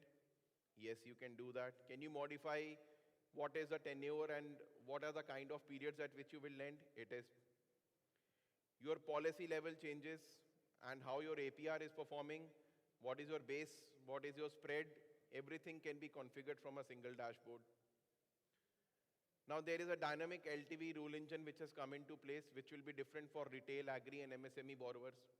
So you can define what are your thresholds on that. If you talk about what value the gold loan is to be assessed upon, you need to fetch what is the live IBJA rates on which today lending has to be done. So there can be a 30-day average which can be followed as per the circular, or you can absolutely lend it on the current rate as well. So the intent here is not to complicate a simple, secured product. The intent is very simple, to give you a configurable tool which you can always configure. Now let's come that, what is your workflow which you want to build. So let's say a borrower enters, you do a KYC, you take the purpose, you assess the ornaments, we have a LTV calculator, we send it to credit for assessment, We generate a KFS, e-sign the document and sanction it. So this is a simple step which is already pre-configured in this journey. You don't need to define anything. So taking your attention ahead, let's come to a real-time configuration. Let's say we are now looking at retail level configurations which you want to do. Now in the retail, I say that I need to change my ticket size. So you simply click here, you get a scroll bar. On this full scroll bar, you can simply change the value that, let's say, currently you are at 80%. You want to increase it and you want to take it to, let's say, 83%. What will be the result of this change? You want to pass the applications which are running as per this rule. You want to refer those applications to branches. You want to hard block those applications, which is a complete no-go, or you want to reject those applications. So you can also define the outcome of what is the change which you are implicating. Now next layer, let's say farm agri credit. You have a seasonal repayment schedule there. Accordingly, you can change what is the level of LTV which you want, what is the type of documents which should be taken or not. So this is, I would say we have a booth for a full-scale implementation here, but I just wanted to demonstrate how easy it is to implement the new circular of the gold loan. If I take your attention to, let's say, agri-level policies, what is that you want to have? You wish to have it PSL eligible, you don't wish to, you want a seasonal repayment, you want an activity cycle tenure. It's just toggles for you, and it's a maker-checker concept. You can send it for approval here, so it's getting hidden in the down. But you have a maker-checker concept for configuring any of your rule engines. But till now, what we have talked about is only the origination layer and some configuration policies which will help you to get compliant to gold loan lending. What is also important is that the circular also talks about some additional qualifications, which means the circular says that for more than 2.5 lakhs, there has to be an income assessment which needs to be in place. So how do we bring in income assessment into the gold loan journey? So we have integrated a single platform which is again this Analyze. Now these are the services which you would require in a gold loan product if you have to cater to cases of more than 2.5 lakhs. Now when you go to, let's say, bank statement analysis, the system will automatically tell you that it is required for retail gold loans, it is required for MSME, it is not required for agri. So pick and choose in a single click of a button is what we tend to do. If you have to do a KYC, what are the KYC requests which are getting processed? So retail and agri by default will be selected here. And you can monitor all the requests on a real-time basis. Now when you do this entire chain of things, you say that I would also like to see my applications. So let's say this is the list of all the applications which have been originated today. And along with the status of the application, you just click on it and you'll be able to see the complete details of this. What are the borrower details? What are the ornament details? Who is the appraiser for this? Whether the appraisal is empaneled with you or not? What is the certificate number of the appraiser? If you want to view the certificate, what is the branch level geotagging which has been done for this type of an ornament?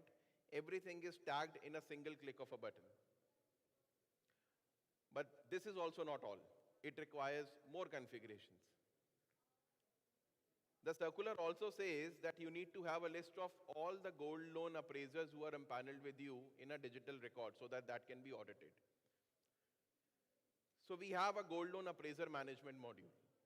Now this module helps you to validate which all gold loan appraisers are currently working with your institution, which all branches are they eligible to work with, whether there is any appraiser certificate which is getting expired, let's say in the next 7 days, so you need to renew it. We have also realized at times your agreements have expired, but still the appraisers are working with you. Or for that matter, there is no formal arrangement of having a appraiser agreement with you. So the system generates your entire demand automatically at a click of a button. It generates your loan agreement, appraiser certificates, everything is pre-configured in this. So which appraiser is mapped to which of your branches, it's simple, displayed at a click. But till now, we have only onboarded an appraiser. And he has completed his task. But you also need to pay the appraiser. And this payment to the appraiser requires a reconciliation. So how do we bring in that reconciliation into a digital format? Can we look at a scenario where if your appraiser has appraised 60 cases in the last 30 days, whether all those cases have been calculated as per the payout which was supposed to go to this appraiser or not? So there is your billing management system. Now this billing management system automatically keeps on reconciling your data from a unified database, which allows you to clear the bills at a click of a button. Now let's say you have to view that this is one of the bills which have come. You can absolutely review the details, what was the loan about, what is the payout which is to be provided for this type of a loan, whether the bill has been submitted, whether the branch has approved the bill or not. So having this, you can simply either reject or authorize and send it to your vendor payment system. So your entire digitization is achieved here till appraiser. But we have sanctioned the amount and we have disbursed the amount. How do we monitor this? Which is where all the penalties come into picture. So when we are talking about the LMS part of the gold loan, this is pre-configured into this. It gives you a real-time tracking on how your portfolio is performing. Within your portfolio, which of the customers is likely to go into a SLA breach and which is not. So this gives you a live tracking on what is the operational disbursements which have happened and what is the level of, I would say, applications coming in on a daily basis. But while we were designing this, my product team came to me and they discussed that we have done this. I simply asked them a very simple question. That you guys have completed that maybe from 1st of the next month, the NBFC is compliant or the bank is compliant for the gold loan policy. But what happens to my legacy data? That is also a big churn which we need to monitor and analyze whether my existing portfolio is as per the guidelines whichever is applicable to that particular portfolio or not. So then we built in a data migration tool in this. So whichever, let's say, any Excel sheet, any database you have your data into, you can migrate it into the current system. And after the migration, the system automatically will display what are the accounts which have been scanned, how many are compliant, how many needs remediation, how many accounts were not being able to sync. And the ones which needs remediation, how many accounts, let's say there are 184 accounts where single appraiser has happened but the loan value is more than 10 lakhs. So system pinpointed you that for these 184 accounts, you need to check that why there is no second appraiser which has happened. Now there are 312 accounts where reappraiser is due, which is also the policy of the new RBI circular. Then you have 76 accounts where there is an LTV breach. You have 248 accounts where there is no e-signing on the appraiser certificate. The certificate has been issued, but it has not been signed. 41 accounts are where the appraiser's empanelment with your institution has been lapsed. So you need to renew the empanelment.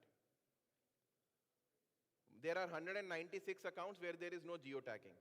This is all dummy data, but this is how, at a micro level, sitting in your admin office, you will get to know how compliant your existing portfolio is to the gold loan policy. We've been talking around having new loans as per the policy, which is absolutely agreeable. But at the same point in time, it is very important to analyze whether your existing portfolio is in line or not. So, to summarize, we have built 4 modules to make from origination till the complete loan lifecycle management compliant as per the new guidelines. And I'm open to any questions if you have any. Otherwise, in the interest of time, we can always reconnect outside as well. I'm available here.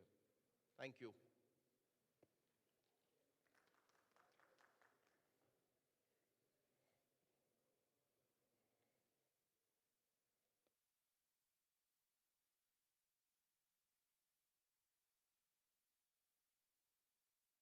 Thank you, sir, for that wonderful session.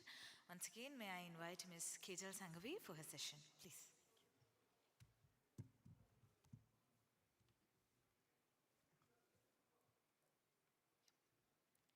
Good afternoon, everyone.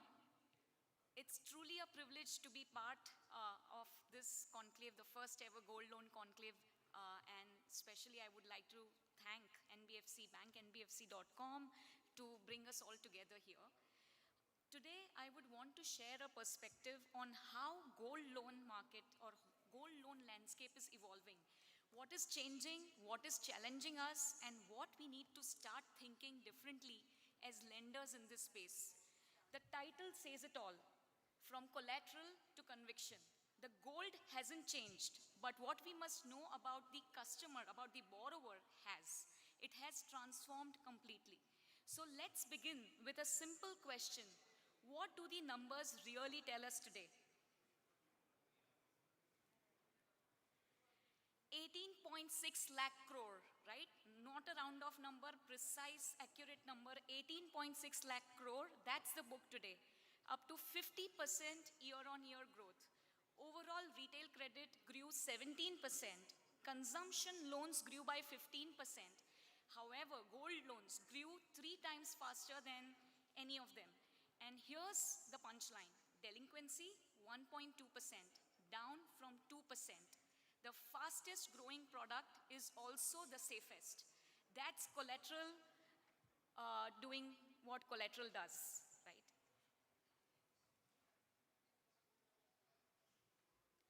But if you look closer, value grew by 74%. Volume only grew by 24%. Same customers, bigger loans, the same family, the same chain, a much fatter ticket. 2 reasons. Gold prices climbed and the RBI raised LTV to 85% up to 2.5 lakh. Bigger denominator and bigger numerator, right? Now, 2 years ago, loan about 2.5 lakh, well 11% of the total volume within gold loan market, right? Today, 26%, 2.5 times in 2 years. Meanwhile, loans under 1 lakh, as you can see on the bottom left, the classic small ticket gold loan have collapsed in share, 22.9% going down to 9.9% in value. The gold loan customer of 2026 is not the gold loan customer of 2022.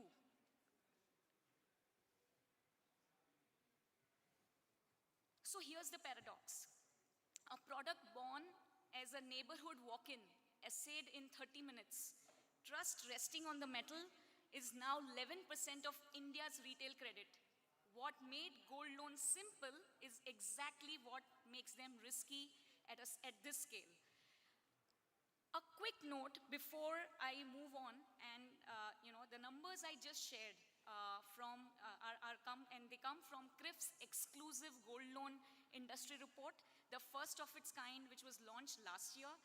We have refreshed this as of April of 2026, freshly baked numbers and cut by ticket size, geography, lender type. It's at our booth outside. Do pick up a copy on your way out, right? Now to the change that makes that data matter, right? Connecting data to insights and then insights to actionable.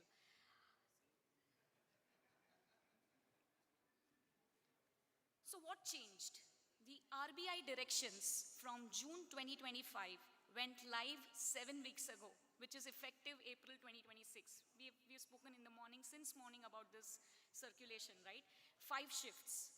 1, tiered LTV. Small borrowers get more credit, 85% up to 2.5 lakh, 80% to 5 lakh, and 75% above 5 lakh. 2. Large borrowers stay conservative. 3. Bullet repayment loans capped at 12 months. No more indefinite rollovers. Number 4. Gold returned within 7 days with a 5,000 rupee daily penalty on delay. And valuation now standardized. 22 carat base, market linked, borrower physically present. But the headline that most people miss is the 5th one, highlighted at the right hand side. Above 2.5 lakh rupee loan, lenders are now required to undertake a detailed credit assessment, repayment capacity check, obligations check, end use check. For the first time, gold alone is not enough, right? Now, keeping in mind the 2,50,000, right? It's the new design line for the gold loan industry. Below it, the gold loan, you know, fast, collateral-led, minimal paper, that is below 250K. Above it, a different product entirely. Repayment capacity check, obligations check, end use check. 2 products, same branch, 1 piece of gold. And remember, one of the previous slides, that above 2.5 lakh band is your fastest growing band. The regulator hasn't fenced off a sleepy corner, but the line goes right through your growth engine. Now the operational challenge here, right? The traditional gold loan promise is on the left-hand side. The old journey, walk-in, way, disburse, 30 minutes. That speed is the entire competitive advantage of organized gold loan lending against the unorganized market. Now, above rupees 2.5 lakh, the journey now needs everything on the right. Bureau pull, income evidence, repayment capacity, obligation check, ongoing LTV monitoring. If you try to solve this with PDFs of bank statements, ITRs, salary slips, manually verified at the branch, your 30 minutes becomes 2 to 3 days. You get drop-offs, you get document fraud risks, you get branch overhead. And worst of all, you hand back the share that formal sector spent a decade winning from the unorganized market. You cannot underwrite a 21st century gold loan with a 20th century paperwork. So that's the operational challenge we are left with. Here's the good news. The infrastructure to solve this problem already exists, and it's mature. India's account aggregator framework are open. It's an open finance rail, right? And has gone from a few crores linked accounts in late 2022 to over 26 crore today. Look at the slope of that curve, right? It's steep and rising. Over 40 crore plus consents have been processed till date.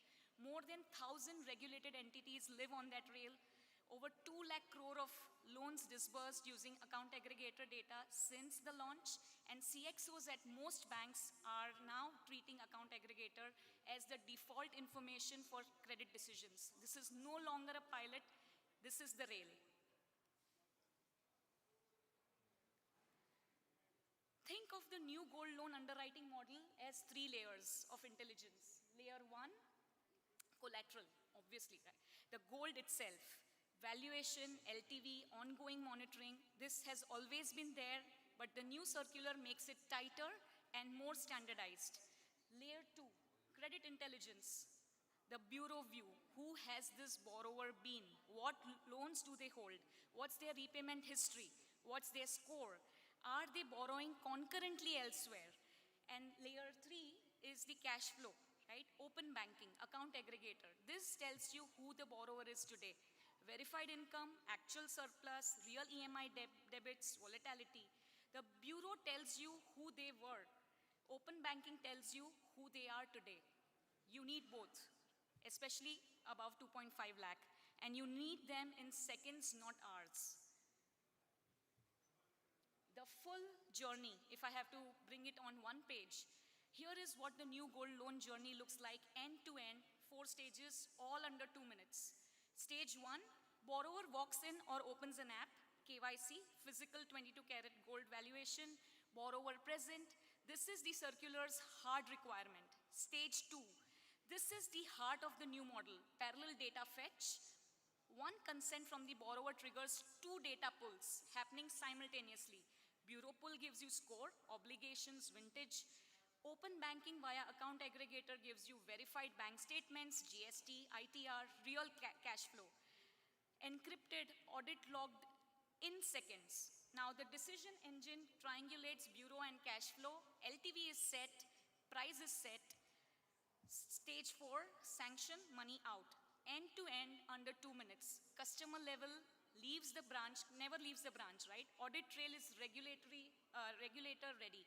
So this is entire journey in a page. Now the two journey design. I would like to emphasize here the two journey design and why it is important. Two journeys, one platform. Journey A, below 2.5 lakh. Speed led, bureau light, higher LTV, and mostly what you do today, right? Now the journey B, above 2.5 lakh. Insight led, bureau plus account aggregator in parallel. Capacity score repulled at every renewal. Cash flow watched as your early warning long before LTV breaks. 2.5 lakh stops being a problem. It becomes a routing rule. There is a routing that we can do at 2.5 lakh. Now, this is where CRIF fits, right? CRIF is one of the leading bureaus which has consumer, commercial, and MFI repositories. And under the entity CRIF Connect, CRIF is the only bureau with account aggregator license. We are in fact aggregators of aggregators, right? We have TSP layer, which is integrated to 6+ account aggregators today, all the leading ones to have maximum coverage. Over and above account aggregator, we have our own orchestrator, which has capability to parse ePDFs and even the scanned copies via OCR. Three things that lender gets from CRIF decisioning workflow that you're seeing, right? A sub 2-minute decision, a repayment capacity score that triangulates bureau and cash flow, and an audit trail that is consent logged and decision rationale tagged. Exactly the dual lens the June 2025 circular is implicitly asking for. Compliance and conversion stop being a trade-off. The moment you stop relying on paper, fully digitized, end-to-end, right? Encompassing all the three components, making CRIF the one-stop shop solution.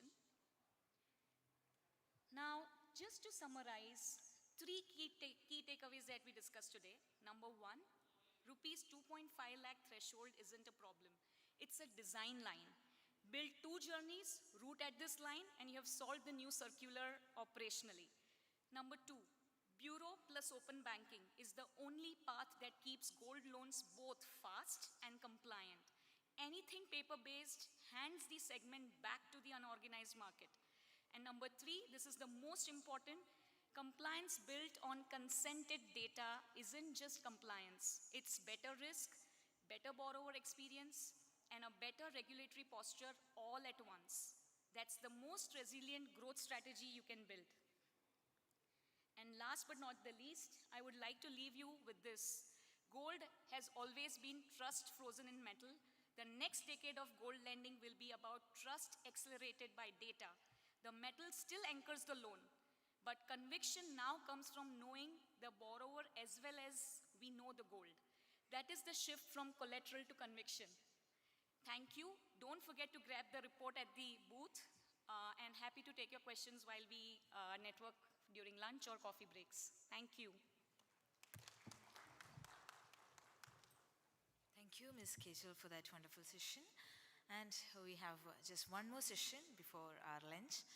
I would like to introduce our speaker, Mr. Deepak Arjun Bhatia, who's a seasoned business leader with 35+ years of experience across technology, telecom, insurance, FMCG, and hospitality, driving growth in marketing, sales, business development, and revenue functions. He is currently the co-founder and chief business officer at QuickWork Technologies, where he leads business and revenue strategies focused on AI, automation, and enterprise integration solutions. So with much pleasure, may I welcome Mr. Deepak Arjun Bhatia to deliver his insights on how workflow automation is transforming gold loan customer experience. So please.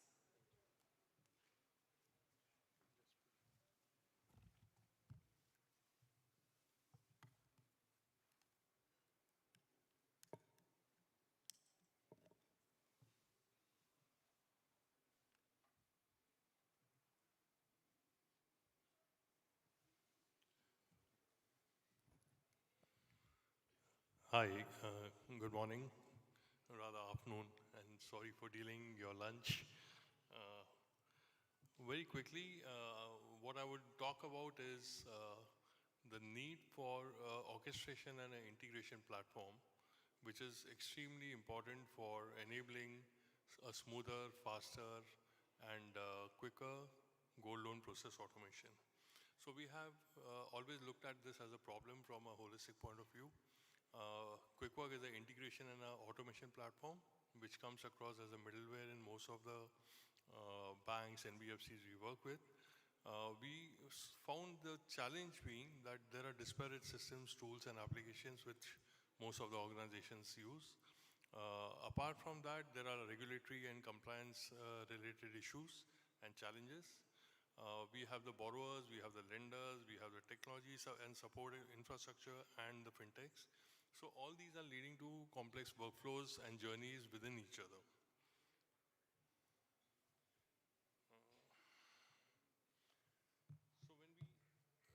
When we look at the challenges for each of these components of the ecosystem, when we look at banks and NBFCs, their challenges are very different from regulators. The challenge is not just about legacy systems for banks, it is also about how do we manage change.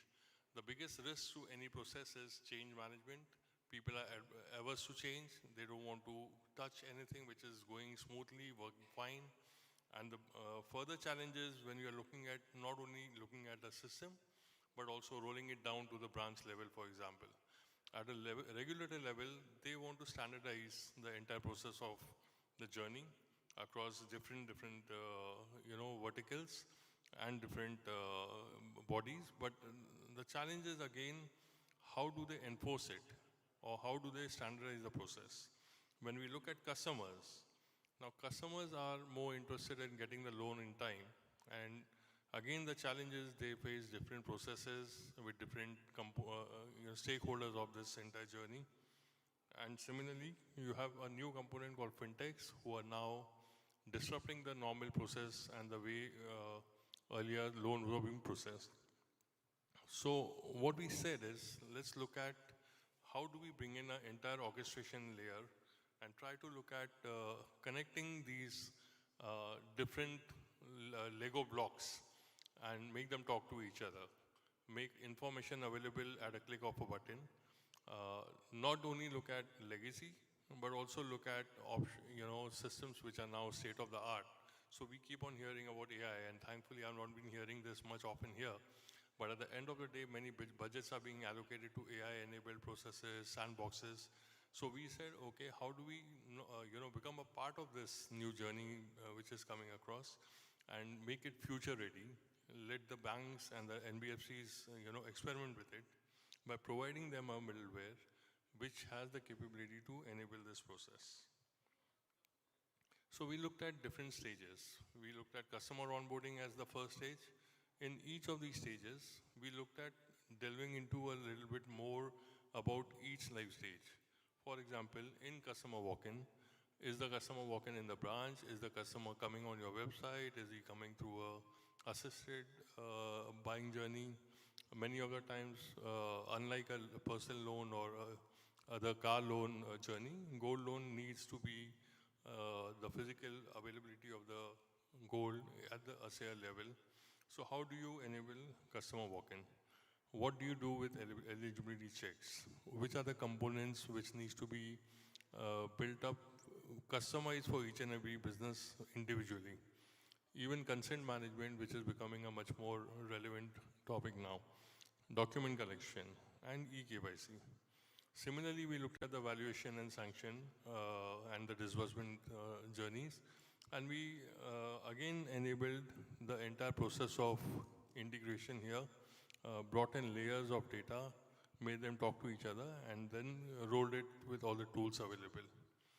And post that, the repayment and monitoring and closure. So these are the ways we looked at the benefits to banks and NBFCs, where you had accelerated loan disbursement, you had reduced complexity by unified integration, enhanced security and compliance, lower cost of operation, and faster launch of new products. So I would, end here because that's the core functionality of any middleware platform, to provide assistance to any process which is customizable to each and every stakeholder in the ecosystem by enabling integration, automation, and availability of information in real time. Thank you.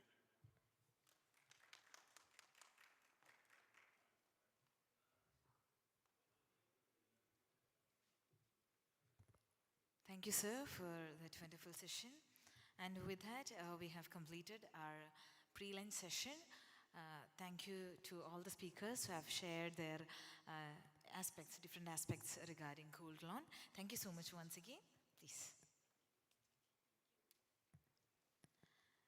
So now we'll be having the lunch break. That will be till 2:30. So I hope all of you can reach back by 2:30. We'll start the next session, post-lunch session, sharp by 2:30. So I request all of you to have and enjoy your lunch. Thank you.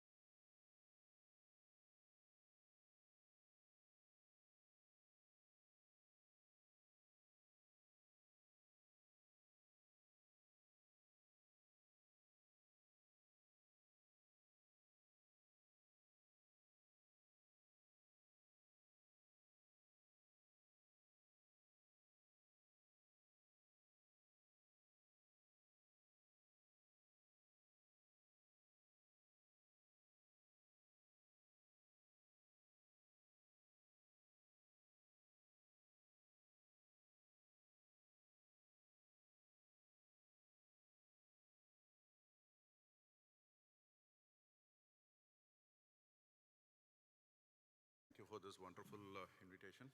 I would like to thank Mr. Arun Manikam for this wonderful opportunity to showcase about this gold loan product across all the domain people across Indian subcontinent. And I would thank you all once again. Now I will be starting with my company's official presentation, so that after the presentation I will just show you a basic demonstration of the mission and their progress about it. And the final presentation is going to be about our advanced thermal imaging system, which we have recently got a patent grant also, which will surpass all the problems which is happening in this industry. Okay. And this is GoldPay APM, Automated Pound Machine. We are the world's first AA-based gold analysis and loan dispensing ATM machine. We are incubated with SSN and also with the STPI. Next. Next. Oh, okay, sorry.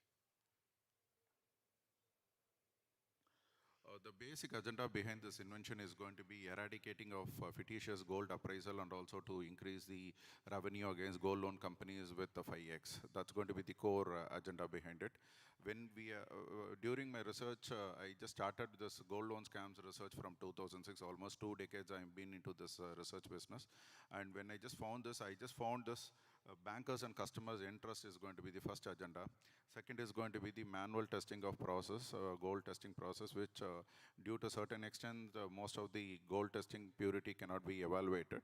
And the third is going to be tamper-proof printing and packaging. I could just find in the recent days that without this thing, most of the people, they are interchanging the gold ornaments, and the gold loan scams are happening in the big way.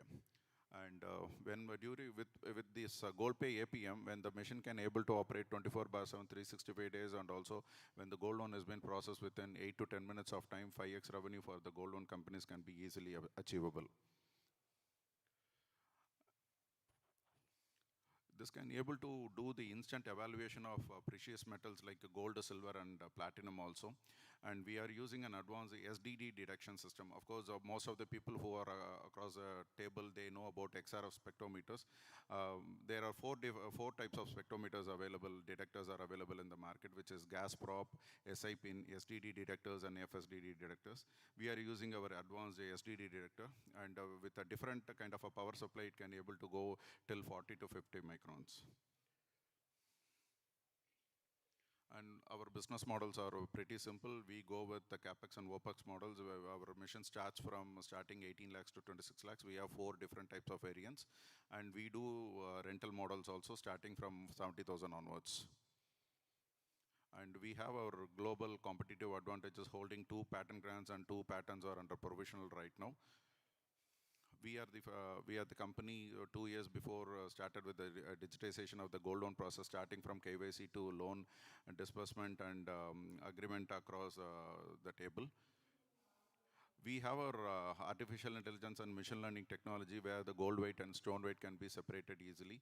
And this could be able to achieve properly with a 99% accuracy, because we got a chart from gemology standards based on the stone shape, size, colors, and density. We can able to analyze it and we can able to take it out. And right now, honestly, we have a challenge of detecting 1 mm stones. So that also we are trying to achieve it, so that when this is achieved, we can able to give you 100% accuracy on stone detections.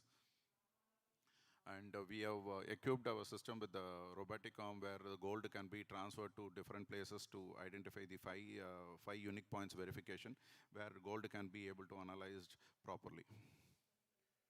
And these are our existing customers, which is going to be Central Bank of India, who actually opened the doors last year in March 8th in Warangal.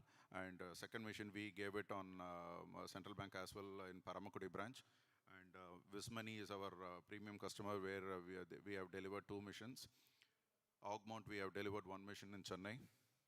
Dubai Municipality, they have just got our technology for their gold evaluation process. Last year in GITEX exhibition, our technology has been showcased in Dubai Municipality. And Muthoot is going to be one of our premium customers. Of course, everybody knows about Papachan Group Muthoot. We have already joined hands with them for 16 missions. And Canara Consumer Products Limited is going to be the part of Karlan Groups. They have ordered with 5 missions with us. This is our present order status. And current prospective leads, where we are just waiting for the purchase orders from City Union Bank, Equitas, Manappuram Federal Bank and Indian Bank. This is our first POC mission which has been completed in Manappuram Tenambad branch in Chennai. This is the first mission inauguration which has happened in Warangal. Mr. C.V. Rao has officially inaugurated the mission to the public. Second mission which has happened in Paramakudi in Madurai. This is my small leadership team, myself again, and Dr. Hemavati, she is a PhD in hardware security. My wife and retired AGM from Canara Bank, who has been assisting with me from 2006 and discussing about gold loans and how it has been processed and how gold loan scams are happening, what it is happening to the public and what is happening to the bank employees. All these things being discussed and this product has been developed. And fourth person is to Mr. Swaminathan. He is a retired VP from Vortex. Vortex is an Indian-based ATM manufacturing company based out of Chennai, and they are in IIT Madras. And this is about a small introduction about our company. Now we will just be proceeding with the live demonstration. Probably most of the people would have seen our mission in the near the doors. Now I wanted to show you a basic demonstration only. Detailed demonstration, it will take like more than 15 minutes, but I will just cut short with 5 to 8 minutes of demonstration, okay?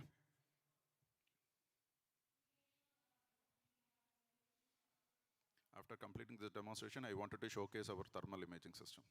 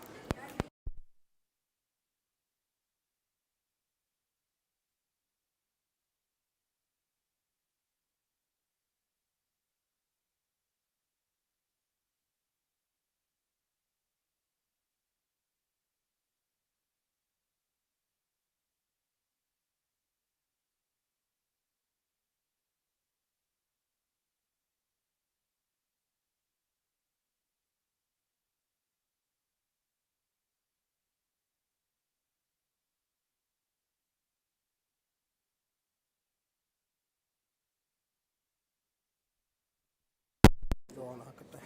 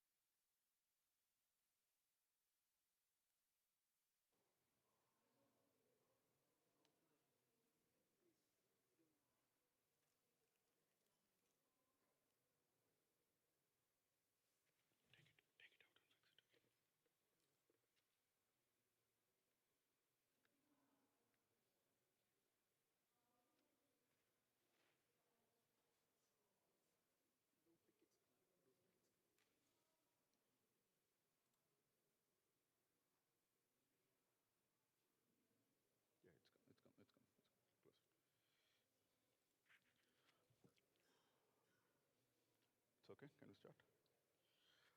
This is our advanced thermal imaging system. Actually, we were supposed to show in that machine itself, but due to some network issue, I'm just showing it here. Right now, system in this table, but this is not going to be the actual product for the public. But the process and the camera, software, everything is seamless right now. Right now, I have an ornament with me. Can you just focus this, please?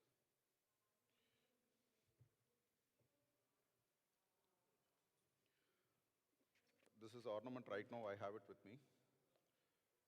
This is half iron and half gold, which is actually mixed as a plate. You can able to see it here.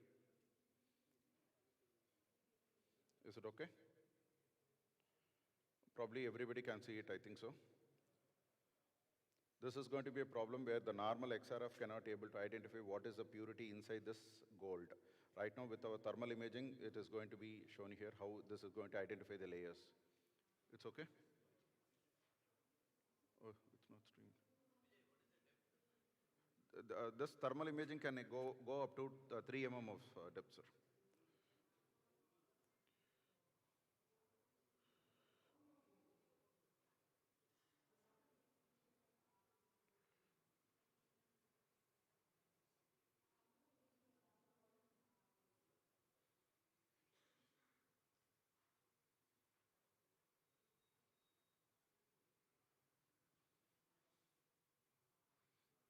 Okay. I think now you can able to see it. I think it's visible, right? It's okay. Now I'm just going to test it with this thermal imaging system where it can able to penetrate our thermal density for 3 mm. Furthermore, I have few samples also to showcase it.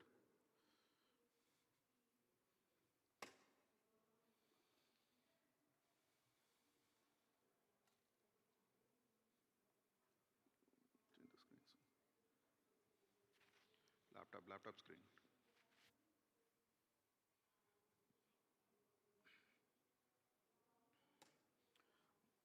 Now you can able to see it is bright red with purple colors and orange. All these multiple colors are there. This is what the thermal imaging begins its operations, and my engineer is actually selecting the specified area which is actually required. And customer also, the banks also can able to choose it accordingly. Now the ROA path seems to be good, and he is actually doing the processing. It takes less than a minute to identify what is layer beneath it. And the buffering is happening.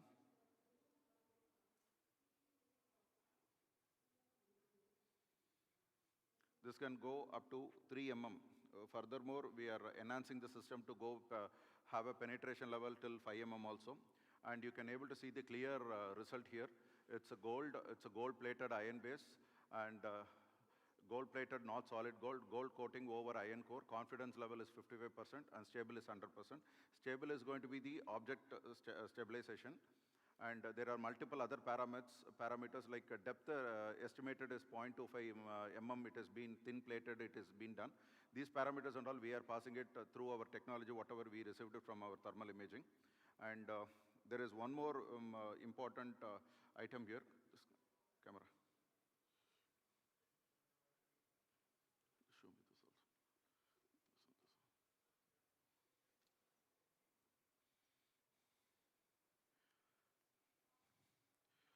During our factories visit, most of the customers used to bring these kinds of kada actually, which has been a problem statement for most of the people. During their sessions, I couldn't able to understand. When I just actually bought it from the market, then only I understand what is the problem behind it. For this also, we have actually found a solution. Right now, with the thermal imaging system, I will just show you how this is going to be shown.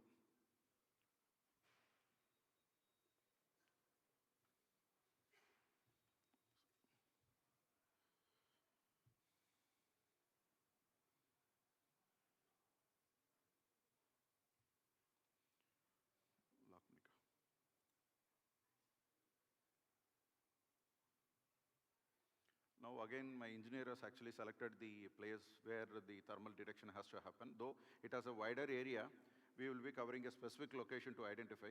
Same way, you can also manually, you can select multiple places and you can test it. And it has been clearly shown that it is gold plated with a copper base. The earlier ring has some iron base. I mean, whenever people stepped into near my machine, I just showed the ornament to them and they would have seen it, how it happens actually. It is not a solid gold, which has a confidence level of 54% and stableness of 100%. And you can able to see again, it has a thin plating layer, it is there. And the temperature it is holding is around 37.2 degrees. And one more ornament, this is very common in the market, which is called as a 1 gram gold. Just show this.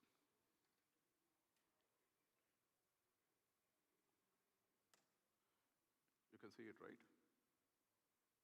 This is a 1 gram silver ornament, where most of the people use it. Okay.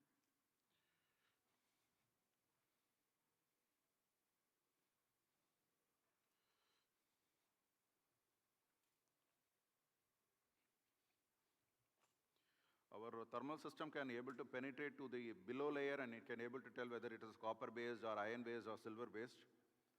And again, the layer has been selected here.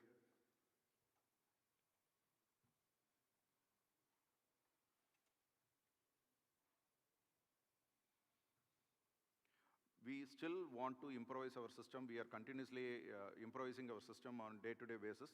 And you can able to see very clearly here, it is a gold plating has been detected and it is a silver based, not pure gold, and confidence again it is going to be 54%. Likewise, our thermal imaging is, we are evolving our thermal imaging system. This is a very, very new technology. We recently got our patent grant also like January. And when we have more data points and data sets, we can still improvise our system and we can able to give a 100% foolproof product. Right now, we are into stage of 99.9% actually.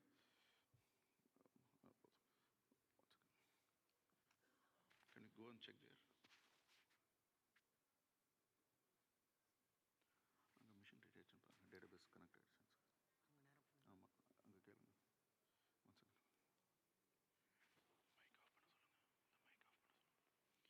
Ready?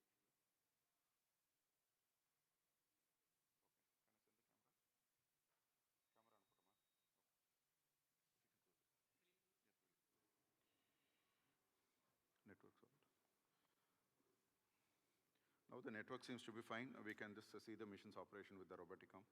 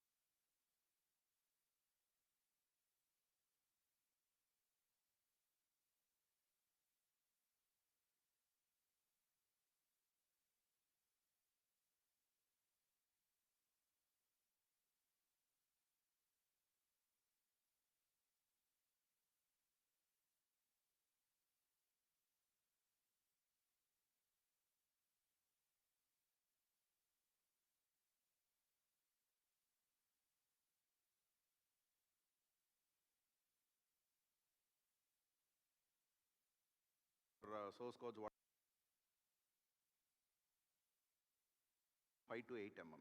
That's what we are discussing with the thermal camera manufacturing companies for exclusively manufacturing for us. We are discussing from China. I think we need to depend on China for the thermal cameras. Okay, just a follow-up question. So you said that thermal image, so your entire machine is based on thermal imaging or an XRF kind of a parameter? No, we are doing with the two different technologies. One is going to be thermal and also with the SDD detection. Okay. Yeah. So is it better than XRF, which goes up to 40 microns? See, thermal is completely new concept, sir. Okay. Still, it is on an evolving stage only. With whatever data sets and whatever learning we have already proved that it is working fine for us. And we have already shown it to our customers. Customers also been very, very happy for it. Of course, you are from the XRF industry and everybody knows about XRF. The maximum SDD can able to go with the 40 to 50 microns, not more than that. Correct. That's what we are doing it here. Correct. So I am not from XRF No, I'm industry. just telling you common. I am from a bank, so just from a banking perspective, I was just trying to evaluate how superior is thermal imaging to XRF. So that is. Sir, thermal, you can see it's very, very common general concept. The same concept we have actually put it to the metal industries, which nobody has done it before, and we got a patent also on that, whatever technology we have done it. See, you can able to see in the, in the past days and all, they used to see across the walls also they can able to see. The sea pages in the walls also they can able to see, which is very, very thick surfaces. The same technology, I have just used it for the metal industry, and we have got a very good results on it. Thank you, sir. Any other questions?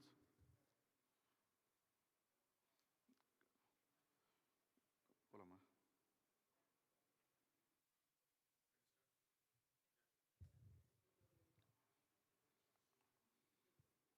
You're hitting.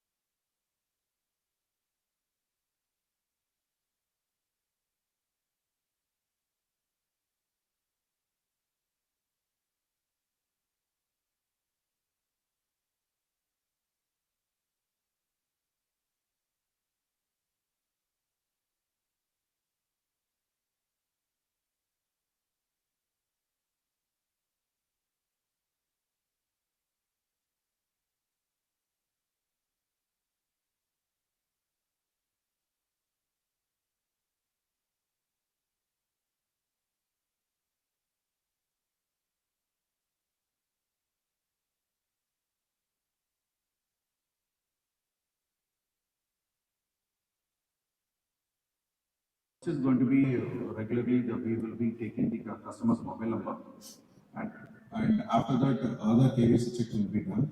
Customer has to enter their Aadhaar number, and we do the live KYC check, liveliness of the customer, just to make sure the person who is actually standing in front of the machine and the other photograph both will match together or not.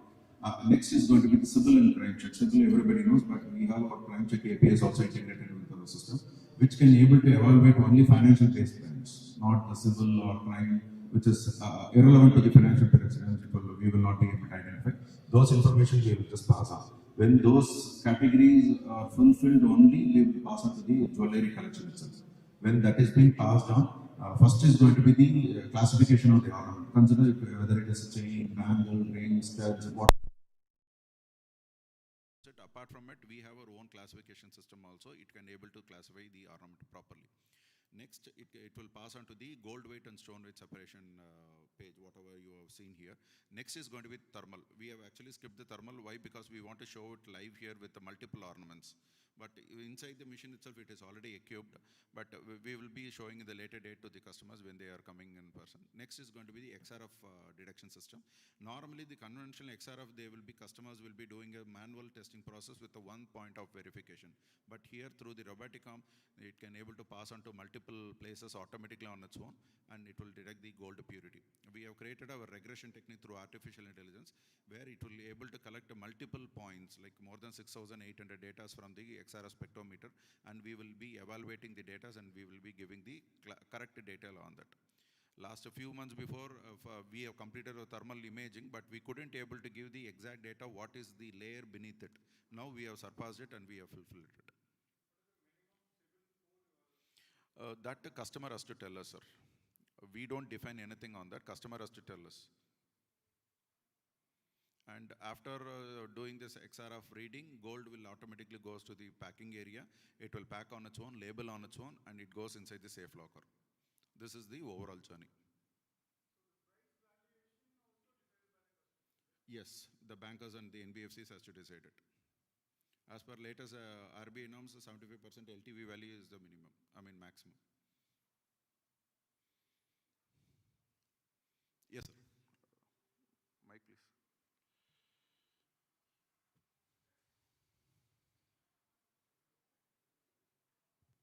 Sir, actually, I wanted to meet you outside regarding this fantastic machine, but there are some bankers who raised this question and I saw you solving the problem. Okay.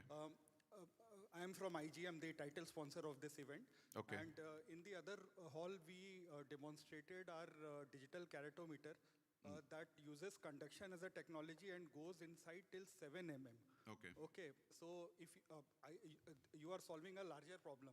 So in case if you're interested, we can have a discussion. And to all bankers here, we have a mobile keratometer that goes up till 7 mm. Okay, so it is a huge help to check spurious jewelry. So we conducted a demo also where I showed a bangle which had 23 karat on the surface, but inside was copper. Okay, and it could very well detect 7 mm inside. Great, sir. Great to know. Any other questions?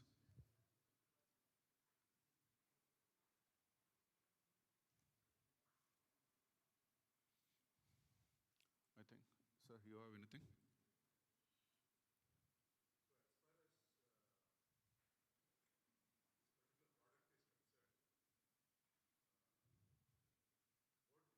Envision this particular machine taking shape maybe in the next half a decade. Okay. In terms of maybe acceptance within the country, even acceptance even outside the country, abroad?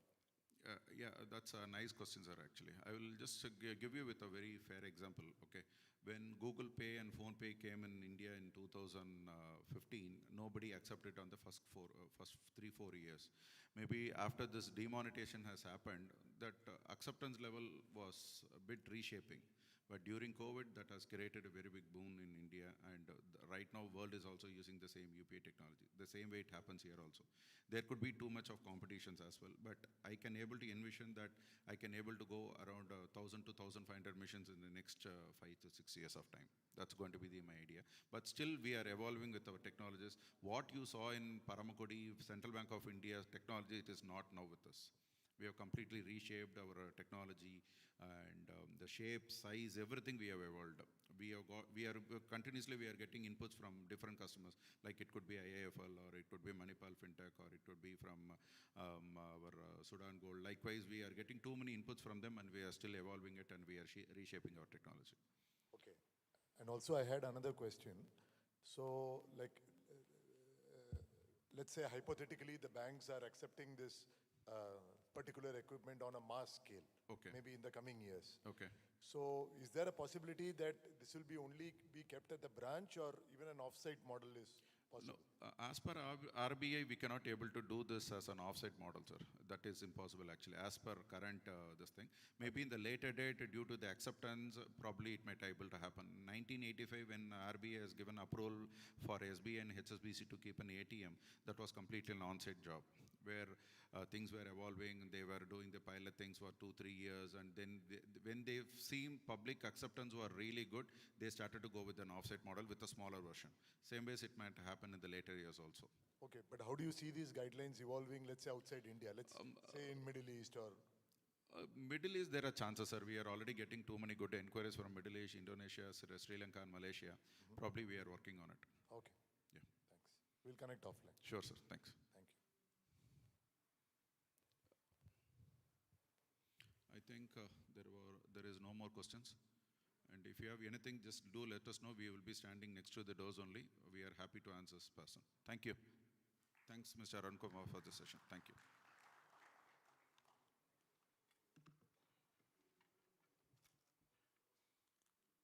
Thank you, sir, for exhibiting and explaining that innovative idea.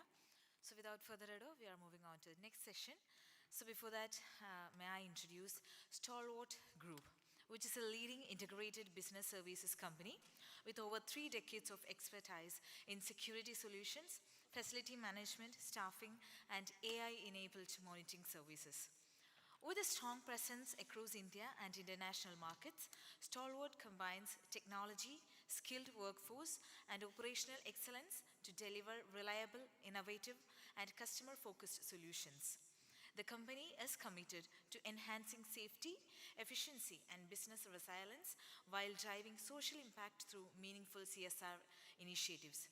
So I take this opportunity to invite Mr. Ajay Mendes and Mr. Sandeep Sinha from Stalwart Group to give their insights on smart surveillance for financial institutions, preventing fraud, theft, and operational risk. Please, sir.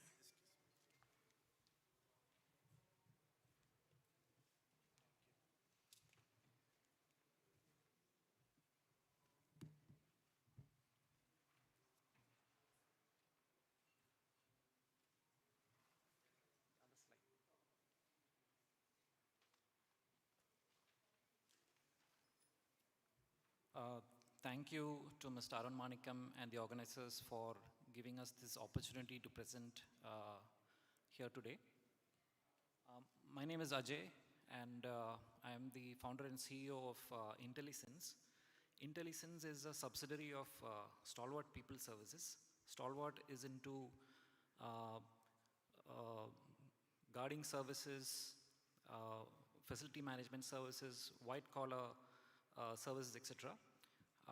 And Intellisense is a subsidiary that's into technology services.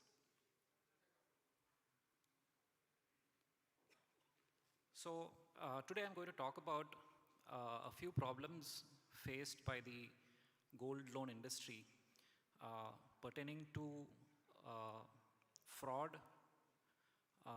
and loss of revenue. So the first problem is pledging of fake jewelry, and often it is that the customer who is supposed to take the loan is not present uh, at the branch where the loan is given, right? So it is somebody impersonating the customer who's taking the loan. And the second problem is fraud committed by employees in the organization. So loans are taken in Benami accounts, and the customer, and here also the customer is not present in the branch to take the loan.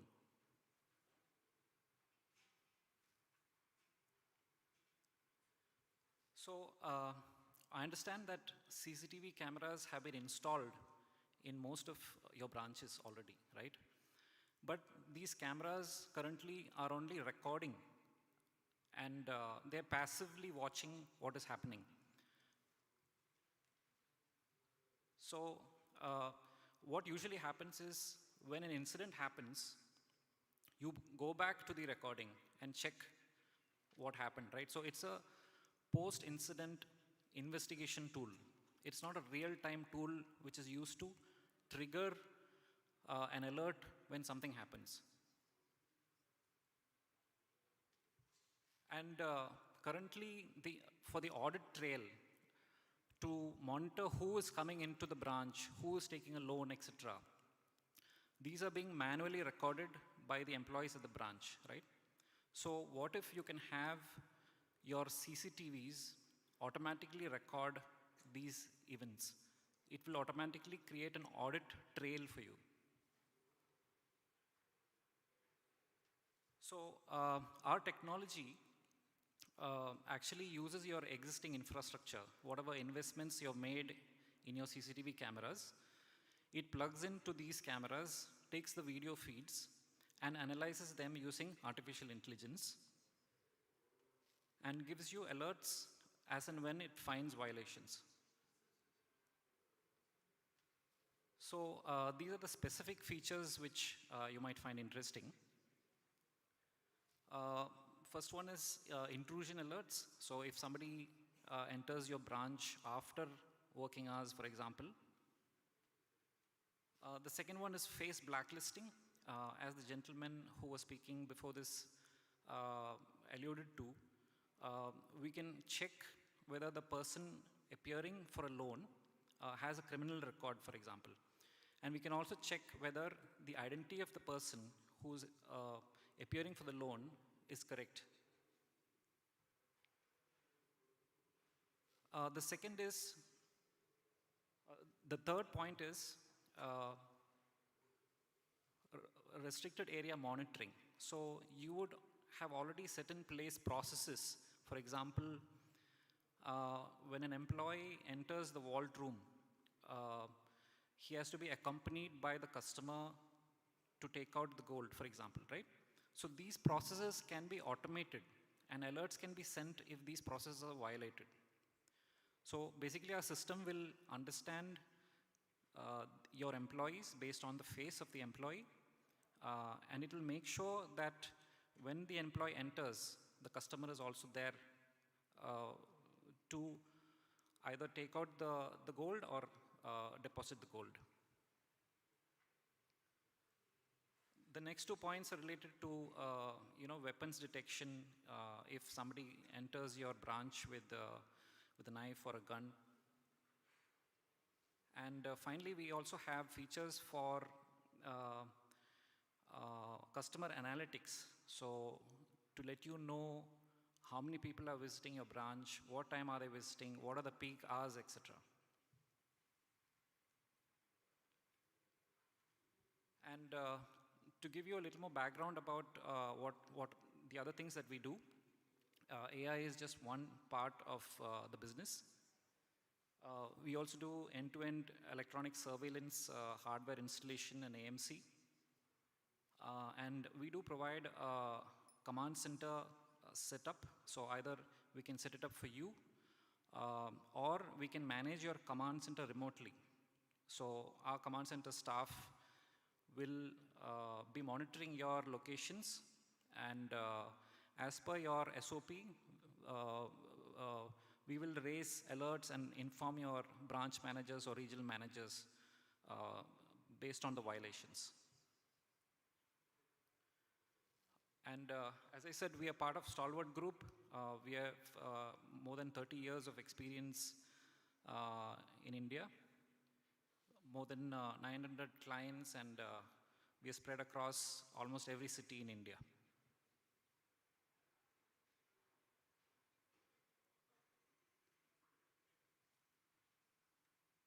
So,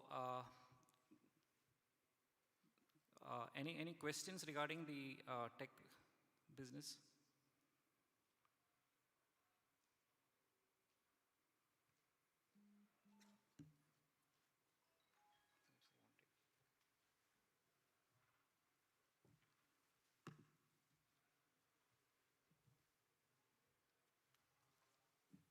Thank you, Ajay. So to give you idea about Solvert, what Ajay has said is the newest division of Stalwart. So the base is Stalwart, which is a 34-year-old company. Next is from this.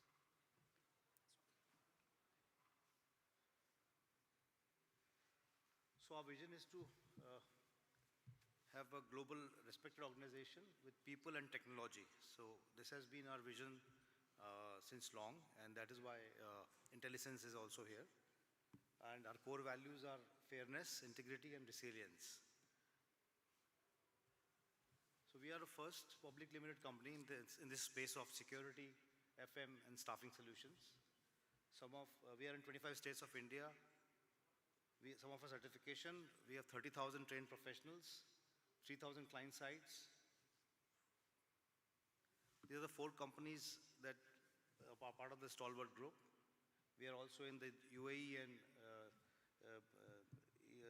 Dubai and UAE, Middle East.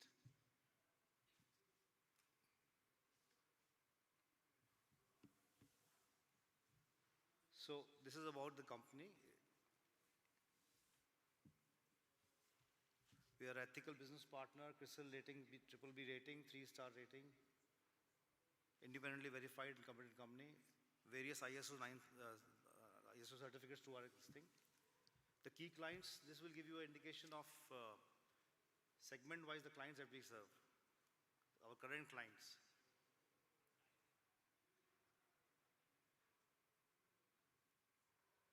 You can note the NBFCs that we're currently doing. We're doing a lot of banks also.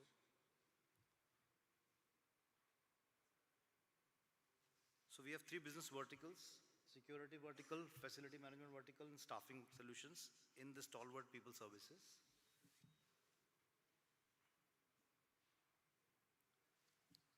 In the security vertical, we provide guarding services, we provide aerial drone services, quick response team, AI-based video surveillance, which I mentioned, and then we also have the canine squads.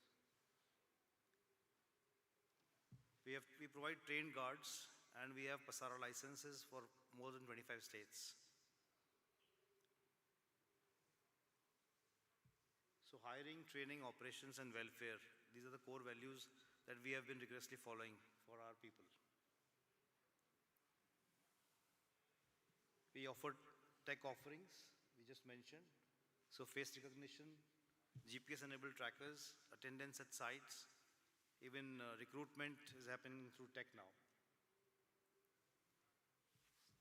Our second vertical is integrated facility management, where we provide soft services such as housekeeping, gardening, horticulture, front office, pest control, and technical services such as electrical, plumbing, mechanical, carpentry, HVAC, AMC management. We have a tool which is a smart facility management tool which we are using, which is health monitoring, reactive maintenance. So we use this to become better and better each day. So predictive maintenance, energy maximization.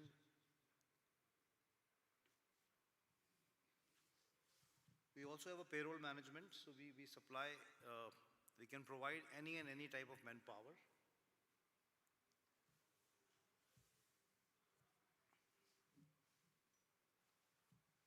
So we do integrating staffing solutions, HR administrative solutions, payroll management, statutory compliances, and HRMS. we use technology for our offerings.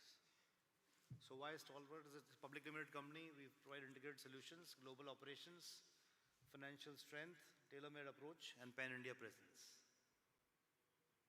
This is where we are currently in India and the globe.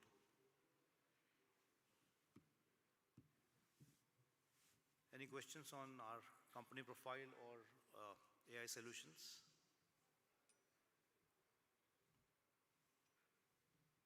So that's it. Thank you.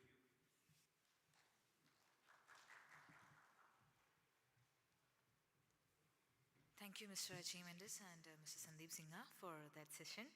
So now we are moving on over to our second panel discussion over the topic Gold Loan Regulations, Balancing Growth, Compliance and Customer Protection. May I invite the panel members over to the stage. Mr. Aditya Agrawal, Chief of Business Operations and Transformation of Experian India. Ms. Neha Agarwal, Product Head of Jena Bank. Mr. Shankara Subramanian, MD of FinMed Technologies. Mr. Joydeep Bhattacharjee, Senior Vice President, Marsh India. Mr. Sandeep Dey, Head Investor Relations and Fundraise of India Gold. Mr. Manisha Singla, Head Strategic Partnerships, DBS Bank. Mr. Ganesh Vaidya, CTO of SBFC Limited. Mr. K.S. Praveen, Head of Internal Audit, IAFL. And this session will be moderated by Mr. Aditya Patel, Head of Marketing of Legality.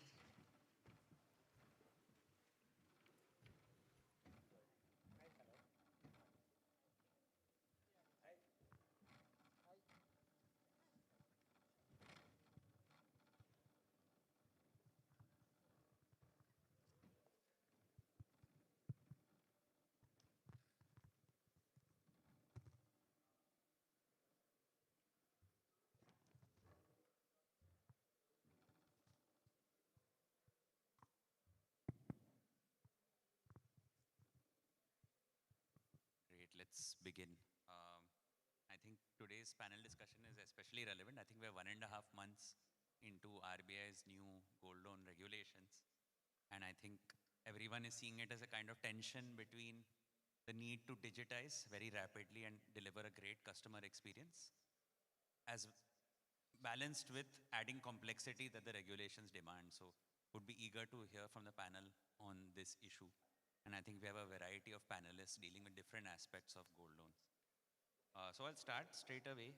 I think I'll start at a high level with regard to the core compliance aspect of it with Praveen, Head of Internal Audit at IIFL. So Praveen, you handle audits at branches across the country. It's been 1.5 months since the regulations have come in.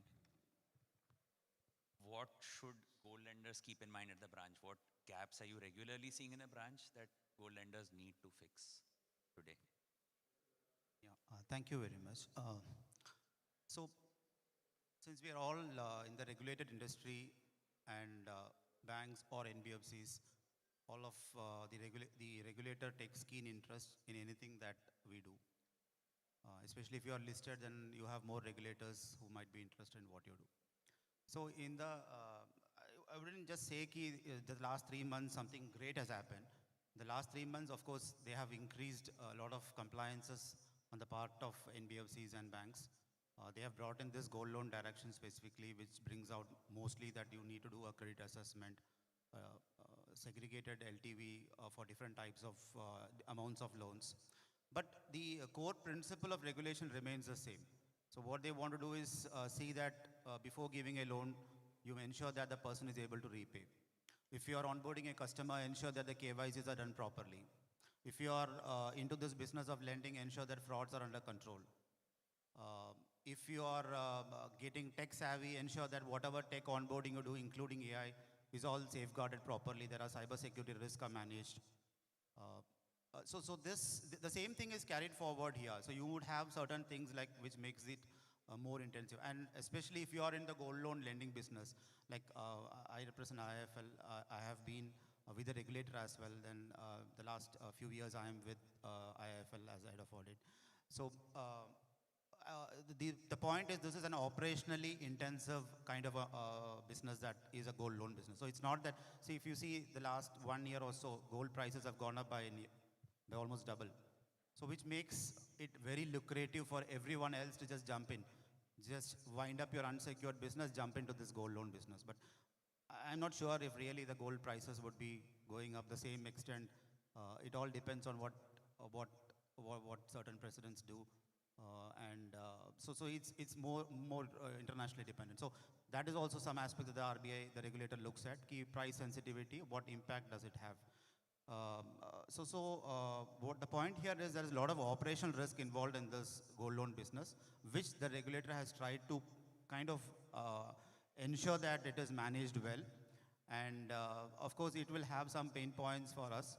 I do agree. But these are some of the things that, and from an audit perspective, what I would like to add, that what gold loan, or not just audit perspective, the regulatory perspective also, what certain specific issues that gold loan NBFCs, especially not banks, face is one. Probably some of you are aware of it. There is a requirement for additional tier 1 capital in gold loan NBFCs. The gold is considered to be a secured lending. Gold loan NBFCs are mandated to keep 12% as against 10% for a normal NBFC. For a priority sector lending, funding is an important aspect for gold loan, for NBFCs. You see, when we came in, there was a board over there. We help in funding for NBFCs. So funding is a major problem for NBFCs. And you have something called direct assignment and co-lending. And if you are doing a priority sector, either of this, in direct assignment, the banks don't get a benefit of priority sector. So these kind of such regulatory issues are there. But just to sum up, the new gold loan directions is a welcome step to ensure that the business is more acceptable, and gold lending against gold is not looked as something which is something you are in dire strait of requirement of funds, but rather it is actually becoming a more acceptable form of lending. And in the morning, somebody was saying this is the second largest figure in terms of types of loans, the second largest category right now, just after home loans. So that shows a kind of bad stigma attached to a lending against gold has actually moved away, and it has come into a major mainstream product which regulators are also interested in. In fact, the regulators have a department called Department of Economic Policy and Research. They did come to speak to us and said, we want to talk to you about how the business is. How does it actually happen around? We want to create a paper on it. So which means the regulator is also looking at it from that perspective. So as a part of the entire community in this business, we also should try to ensure that the broader intent of the regulator is captured in whatever business we do, in terms of ensuring that the risks are contained properly and business is done in a proper manner. So, so that's how I would like to put it across. Plus, there are, as I said, there are one or two issues which gold loan NBFCs specifically face, which probably the regulator should also, and if there are other NBFCs who would be interested, should take it up with the regulator. Thank you. Thanks, Praveen. And I think that sets.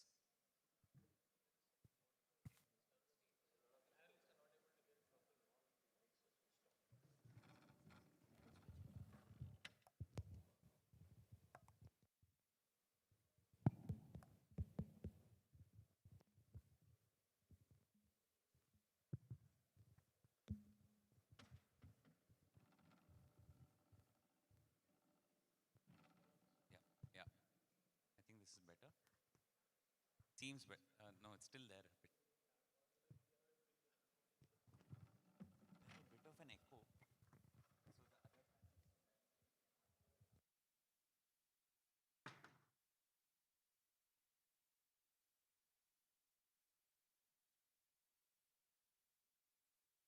Great.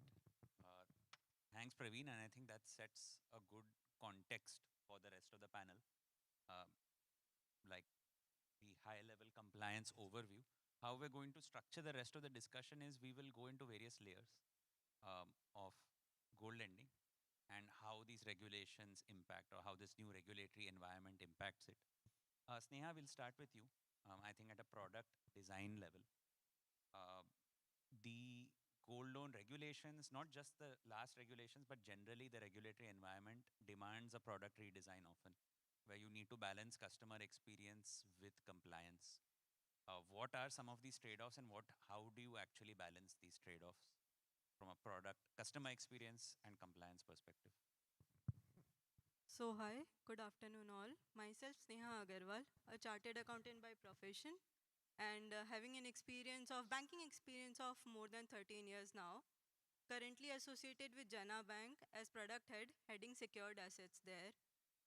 So as we discussed since morning, India is sitting on world of the largest balance sheets, which is not in stocks, not in real assets, but actually it's in gold loan.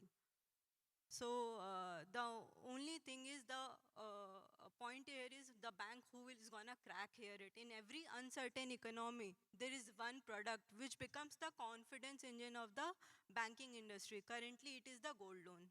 The gold loan is not anymore a distressed product. Now it's a woman-led financial empowerment product. We saw in our first session, it's a rural cash empowerment product. It's a business continuity product.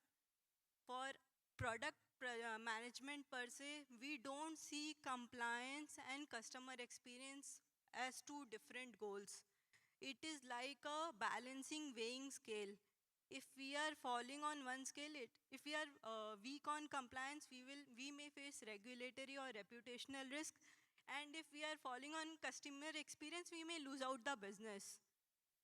At the same time, we need to balance out. Again, customer experience comes not only with the speed, we have to customize basis the profile of the customer and their needs. A salaried customer, he may need the monthly payment structure.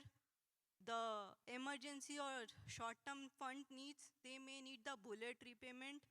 The MSME units, they may need the overdraft facility because they don't know how much amount they need and when. Digital top-up facility or partial release of ornaments. So in my point of view, we should see in a manner that compliance and experience will go hand in hand. Compliance builds the trust, and trust helps in gaining the customer, enhancing the customer experience. So in my view, we should design a journey in a manner that not only speeds, but customize the journey based on his profile, based on after assessing his repayment capacity, transparent in terms of explaining the rules and regulation, the assaying methods, the auction triggers, or the transparency that we should have while auctioning in case the loan goes bad. So ultimately, I see these regulations or this RBI's new directions not as a limitation, but it is a framework for sustainable growth for the entire gold loan banking industry. Because the way the gold loan industry is growing, the growth always come with the responsibility. This master circulars will definitely be a framework for sustainable growth in long run. Thanks, Neha. Good to get a product level perspective, especially how compliance can actually make things better for the customer. I want to throw it to you, Aditya. As a credit bureau, you have a bird's eye view of the industry. I think Experian just launched the Insights report today. I would recommend everyone read it. I think it's there on every table. Given this perspective, I want to shift the focus a bit away from the risk side of things to the opportunity side of things.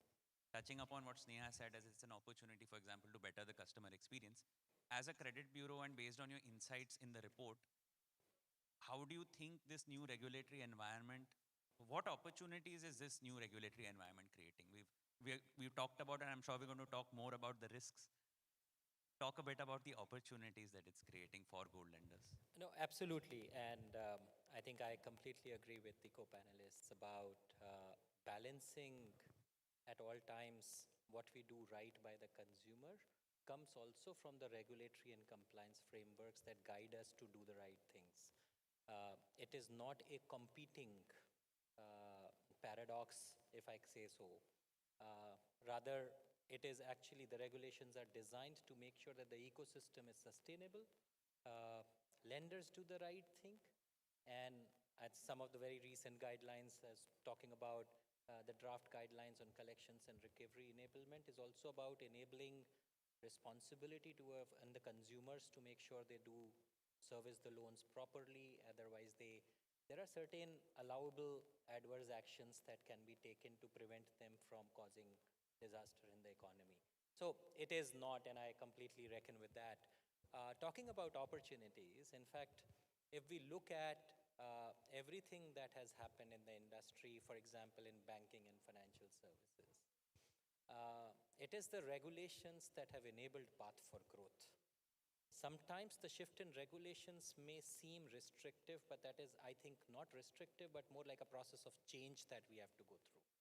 And hence it is tedious, it is tiring, it is hectic, but I don't think it is about restricting businesses. The regulators are not working on various schemes every day to how to stop businesses from happening. Even the recent regulations, Aditya, it is talking about more responsible lending, because when that happens, growth comes automatically. The consumer trust and confidence comes in. Consumers, when they are confident about the protection that they have, when they are confident that the regulators have put in the guardrails on the practices of the lenders, they are more willing to come out and talk about what they want to do, share their information, take the loans, and so on and so forth. The opportunities are immense in the ecosystem. The Insight report that we launched today alludes towards an interesting area of finding growth for gold loan lenders outside the gold loan accounts also. We have to start believing that our book may be made of the gold loan accounts and the balances, and balance sheet is made of that. But the real value accumulated in the organizations is of the consumers that you own. And you have to look at shifting your focus from an account level opportunity only to a much wider consumer lifetime value. I will give you an example. If we look at gold loans, it's become a very important driver of financial inclusion. That means the first loan that a lot of people are taking is through the gold loan route, because they don't have to always prove a past credit record. The asset brings the confidence for the lender to take a quick decision of allowing them to start the credit journey. What does that do for a gold loan lender? It opens up an opportunity of a new consumer entering into the credit ecosystem. But that consumer is going to have a full life cycle of its credit needs, time to time, beyond gold loans. The report alludes towards that, how people shift to personal loans, how people shift to credit cards, how people shift to vehicle finance, business loans, and so on and so forth. I think what my co-panelist said, it is probably a need and point in time to use gold-backed lending to be taken, but the business, for example, will not always run on gold-backed loan. It will translate into a business loan later. And one of the big opportunities for gold loan lending institutions is co-lending partnerships. And there is a well-defined governance framework of co-lending partnerships in the market today. It's been prevalent for a while and it's been continuously strengthened. I think that itself opens up an opportunity. What is the role the regulator saying? The lender is saying, do the right thing. They are not saying don't lend. They are not saying burn your money and don't collect. They're saying collect with prudent practices. But before even going to collections, make sure while lending, you are doing proper credit assessment, just like all other lenders do. The journey of gold loan in India has been that it has been still moving from a highly unorganized to a semi-organized. Now I think this regulation is trying to make it fully organized. I will not be surprised that if we live up to these regulations, the gold loan lending institutions will already start getting allowances from the lender to start multi-product businesses. We just have to prove our prudence around the regulation and prove that our customer protection and customer experience is holding well and we are not creating a chaos in the market. So opportunities are immense. The immediate opportunity that this regulation has offered is a prudent credit risk assessment. It is also an opportunity for lenders to shave off some of the losses which otherwise in erstwhile times we used to accumulate just because the denominator is always huge and we are seeing the boom in gold loan lending. Some of it is hidden right now, but in my 25 years experience of banking, it always comes back to bite you when the market winds changes. So it is actually an opportunity. The regulators are making sure that the railroads of regulation and the guardrails around it is all right so that the business can grow. The funny analogy I use is the car. Which car would we try to drive faster? The one with the brake or without the brake? I think I would always love to drive the car faster with a brake. I don't think I'll drive a car fast if does not have the brake, and these regulations give us that enablement. It's not a restriction. That's my view. I hope Thanks, you Aditya. I think Praveen Just one point to add to what you said. The regulator had a good intention of putting in these regulations regarding credit assessment. Just for a thought process, I'm just saying, now you have a situation where you have an unorganized sector which doesn't have any regulation, and you have an organized sector with a lot of regulations. So there is a possibility that some of these customers might be, because they say, oh, bring your CIBIL score, let's do a credit assessment, they move into the unorganized sector. So will it so happen? I do not know, we have to see. The second point that I want to say is like the gold loan booming happening. I don't know, I've seen the big players list the financial position as well. Their tonnage has actually come down over the last 1 year, while the gold portfolio has grown by about 60–70%. So it's actually contributable to the gold prices going up last year. No, I completely agree with that perspective. And like I said, that any change in the ecosystem will be followed with some disruption, some disturbances in the beginning before it starts finding its way of growth. But as humans, we will continue to find growth. It's not going to go.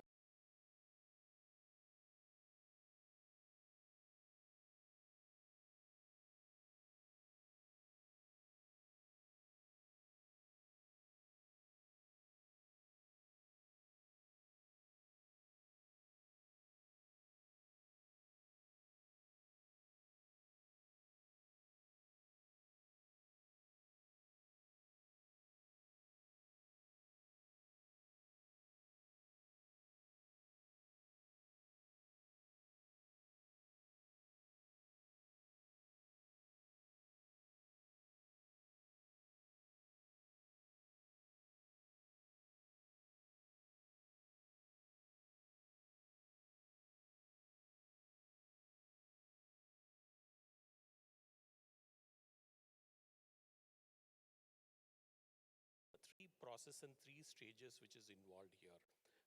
One is the process standardization, another one is audit readiness by the NBFC as well as by the bank, and next one is the MIS management system which the management would like to see. In the process standardization, it has to capture, the digitization has to capture the complete customer journey, right from KYC, capturing documentation, LTV, monitoring, MTM, mark to market, when the price goes up, when the price comes down. So these are the things, these are the gaps which the digital process will be able to fulfill, will be able to fill in the gaps. And the audit readiness, and see, unlike any other loans, the gold loan comes with an LTV. The LTV changes whenever the gold price moves up or whenever the gold price comes down. So there need to be an audit trail to track these changes, and the LTV breaches whenever it happens. So these are the gaps which the digital journey should be able to fill in. And the last one will be the MIS, the management system, which the digital process should be able to give, like right from LTV breaches, the standardization, and monitoring. So these are the gaps which the digital journey will be able to fill in the gaps and help the NBFCs as well as the banks.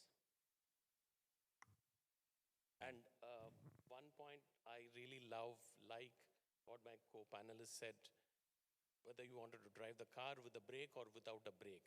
So all of us here would like to drive a car with a brake. So that's where the regulation plays a very vital and important role. And And with regulation, with the digital process, with technology, I think this model will be a scalable model. Thanks, Shankar. I think a lot of you looking at where you can do your next digital transformation project. I think some of the gaps Shankar identified is maybe where you can start. Ganesh, I want to come to you. You're deep into the tech stack of gold lending, been building it for the last half a decade or so. I know you see this as an opportunity to do compliance by design. I know that's the philosophy you follow at SBFC, where tech stack improvements feed into compliance, and compliance is a core architectural priority rather than something conflicting with it. So as a CTO, what are the compliance by design bets you've made that have made you ready for this regime? And what are some future bets that you think you are going to make to be future ready for how compliance and regulations are evolving? Yeah, so thank you so much. So I heard all the discussions so far, and if you have noticed that the technology is the core so far in terms of whatever we are saying that should happen in the gold. So, and I don't think compliance is the exception for that. In last 2.5 years, gold has seen, I think, most of the memos from RBI compared to any other product in the market. And for the business, it is more of a process or the steps they need to carry. Audit, it adds to their audit checklist where they need to go and change, see the system, how it is behaving. For the credit and the risk, it is more of a process which they need to adhere. If you ask me, how I have seen that is more of a architect brief for me rather than just a memo from the RBI. And I will tell you why I'm saying that.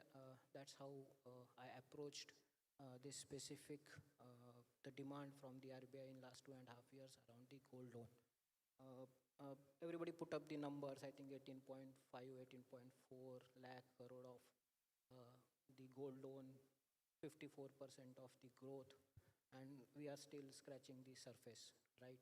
So till the time I came here, I was like, we have done a lot of things and things will be settling down, but after seeing the numbers people thrown, I think we have a lot to do as a CTO or the technology partners to the organization. So till the time you see the compliance more of a process or a paperwork, I think you will struggle, right? Because the volume we see, obviously the people will burn out doing audits, following the norms. Obviously, Excels will break if you want to do the analysis, getting data out of the system and seeing whether the LTV is breached or not. Few of them mentioned that how the MTM and the LTV carries now the importance with this customer level exposure guideline coming effective 1st April. So, so the point here is that unless we inherit this in terms of the line of codes in the system, with the scale coming in, the growth we have been talking, people will struggle to maintain the compliance and the governance around the gold loan. So if you want to be sustainable, obviously this compliance has to turn into a line of code in your system so that there are no bypasses, there are no exceptions which are being coming, and then obviously you need to maybe a real-time monitoring with the help of all the AIs we have been talking. What we did at our end is something I will put up on the table. So LTV is something, like I said, continuously monitoring that piece on day in, day out, and that too at a customer level, because earlier the scheme of things were at a scheme level or a product level. Now it has gone to the customer level where we have to see that whether his live loans are there, how much is the outstanding amount, you have to derive that, whether it is a billed interest, unbilled interest, whether there is excess amount, audit is being done, there are excess amount being tagged to the asset, whether the asset is spurious. So all these permutation combinations comes into the picture, and you have to real time give that customer level exposure to the business guy who is sitting in the branch who doesn't understand all these compliances, right? The only thing he knows that to get a customer into the business. So when you do all this and then you write this into a code, obviously then that's where you don't skip any compliances or the misses in the compliance. First thing. Secondly, it's what we talked majorly about the RBI memos around the gold customer level exposure or LTO or MTM.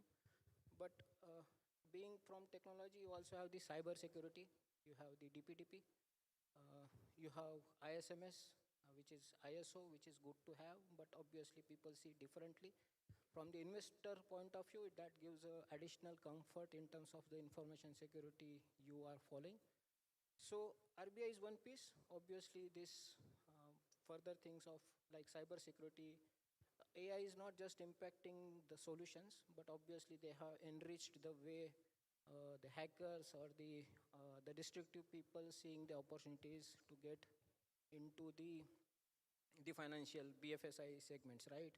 If you see the eKYC has your biometric, which is most critical customer, I will say, data point.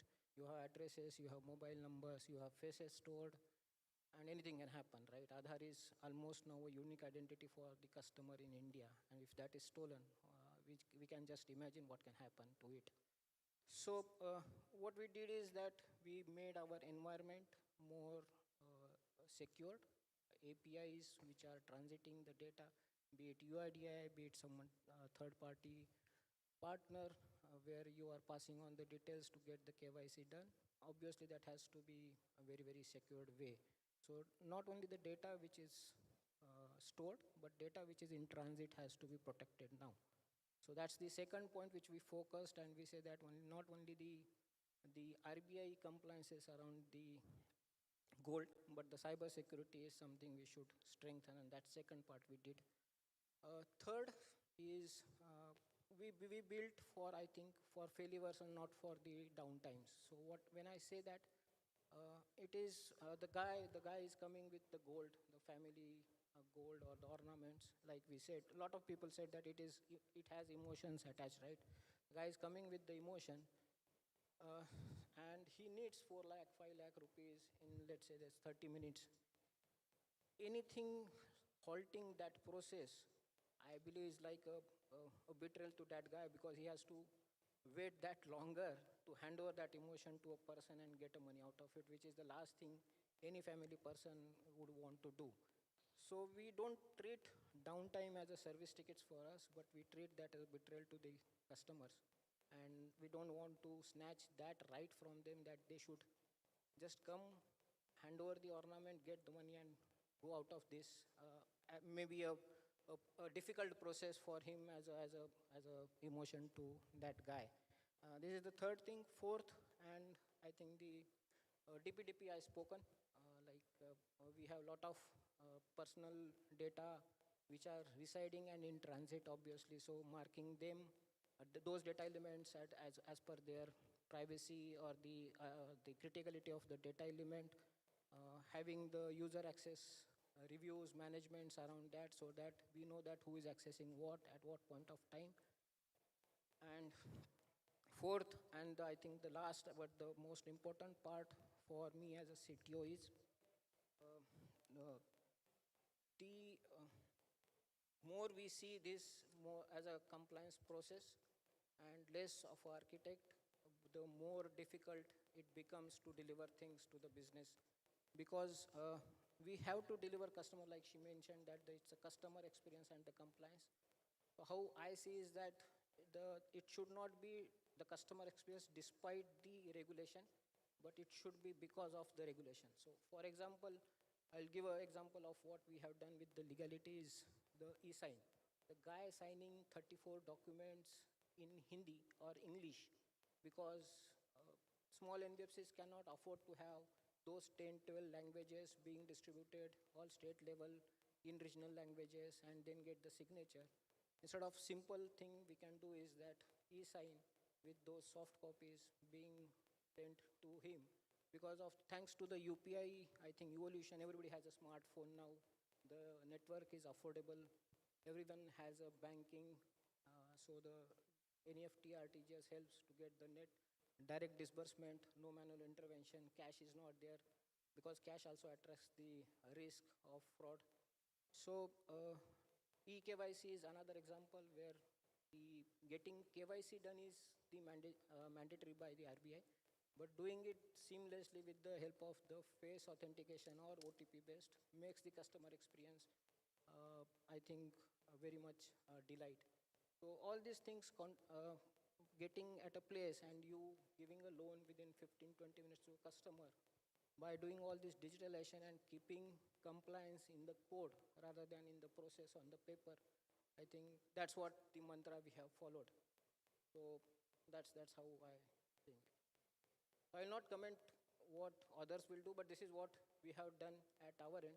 And obviously, future lot of talk has happened. Obviously, AI is the next thing: fraud, risk, customer identification. Obviously, lot of scope. Gold valuation still evolving. I see, but yes, opportunity is there. Thanks, Ganesh. I think people often see technology priorities, legal priorities as conflict. I think your answer went into very detailed specifics of how this trade-off actually doesn't exist if you really think about it and think of it as an architecture. So, and thanks for the specifics as well. Very useful and very tactical for the audience. Manisha, I want to come to you next. We've talked about technology, and I think Ganesh also alluded to this specific technology. And I think no panel discussion is complete without going deeper into AI. Everyone knows it can help. Everyone says it can help. How can it actually help with compliance? Specifics. I think it's a brilliant question. And I'm Manisha Singla from DBS. I had the gold loan product and strategic partnerships. The reason I want to emphasize with the DBS bank, because see, in DBS, every bank has a mantra. In DBS, our CEO clearly says, you know, we are AI-enabled bank with a heart. What does that mean? He says, we marry their technology and human empathy. So one of the mandates as the things are growing, and gold loan, you know, my co-panelists have already emphasized how critical this segment is, as this is one of the credit products, you know, where demand is proven. We are just like 5% of what organized sector could be of the overall gold. So I think to a lot of people here who mentioned that it could be a threat and unorganized can do more than organized, I think it's a matter of time. When demonetization came, when UPI came, did one of us ever expect that our parents will do a Google Pay? They didn't even know how to, use a debit card. So I think it's an evolution. So same is for AI. The reason I'm giving this example, because people think AI is here to, fasten the things. Few people feel it will cut your job. But I think if AI married with customer experience and trust, this is the best thing that can happen to our business. And in fact, quite a few people who have, showcased the technology. I'm invited to break gold loan into 3 stages. Take a pre-onboarding, right, where we do customer checks. As Aditya mentioned, Experian. At the end of the day, we are commingling the data, using the AI to say that, does the customer has an ability to pay? So AI is making my solutioning much faster. And even for an NTC new to credit customers, I can use surrogates, saying that this guy has these demons, can he be, given a gold loan? Similarly, at the time of onboarding, what we are doing is purity checks, which are ancestrally based on an appraiser doing the same. But people said the technology, XRF, thermal. I'm saying if this comes into picture, my vision is that if we really want to serve the 95% of people whom today we are not able to serve, digital, technology, AI, why can't we have hubs where, somebody sitting at home digitally scans his images? If AI can do the 95% of the purity check saying that, oh, this is how much you will get, just walk down to my nearest hub and take the gold loan. And money gets to your savings account. I mean, that's personally sitting in this forum, I feel 3 years from now might not be a, dream. Now coming to your third part, which is post-onboarding governance. See, today, I am sure any organization, all of us sitting here, spend 50% of their budget either on technology or governance. Because this is a highly regulated product. Even if you have done a purity check at the time of onboarding, you do it later. Same for your documentations, But if you imbibe AI on top of it, which is like I just scan my documents using an OCR technology and says, oh, everything is fine. If I just scan the images of my gold loan and say, looks promising, there's only X number of branches where I think probably a physical visit is warranted. We are even using AI, or in fact, in a later stage of POC where for agri loans, which has been a pain after quite a few guidelines, for end use monitoring, where using your satellite data, right? If I can just know that the customer land is actually an agricultural land, what is the crop grown, my problem is solved. Then why an agri loan, which is the true need of a customer, is any longer something a bank should feel a tedious process? I can give the loan in 20 minutes using all this, and then the guy is taken care. Be it a customer who's underserved, be it a customer who's affluent. Guys, let's understand the last growth which has come is not only because the gold prices have gone up, it's because the social taboo around gold loans saying that, is it only for my emergency needs? It's no longer the case. As Neha very well articulated in the recent circular, the MSME, we're making the things transparent. Earlier, the customer used to be hesitant to declare I'm taking it for, a business loan. Now he confidently says it because a bank can give a higher LTV. A bank can, serve his needs more promising. So to my mind, technology, AI, and a layer of regulatory governance is a full package. Definitely any change, we all are humans, takes some time. Even if somebody says, don't take a route A to the office, take route B. I'll always have my apprehensions while B could be the best, why? So it's just that mod. If we all come together the way, the people here who have come for this conclave are demonstrating their solution, I think it's a matter of time. Next 6 months, we'll all see that organized sector suddenly from 5% is probably becoming 10, 15, you never know. Right now, the question is, there is a demand. Who reaches the customer faster with a better experience and fulfills the need? He wins the game. Thank you. Just one point to add to what you said. Right now AI is the in thing, and it's kind of happening that everyone is jumping onto AI saying the fear of missing out, or I should be part of the AI club, or the AI first NBFC, or AI first bank. So we shouldn't be adopting, of course I do agree totally with you, AI simplifies a lot of the jobs. AI does something like the mathematics integration wonderfully well. At the same time, before onboarding any AI, all the checks and balances that need to be done have to be taken care of. Even the government, the RBI also recently came up something with the MITOS thing. So that could happen with anything else as well. So with all the safeguards, we should be onboarding. That's a small point that I would like to add. Thank you. Thanks, Praveen, and thanks, Manisha. I think you're right that a lot of people see AI right now incrementally. Can it make things 15% more efficient? I think you articulated well how it can actually re-architect and not make things better, just change certain fundamental things that you take for granted in your current processes. Like, for example, the AI hub idea that you mentioned, right? It's not a improvement of a current process, it's a completely new process. With that, Joydeep, I want to come to you. We've dealt with gold loan branch, we've dealt with the gold loan product, we've dealt with gold loan technology. Going to pivot completely with you because you deal with insurance. With the new regulations that are coming in, and now RBI is also amending the responsible business conduct directions with specific, you cannot bundle in insurance anymore. There's a lot of regulation around insurance as well, not just the gold loan product, but around insurance surrounding these financial products. Am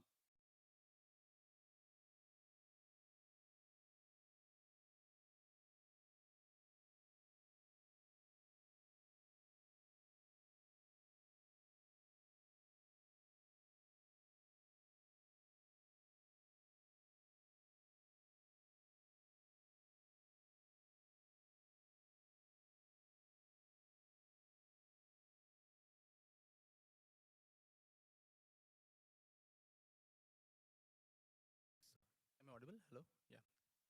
Yeah, thanks, Aditya. That was a lengthy question, yeah. Okay, so introduce myself. I am Joydeep. I am from Marsh, India, and I head the financial institutions practices, which includes all the banks and BFCs, pledged gold entities. Before I start, I'll just like to borrow the example of car from Aditya. So as you rightly pointed out, I'd like to pivot with insurance. If it is a car with brake, without brake, we are the ADAS and the airbags, which comes at the right time to help you and to save the car. So just to bring a perspective, like every business, whether it be it gold loan or microfinance or for that matter uh, it is meant to grow. We don't do a business which is not meant to grow or not meant to scale up. Now, when we do that, we always evaluate the risks and try to categorize them, what can be retained, what can be transferred, what can be avoided. And taking a view from that, insurance and risk management, what it had been. So if you look at the gold loan market, suppose a decade back, it was concentrated mainly in the southern states. We had not seen too many, entries into the northern market. Not that even today we see that, a lot of penetration into the northern Indian market, which is slowly picking up. But initially, if you look at the risk, what was perceived was the storage of gold. That's it.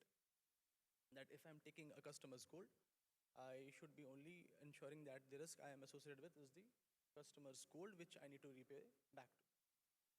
Now, with the evolving nature of risk, and if you see off late, specifically the operational risk associated with this kind of business has gone tremendously high.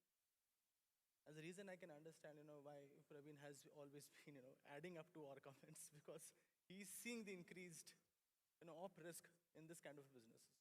So if you ask me, like, if a decade back, we were not having a spurious gold situation or a confiscated gold situation. Now we're talking these languages. Why? Because of the evolutions. And we are not saying that because of the evolutions, we need to stop our business. We need to figure out how can we provide the safety nets so that the business can continue without the hindrance, and also in that parlance, ensure the customers are not, the fair customers are not, taken for a ride. It's just like being saying that, if a couple of them are not good, we are turning the entire, fraternity bad. It's not like that. So these eventualities are there to happen. And for us, with this evolving nature of op risk, we try to keep, we constantly evolve our structures as well. Now, to add to that, when we talk about the regulations or, the changing nature of regulations, now, if I'm not wrong, from April onwards, we also have silver on the plate. Since morning, I've seen all the presentations where we had the estimates of gold ranging from 30,000 tons to 35,000 tons. I'm sure the silver estimates will be much higher, given silver rates are low. So we always have silver rates silver quantity much higher, and that will also come into the play. And this business is also going to grow from here. Now, to understand what are the nuances we need to bring in for that metal, how can we put the guardrails around it, the SOPs around it, and eventually what all can't be. So eventually, if you look at from the risk perspective, not every risk can be insured. So that is how the ERM comes into play. And from our perspective, Marsh, not only we try to structure the insurance covers, we also try to structure you the risk management practices, which will help you beyond insurance.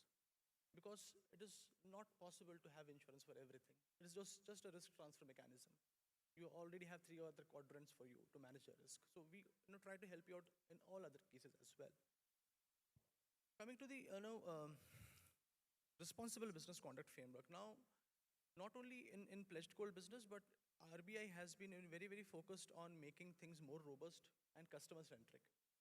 If you look at, 3 months back, we had a regulation from RBI wherein, for any digital transaction, it is a no-fault liability, that the bank has to compensate back up to 50,000 rupees to the customer. No-fault liability. Now, imagine the lens from which RBI is looking at. They just want to instill confidence for the digitization to happen, so that tomorrow you are not afraid of adopting digitization and going ahead. But every new evolution comes with their own set of challenges. So as in, if you look at last couple of years, we are seeing the adoption of AI into business transformations, into business solutionings. And obviously, as Mr. Vaidya said, we are seeing that, it is helping us, making the processes much faster. But as I say, heavy is the head that wears the crown. So yes, it also comes with a lot of, responsibilities and checks which we need to implement. Today, the amount of cases we see for deepfakes, we see the amount of cases where, you can tweak the codes and, fetch things out. So every aspect of this, now the regulator is from the perspective that, okay, fine, if something has happened, it is not only about compensating, it is about your governance failure as well. Then wherever you're standing. So if you look at the DPDP Act, the regulatory fines which are proposed out there are from governance failure aspect as well. It is not just that what breach has happened. As we were discussing, Aditya, like, if you are now compelled to take consent for everything from a customer, and I'm sure the business which we are talking about, it contains the PII information, right? Customer KYC is nothing but PII information. And PII information, if at this juncture, with the consent for which we have taken is not used, and it is used something else, you are in for a huge fine. Now, how do you protect yourself? So governance failures, lack of initiatives on protecting the governance mechanisms, those are the new areas, new avenues where the covers are being structured as we speak. From the perspective of there's another more focused area where we see that you can't use coercive actions to recover loans. Earlier in this segment, unfortunately, and we have seen in microfinance as well, coerciveness was very, very high to gain back the money. But now you can't coerce that extent. What about the loan book portfolio? Now we have to think about in structure, like as we had presented in the other hall. There is something which is very, very useful called parametric insurances, because majority of the customer segment which we cater, like MSMEs which we talk about, or the low-income household which we talk about, by day-to-day earning of their livelihood, they are able to repay back the loan amount, or they factor in their loan amount repayability. Now, if due to extreme weather conditions for 3 to 4 days they are unable to execute their work, or they're not able to gain their livelihood, it impacts the repayability. Now, in that situation, how can you protect your loan book? You can always have this parametric coming into picture, wherein you will get a default, once the event is triggered, you get a payout which helps you protect your loan book. You can have a loan holiday if needed be to the customer. If needed be, you can your recovery rights are not hampered at all.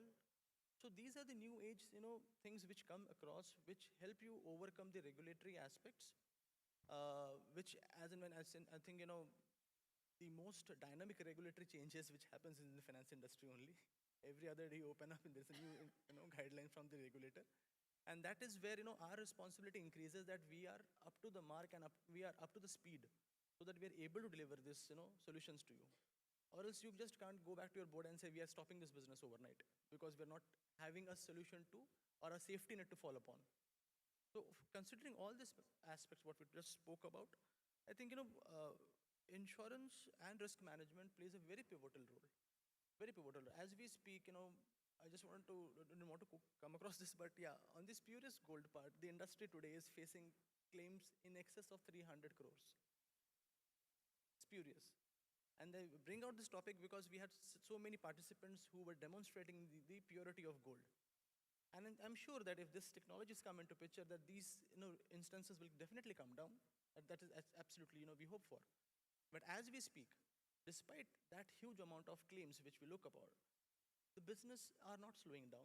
Neither the providers or the carriers or people like us who structure the covers, we are shying away from the responsibilities of providing the cover. So as we speak that, wherever you have the new evolutions coming and new adoptions of new processes coming, obviously the new set of challenges follow, without saying. But yes, we are equipped with, and with the upcoming evolutions, we are definite that we will have solutions so that this entire business model keeps on thriving. Thanks, Joydeep. I think great perspective. I think great bookend to the discussion that Praveen started. Different perspective from which you're looking at risk from the insurance side. And I think even if you're not an insurer, it helps to adopt an insurer's mindset when looking at risk, because you're in the... Aditya, I wanted to make one point. What he mentioned is very important. So like DPDP and PII. So lot of these LLM models or the AI models, those are online. The first thing RBI asks is data has to be in India. So we have to be very careful when we choose these models. The data is not going outside, because a lot of these companies will make statements that data resides. But when you ask them to write it in black and white, very few people will do that. We have to be very careful what business case we are looking. Obviously, not denying that there is a huge potential when the AI comes. But at the same time, I am not the worlds of Meta or Google where I am not regulated. I have a playground given by the RBI and I need to play within that. So this is something also we need to consider when we do the experiments with the AI and LLM. Thanks. Thanks, Ganesh. I think we're at the end of the main panel. I think there's just one rapid fire question, very quick answers from everyone. Very quick answers. Like, and I'm putting you on the spot, forcing you to commit to one answer. Um, what is one practice or technology, one, but like just one, you have to pick one. We've discussed a lot in this session about how compliance and technology and customer experience can all intersect, that you don't have to make this trade-off. I think that's been an overriding theme of most of the answers, if not all, I think all the answers. People are looking at, okay, that's fine. And you've given, and through this panel, they have like 10 different things to do now. But obviously, we know bandwidth is limited and there's always P0 projects, P1 projects. If people are looking at, okay, next quarter, I have bandwidth to do one thing. One practice I can focus on implementing at my branch level, or one technology I can adopt at my branch level. What, in your opinion, this is purely opinion and purely subjective, what is one practice or technology that they should do that meets both compliance and customer experience objectives? That should be, say, the next priority. For someone looking for guidance that with limited bandwidth, what should my P1 right now be from tomorrow? Very quickly. Ganesh, why don't we start with you and we can come down this way.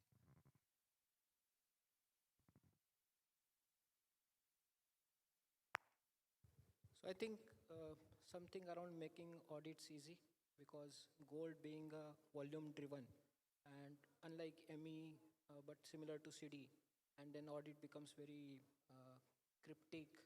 Logs has to be written, they has to be produced like 6 years down the line, 5 years down the line. So something if we can empower or improve on the audit is something I think is need of the hour with the volume going on. Great, thanks. Joydeep? Okay, so one thing, if you ask me, is like, the way we have digitized the currency, if we are able to take digitization of gold, I think a lot of things can be solved very instantaneously. I think he knew what my thought is going, but since you restricted me with 3 to 6 months, right? Because this seems to be far-fetched, I would say a standardized valuation. Just standardize the valuation. You go to any of my 400 branches, you'll have the standard value too. That's what I would like to do. Perfect. I'll have a very easy thing to suggest. Given the reach of gold loan businesses to a very, very diverse segment of our country, population, I would say both the employees at the branch and all the consumers that we are dealing with. In every interaction, it may be a branch, it may be a digital phone, app, website, just educate and make consumers aware and empower them through that awareness to always choose the right thing in their credit life. I think it is a eminent need of the time. It is also a regulatory expectation as much as a business need for lenders. History has always suggested that informed customers perform better than misinformed or ill-informed customers. So I think that's the easy and quick one, given the time frame, Aditya, that you bound us with. Standardize the entire customer journey, right from LTV, process, loan documentations, monitoring, till your auction process. And the next phase is going to be customer access, technology, and compliant. So whoever is going to monitor these things and whoever is going to scale these things are going to be the winners. So one thing that I would like to standardize in next 3 months is the centralized way of handling the LTV breaches that we have to monitor. Earlier we used to monitor at loan account level. Now we have to monitor at customer level. So that is one of the most important thing that I should inform the customers looking into the gold price fluctuations that we are having in the war position, like at times gold is suddenly going down. We should be ready in a manner that even if I am informing to the customer that your LTV is breaching, at the same time I should give them option to them to clear that breaches, like whatever is the amount because of which that breach is happening, he should be able to pay it real time. That is what many organizations are lacking as of now. And I feel that is the foundation. That's not like P1, it should be P0, real-time requirement. My point would be like, see, there's a famous quote from the statistician Edward Demings, who actually contributed to the concept of TQM. His quote goes this way: "In God we trust." I think the remaining is the rest we audit. So in God we trust. I think there's something else. Rest data is needed, something like that. But then I'll put it as in God we trust, rest we audit. So I would say the next important thing that we all should be doing is totally strengthening the audit and governance functions, because that is when the regulator and the compliance feels secure and assured that yes, things are in order. So and that can be done using AI, data predictive analytics, and also like a lot of camera-based security systems which help manage these risks. So I think that's one thing that we have to strengthen in the next few months also. And coming to the point, like Joydeep was saying about digitization, there's a product called EGR which is already there. So probably the regulator should allow NBFCs and banks to lend against EGR. Or that could be something like tokenization of gold if HUIDs and all these are standardized. So all those kind of things could come up in future. That's it. Thank you. Thanks, and thanks to the panel. I think it was a great discussion, and have a good rest of the event and a good evening.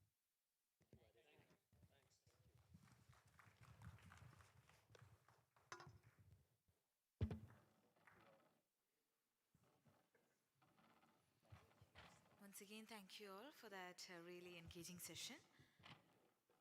Let's pause for a photo session.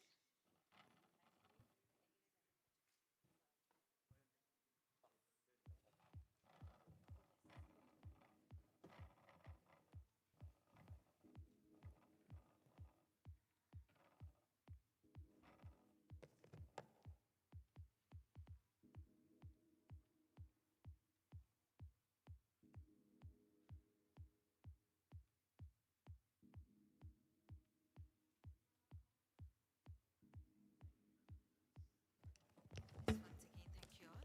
And now we are here at the final moments of the day, that is the last panel discussion on the topic, the next decade of gold lending, what will define market leaders by 2030.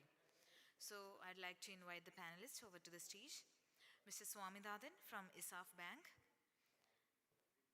Mr. Dibyendu Nandi, co-founder and chief business officer of Livelong 365, Mr. Aksinha, Chief Revenue Officer of Qualtech, Mr. Kalidasan K, CHRO of Stalwart People Services India Limited, Mr. Prahladan, Business Head of StartFin, Mr. Krishnan PR, Head of Finance and Strategy of SafeTech, and the session would be moderated by Mr. Arnab Sarkar, COO of eFunds. Hi, good afternoon. Arnav. Hi. Hi. Please have a seat. Hi. Please have a seat. Any specific order? We can randomly seat, no problem. Hello, Prabhat. Hi, please. A very good afternoon, ladies and gentlemen, sitting over here. Today's last panel, but most important panel, and we're going to discuss about the next decade of gold loans. Who's going to lead the gold loan, whether it's going to be the traditional players or it's going to be the fintech new age generations. I have a very exciting panel with me. My name is Arnav, and I would like to straight away go to the questions. So I would like to start off with Aksh. Aksh represents the fintech arm. So Aksh, can you please tell us what is that fintech is enabling the next gen gold loan lenders and how they are empowering them to dominate the market and eventually surpass the traditional lenders? Right. So when you say traditional lenders, I'm suspecting you are alluding to the pawnbroking industry. So if you try and look closely as to why even today 65% of India's gold lending is still dominated by these pawnbrokers, I think among many things that they bring to the table, ubiquity, and which means they're just available anywhere. If I want a gold loan, I have an emergency, I just go to my nearby, they call themselves bankers. If you read their shop, this thing, I can just give the gold, walk out with cash in 5 minutes. True. Anything that a technology provider can do in order to enable its gold lending customers to become more ubiquitous, perhaps by providing that level of scalability which gives the confidence to the lender to open thousands of micro branches, knowing very well that the gold loan software will be able to scale and handle that. Anything which enables near to a pawnbroker speed. So a pawnbroker can perhaps do it in 5 minutes. They don't have to capture any documents. There's nothing, no RBI regulation for them to follow. But anything which can allow their customer to be able to, their lending customer to be able to offer a formal gold loan to their client in under 10 minutes or 15 minutes by just doing extreme digitization, making the entire thing frictionless is of course important. Third aspect, sorry, I know this is just a starting question, but the last point was a key aspect of the informal gold lending, which which is a big opportunity for formal lenders, is the fact that they do very, very small micro loans. Customer can walk in and say, "Hey, I have one bangle. Give me a loan against that." Again, anything which allows and enables micro lending at scale in the gold loan context, I think all of that will help make formal lenders more successful and eat the lunch of the informal lenders. Great, thanks. Coming to Dibendu. Dibendu, you are into wellness. And you are ensuring that all the clients, let it be a borrower or a liability client, are very happy. Now take me through embedded lending. Today, the world is moving towards embedded lending. And gold loan, barring everything else, is also has the capacity to be embedded. Now walk us through how gold loan can be embedded into a stack of embedded lending. So gold loan, it carries the gold in it. So somehow it will not be as seamless as, let's say, a buy now, pay later. So embedding a gold loan into the seamless journey may not be that simple. Although I would like to flip it the other way around. Gold loan, unlike other lending models, has a terrific capacity to embed in itself protection for its customer base. So any lender who wants its customer base to get protected, gold loan amongst them has got the capability of not just embedding, but also doing cross-selling. So you mean to say that cross-selling is important. So we're talking about a lot of sales. I would like to come to a compliance person. Now, people are talking about, raise the bar of gold loans. There are a lot of things that has to be taken care. We are talking about a market, CAGR, each company, in fact, the bottom of the layer NBFCs are talking about 40% CAGR from gold loan. As a compliance entity, what are the warnings that you, or what are the suggestions that you give to your NBFCs or banks who are working with you?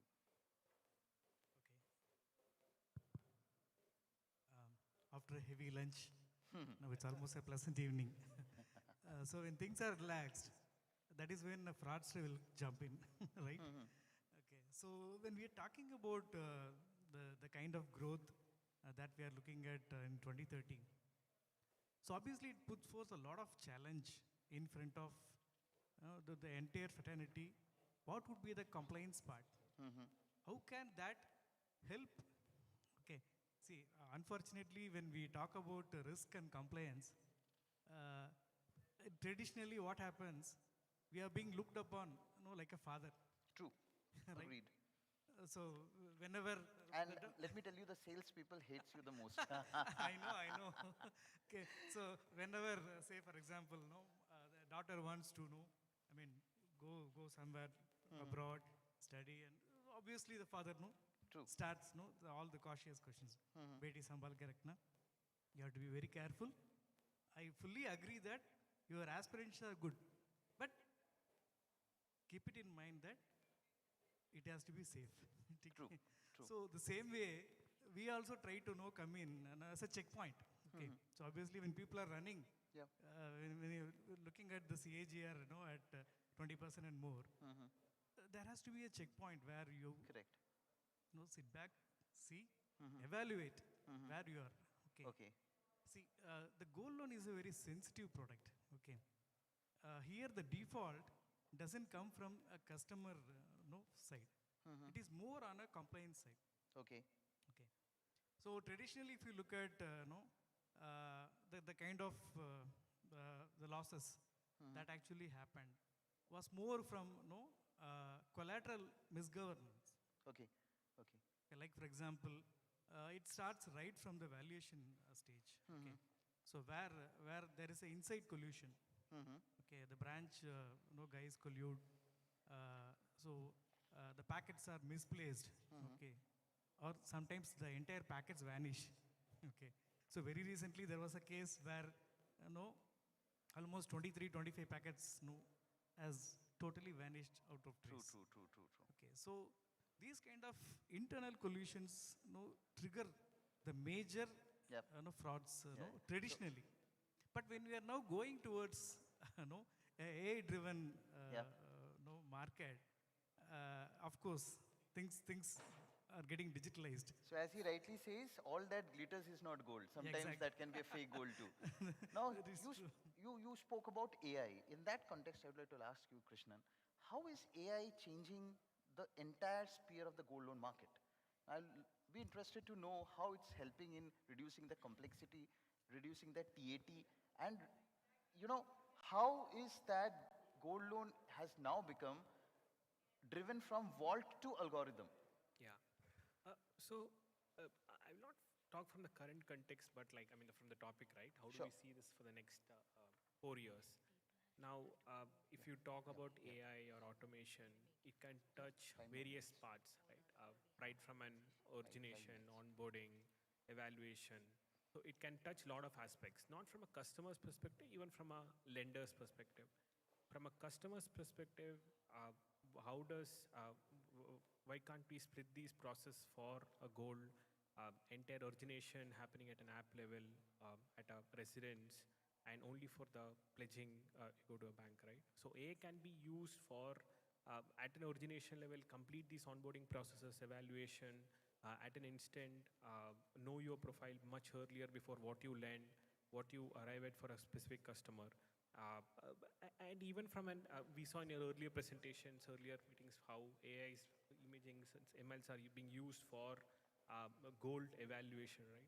So such technologies is expected to move ahead, reduce the TAT, and even from a bank's perspective, when we visit banks, a lot of these complaints take a lot of time from a back end, not just initial process, right? LTV breaches, right? A lot of possibilities from an AI to detect these upfront, ensure these breaches doesn't happen. And also from a data-driven insights for lenders, right? Which branch, which area can provide a much better access to gold loan? How do we expand? So the AI can not just from a process perspective, even from a lender's perspective, it can touch a lot of this. So Dipendu, how can a WhatsApp-based journey, we talk about buy your wellness across. So this question is for Aksh also. I'll be following up with you. How do you think the journeys like a WhatsApp can be also integrated into mainstream? And today we find, book anything via WhatsApp. And, we are very near to days where we'll have agents book my ticket, get my gold loan, and then the agent talks to you. Yeah. So how well do you think, what is the dependency and the state of technology increase that has to happen as per the recent technologies? Because everybody cannot afford technology. People go for software as a solution also. Yeah. So how do you think this gap can be managed? WhatsApp is a great layer for the end users to get bridged to the service provider, right? So here in case it can be a gold loan as a service, or it can be insurance as a service. So reaching out, it becomes so convenient. Now, a recent case that we were looking at is on the claims side. A customer is, let's say, at a hospital, right? And he's intending to go ahead, proceed with a claim scenario. And he's reaching out to the insurance service provider. Okay. Now, WhatsApp is such a convenient layer for him to just share his documents across. Okay. Otherwise, a traditional way of reaching out to the insurance company would be ki mail kar do and all those things. Correct. So it becomes very hassle-free. Yes. Second thing is that you can integrate bots with it and have the customer really interact with, see, at that moment of truth. It's going to be bot to bot. Now, you want to add something, Krishnan? Actually, right. I mean, the thing with WhatsApp is that WhatsApp is completely end-to-end encrypted, and it is DPDP compliant, right? Now So 148 is also applicable. exactly, right? And if you have, and WhatsApp ensures that you don't download any other app, right? You already have, most of the people have WhatsApp. It's encrypted. It is DPDP compliant. So we have the complete stack whereby a WhatsApp can be used for an end-to-end loan journey. What we feel is completely an underrated app for which can be used for the lending journey. Aksh, what's your say on that? You know, on the bot to bot. Absolutely. Yeah. So, one perspective that we're getting when we talk to our lending customers, and everybody, remember, now is looking at gold loan. You've seen the kind of growth, so everybody wants a piece of that pie. A lot of people are complaining about overcrowding in branches. See, especially a regular NBFC. So, you can be a dedicated gold loan NBFCs, but most NBFCs offer multiple products. And you have a limited number of gold loan officers in a branch. If you have too many customers coming in at the same time and then, choking this thing, ultimately it will lead to drop-offs. All right. So what if you could provide a service where a customer can perhaps sit in his home, do a little bit of the journey himself. If it's a new to that NBFC customer, he can give his KYC, everything is anyhow encrypted. What does compliance has to say on that? You don't see a client, you don't know who's your customer, and then you're lending.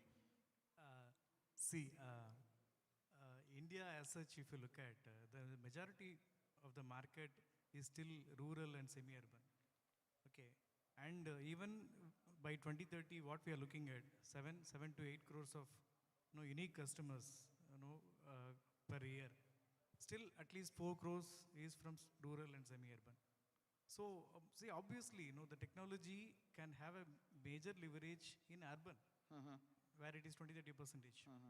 But when you look at the rural and semi-urban market, it is more based on trust. Okay. The customer convenience. Okay, that actually the trust takes the foremost place. They have to believe that their gold, it's their asset. That has to be safe. Okay, that is the main concern. So, gentlemen, due to the scarcity of time, we move on to our last segment, that's rapid fire. I want to start with you. What is the biggest risk in the industry do you see? In a word. It is collateral misgovernance. So, Aksh, what one technology do you think is going to be the near game changer? Don't talk about AI, be specific to something. No, so rather than the one technology, I would say the approach to technology would be perhaps the journey that we have taken, which is building an entire ERP for gold lending rather than trying to force fit a PL or BL or LAP lending software into the gold loan industry. Okay. So the approach should be gold loan specific, All right. So, Divyendu, I just want to know, branch-based loan, because both of your side people were talking about those, branch-based loan or digital loan, what do you prefer? So it's going to be branch-based. Branch-based. Yeah, it's going to remain branch-based because the unlocking of the gold is going to come from the middle class, the mass market. Thanks. Krishnan, the last question. One prediction for 2030. Where do you see gold loan market in India? Just like your Insta loan, 10-minute gold loan. 10-minute gold loan. Yes. So quick commerce, quick gold loan. Yes. Great. Thank you so much, gentlemen. It was a very nice session, very informative session. I hope people would have gathered a lot of knowledge about how to prepare themselves for the next decade, 2030. Thank you so much. Thank you so much. Thank you.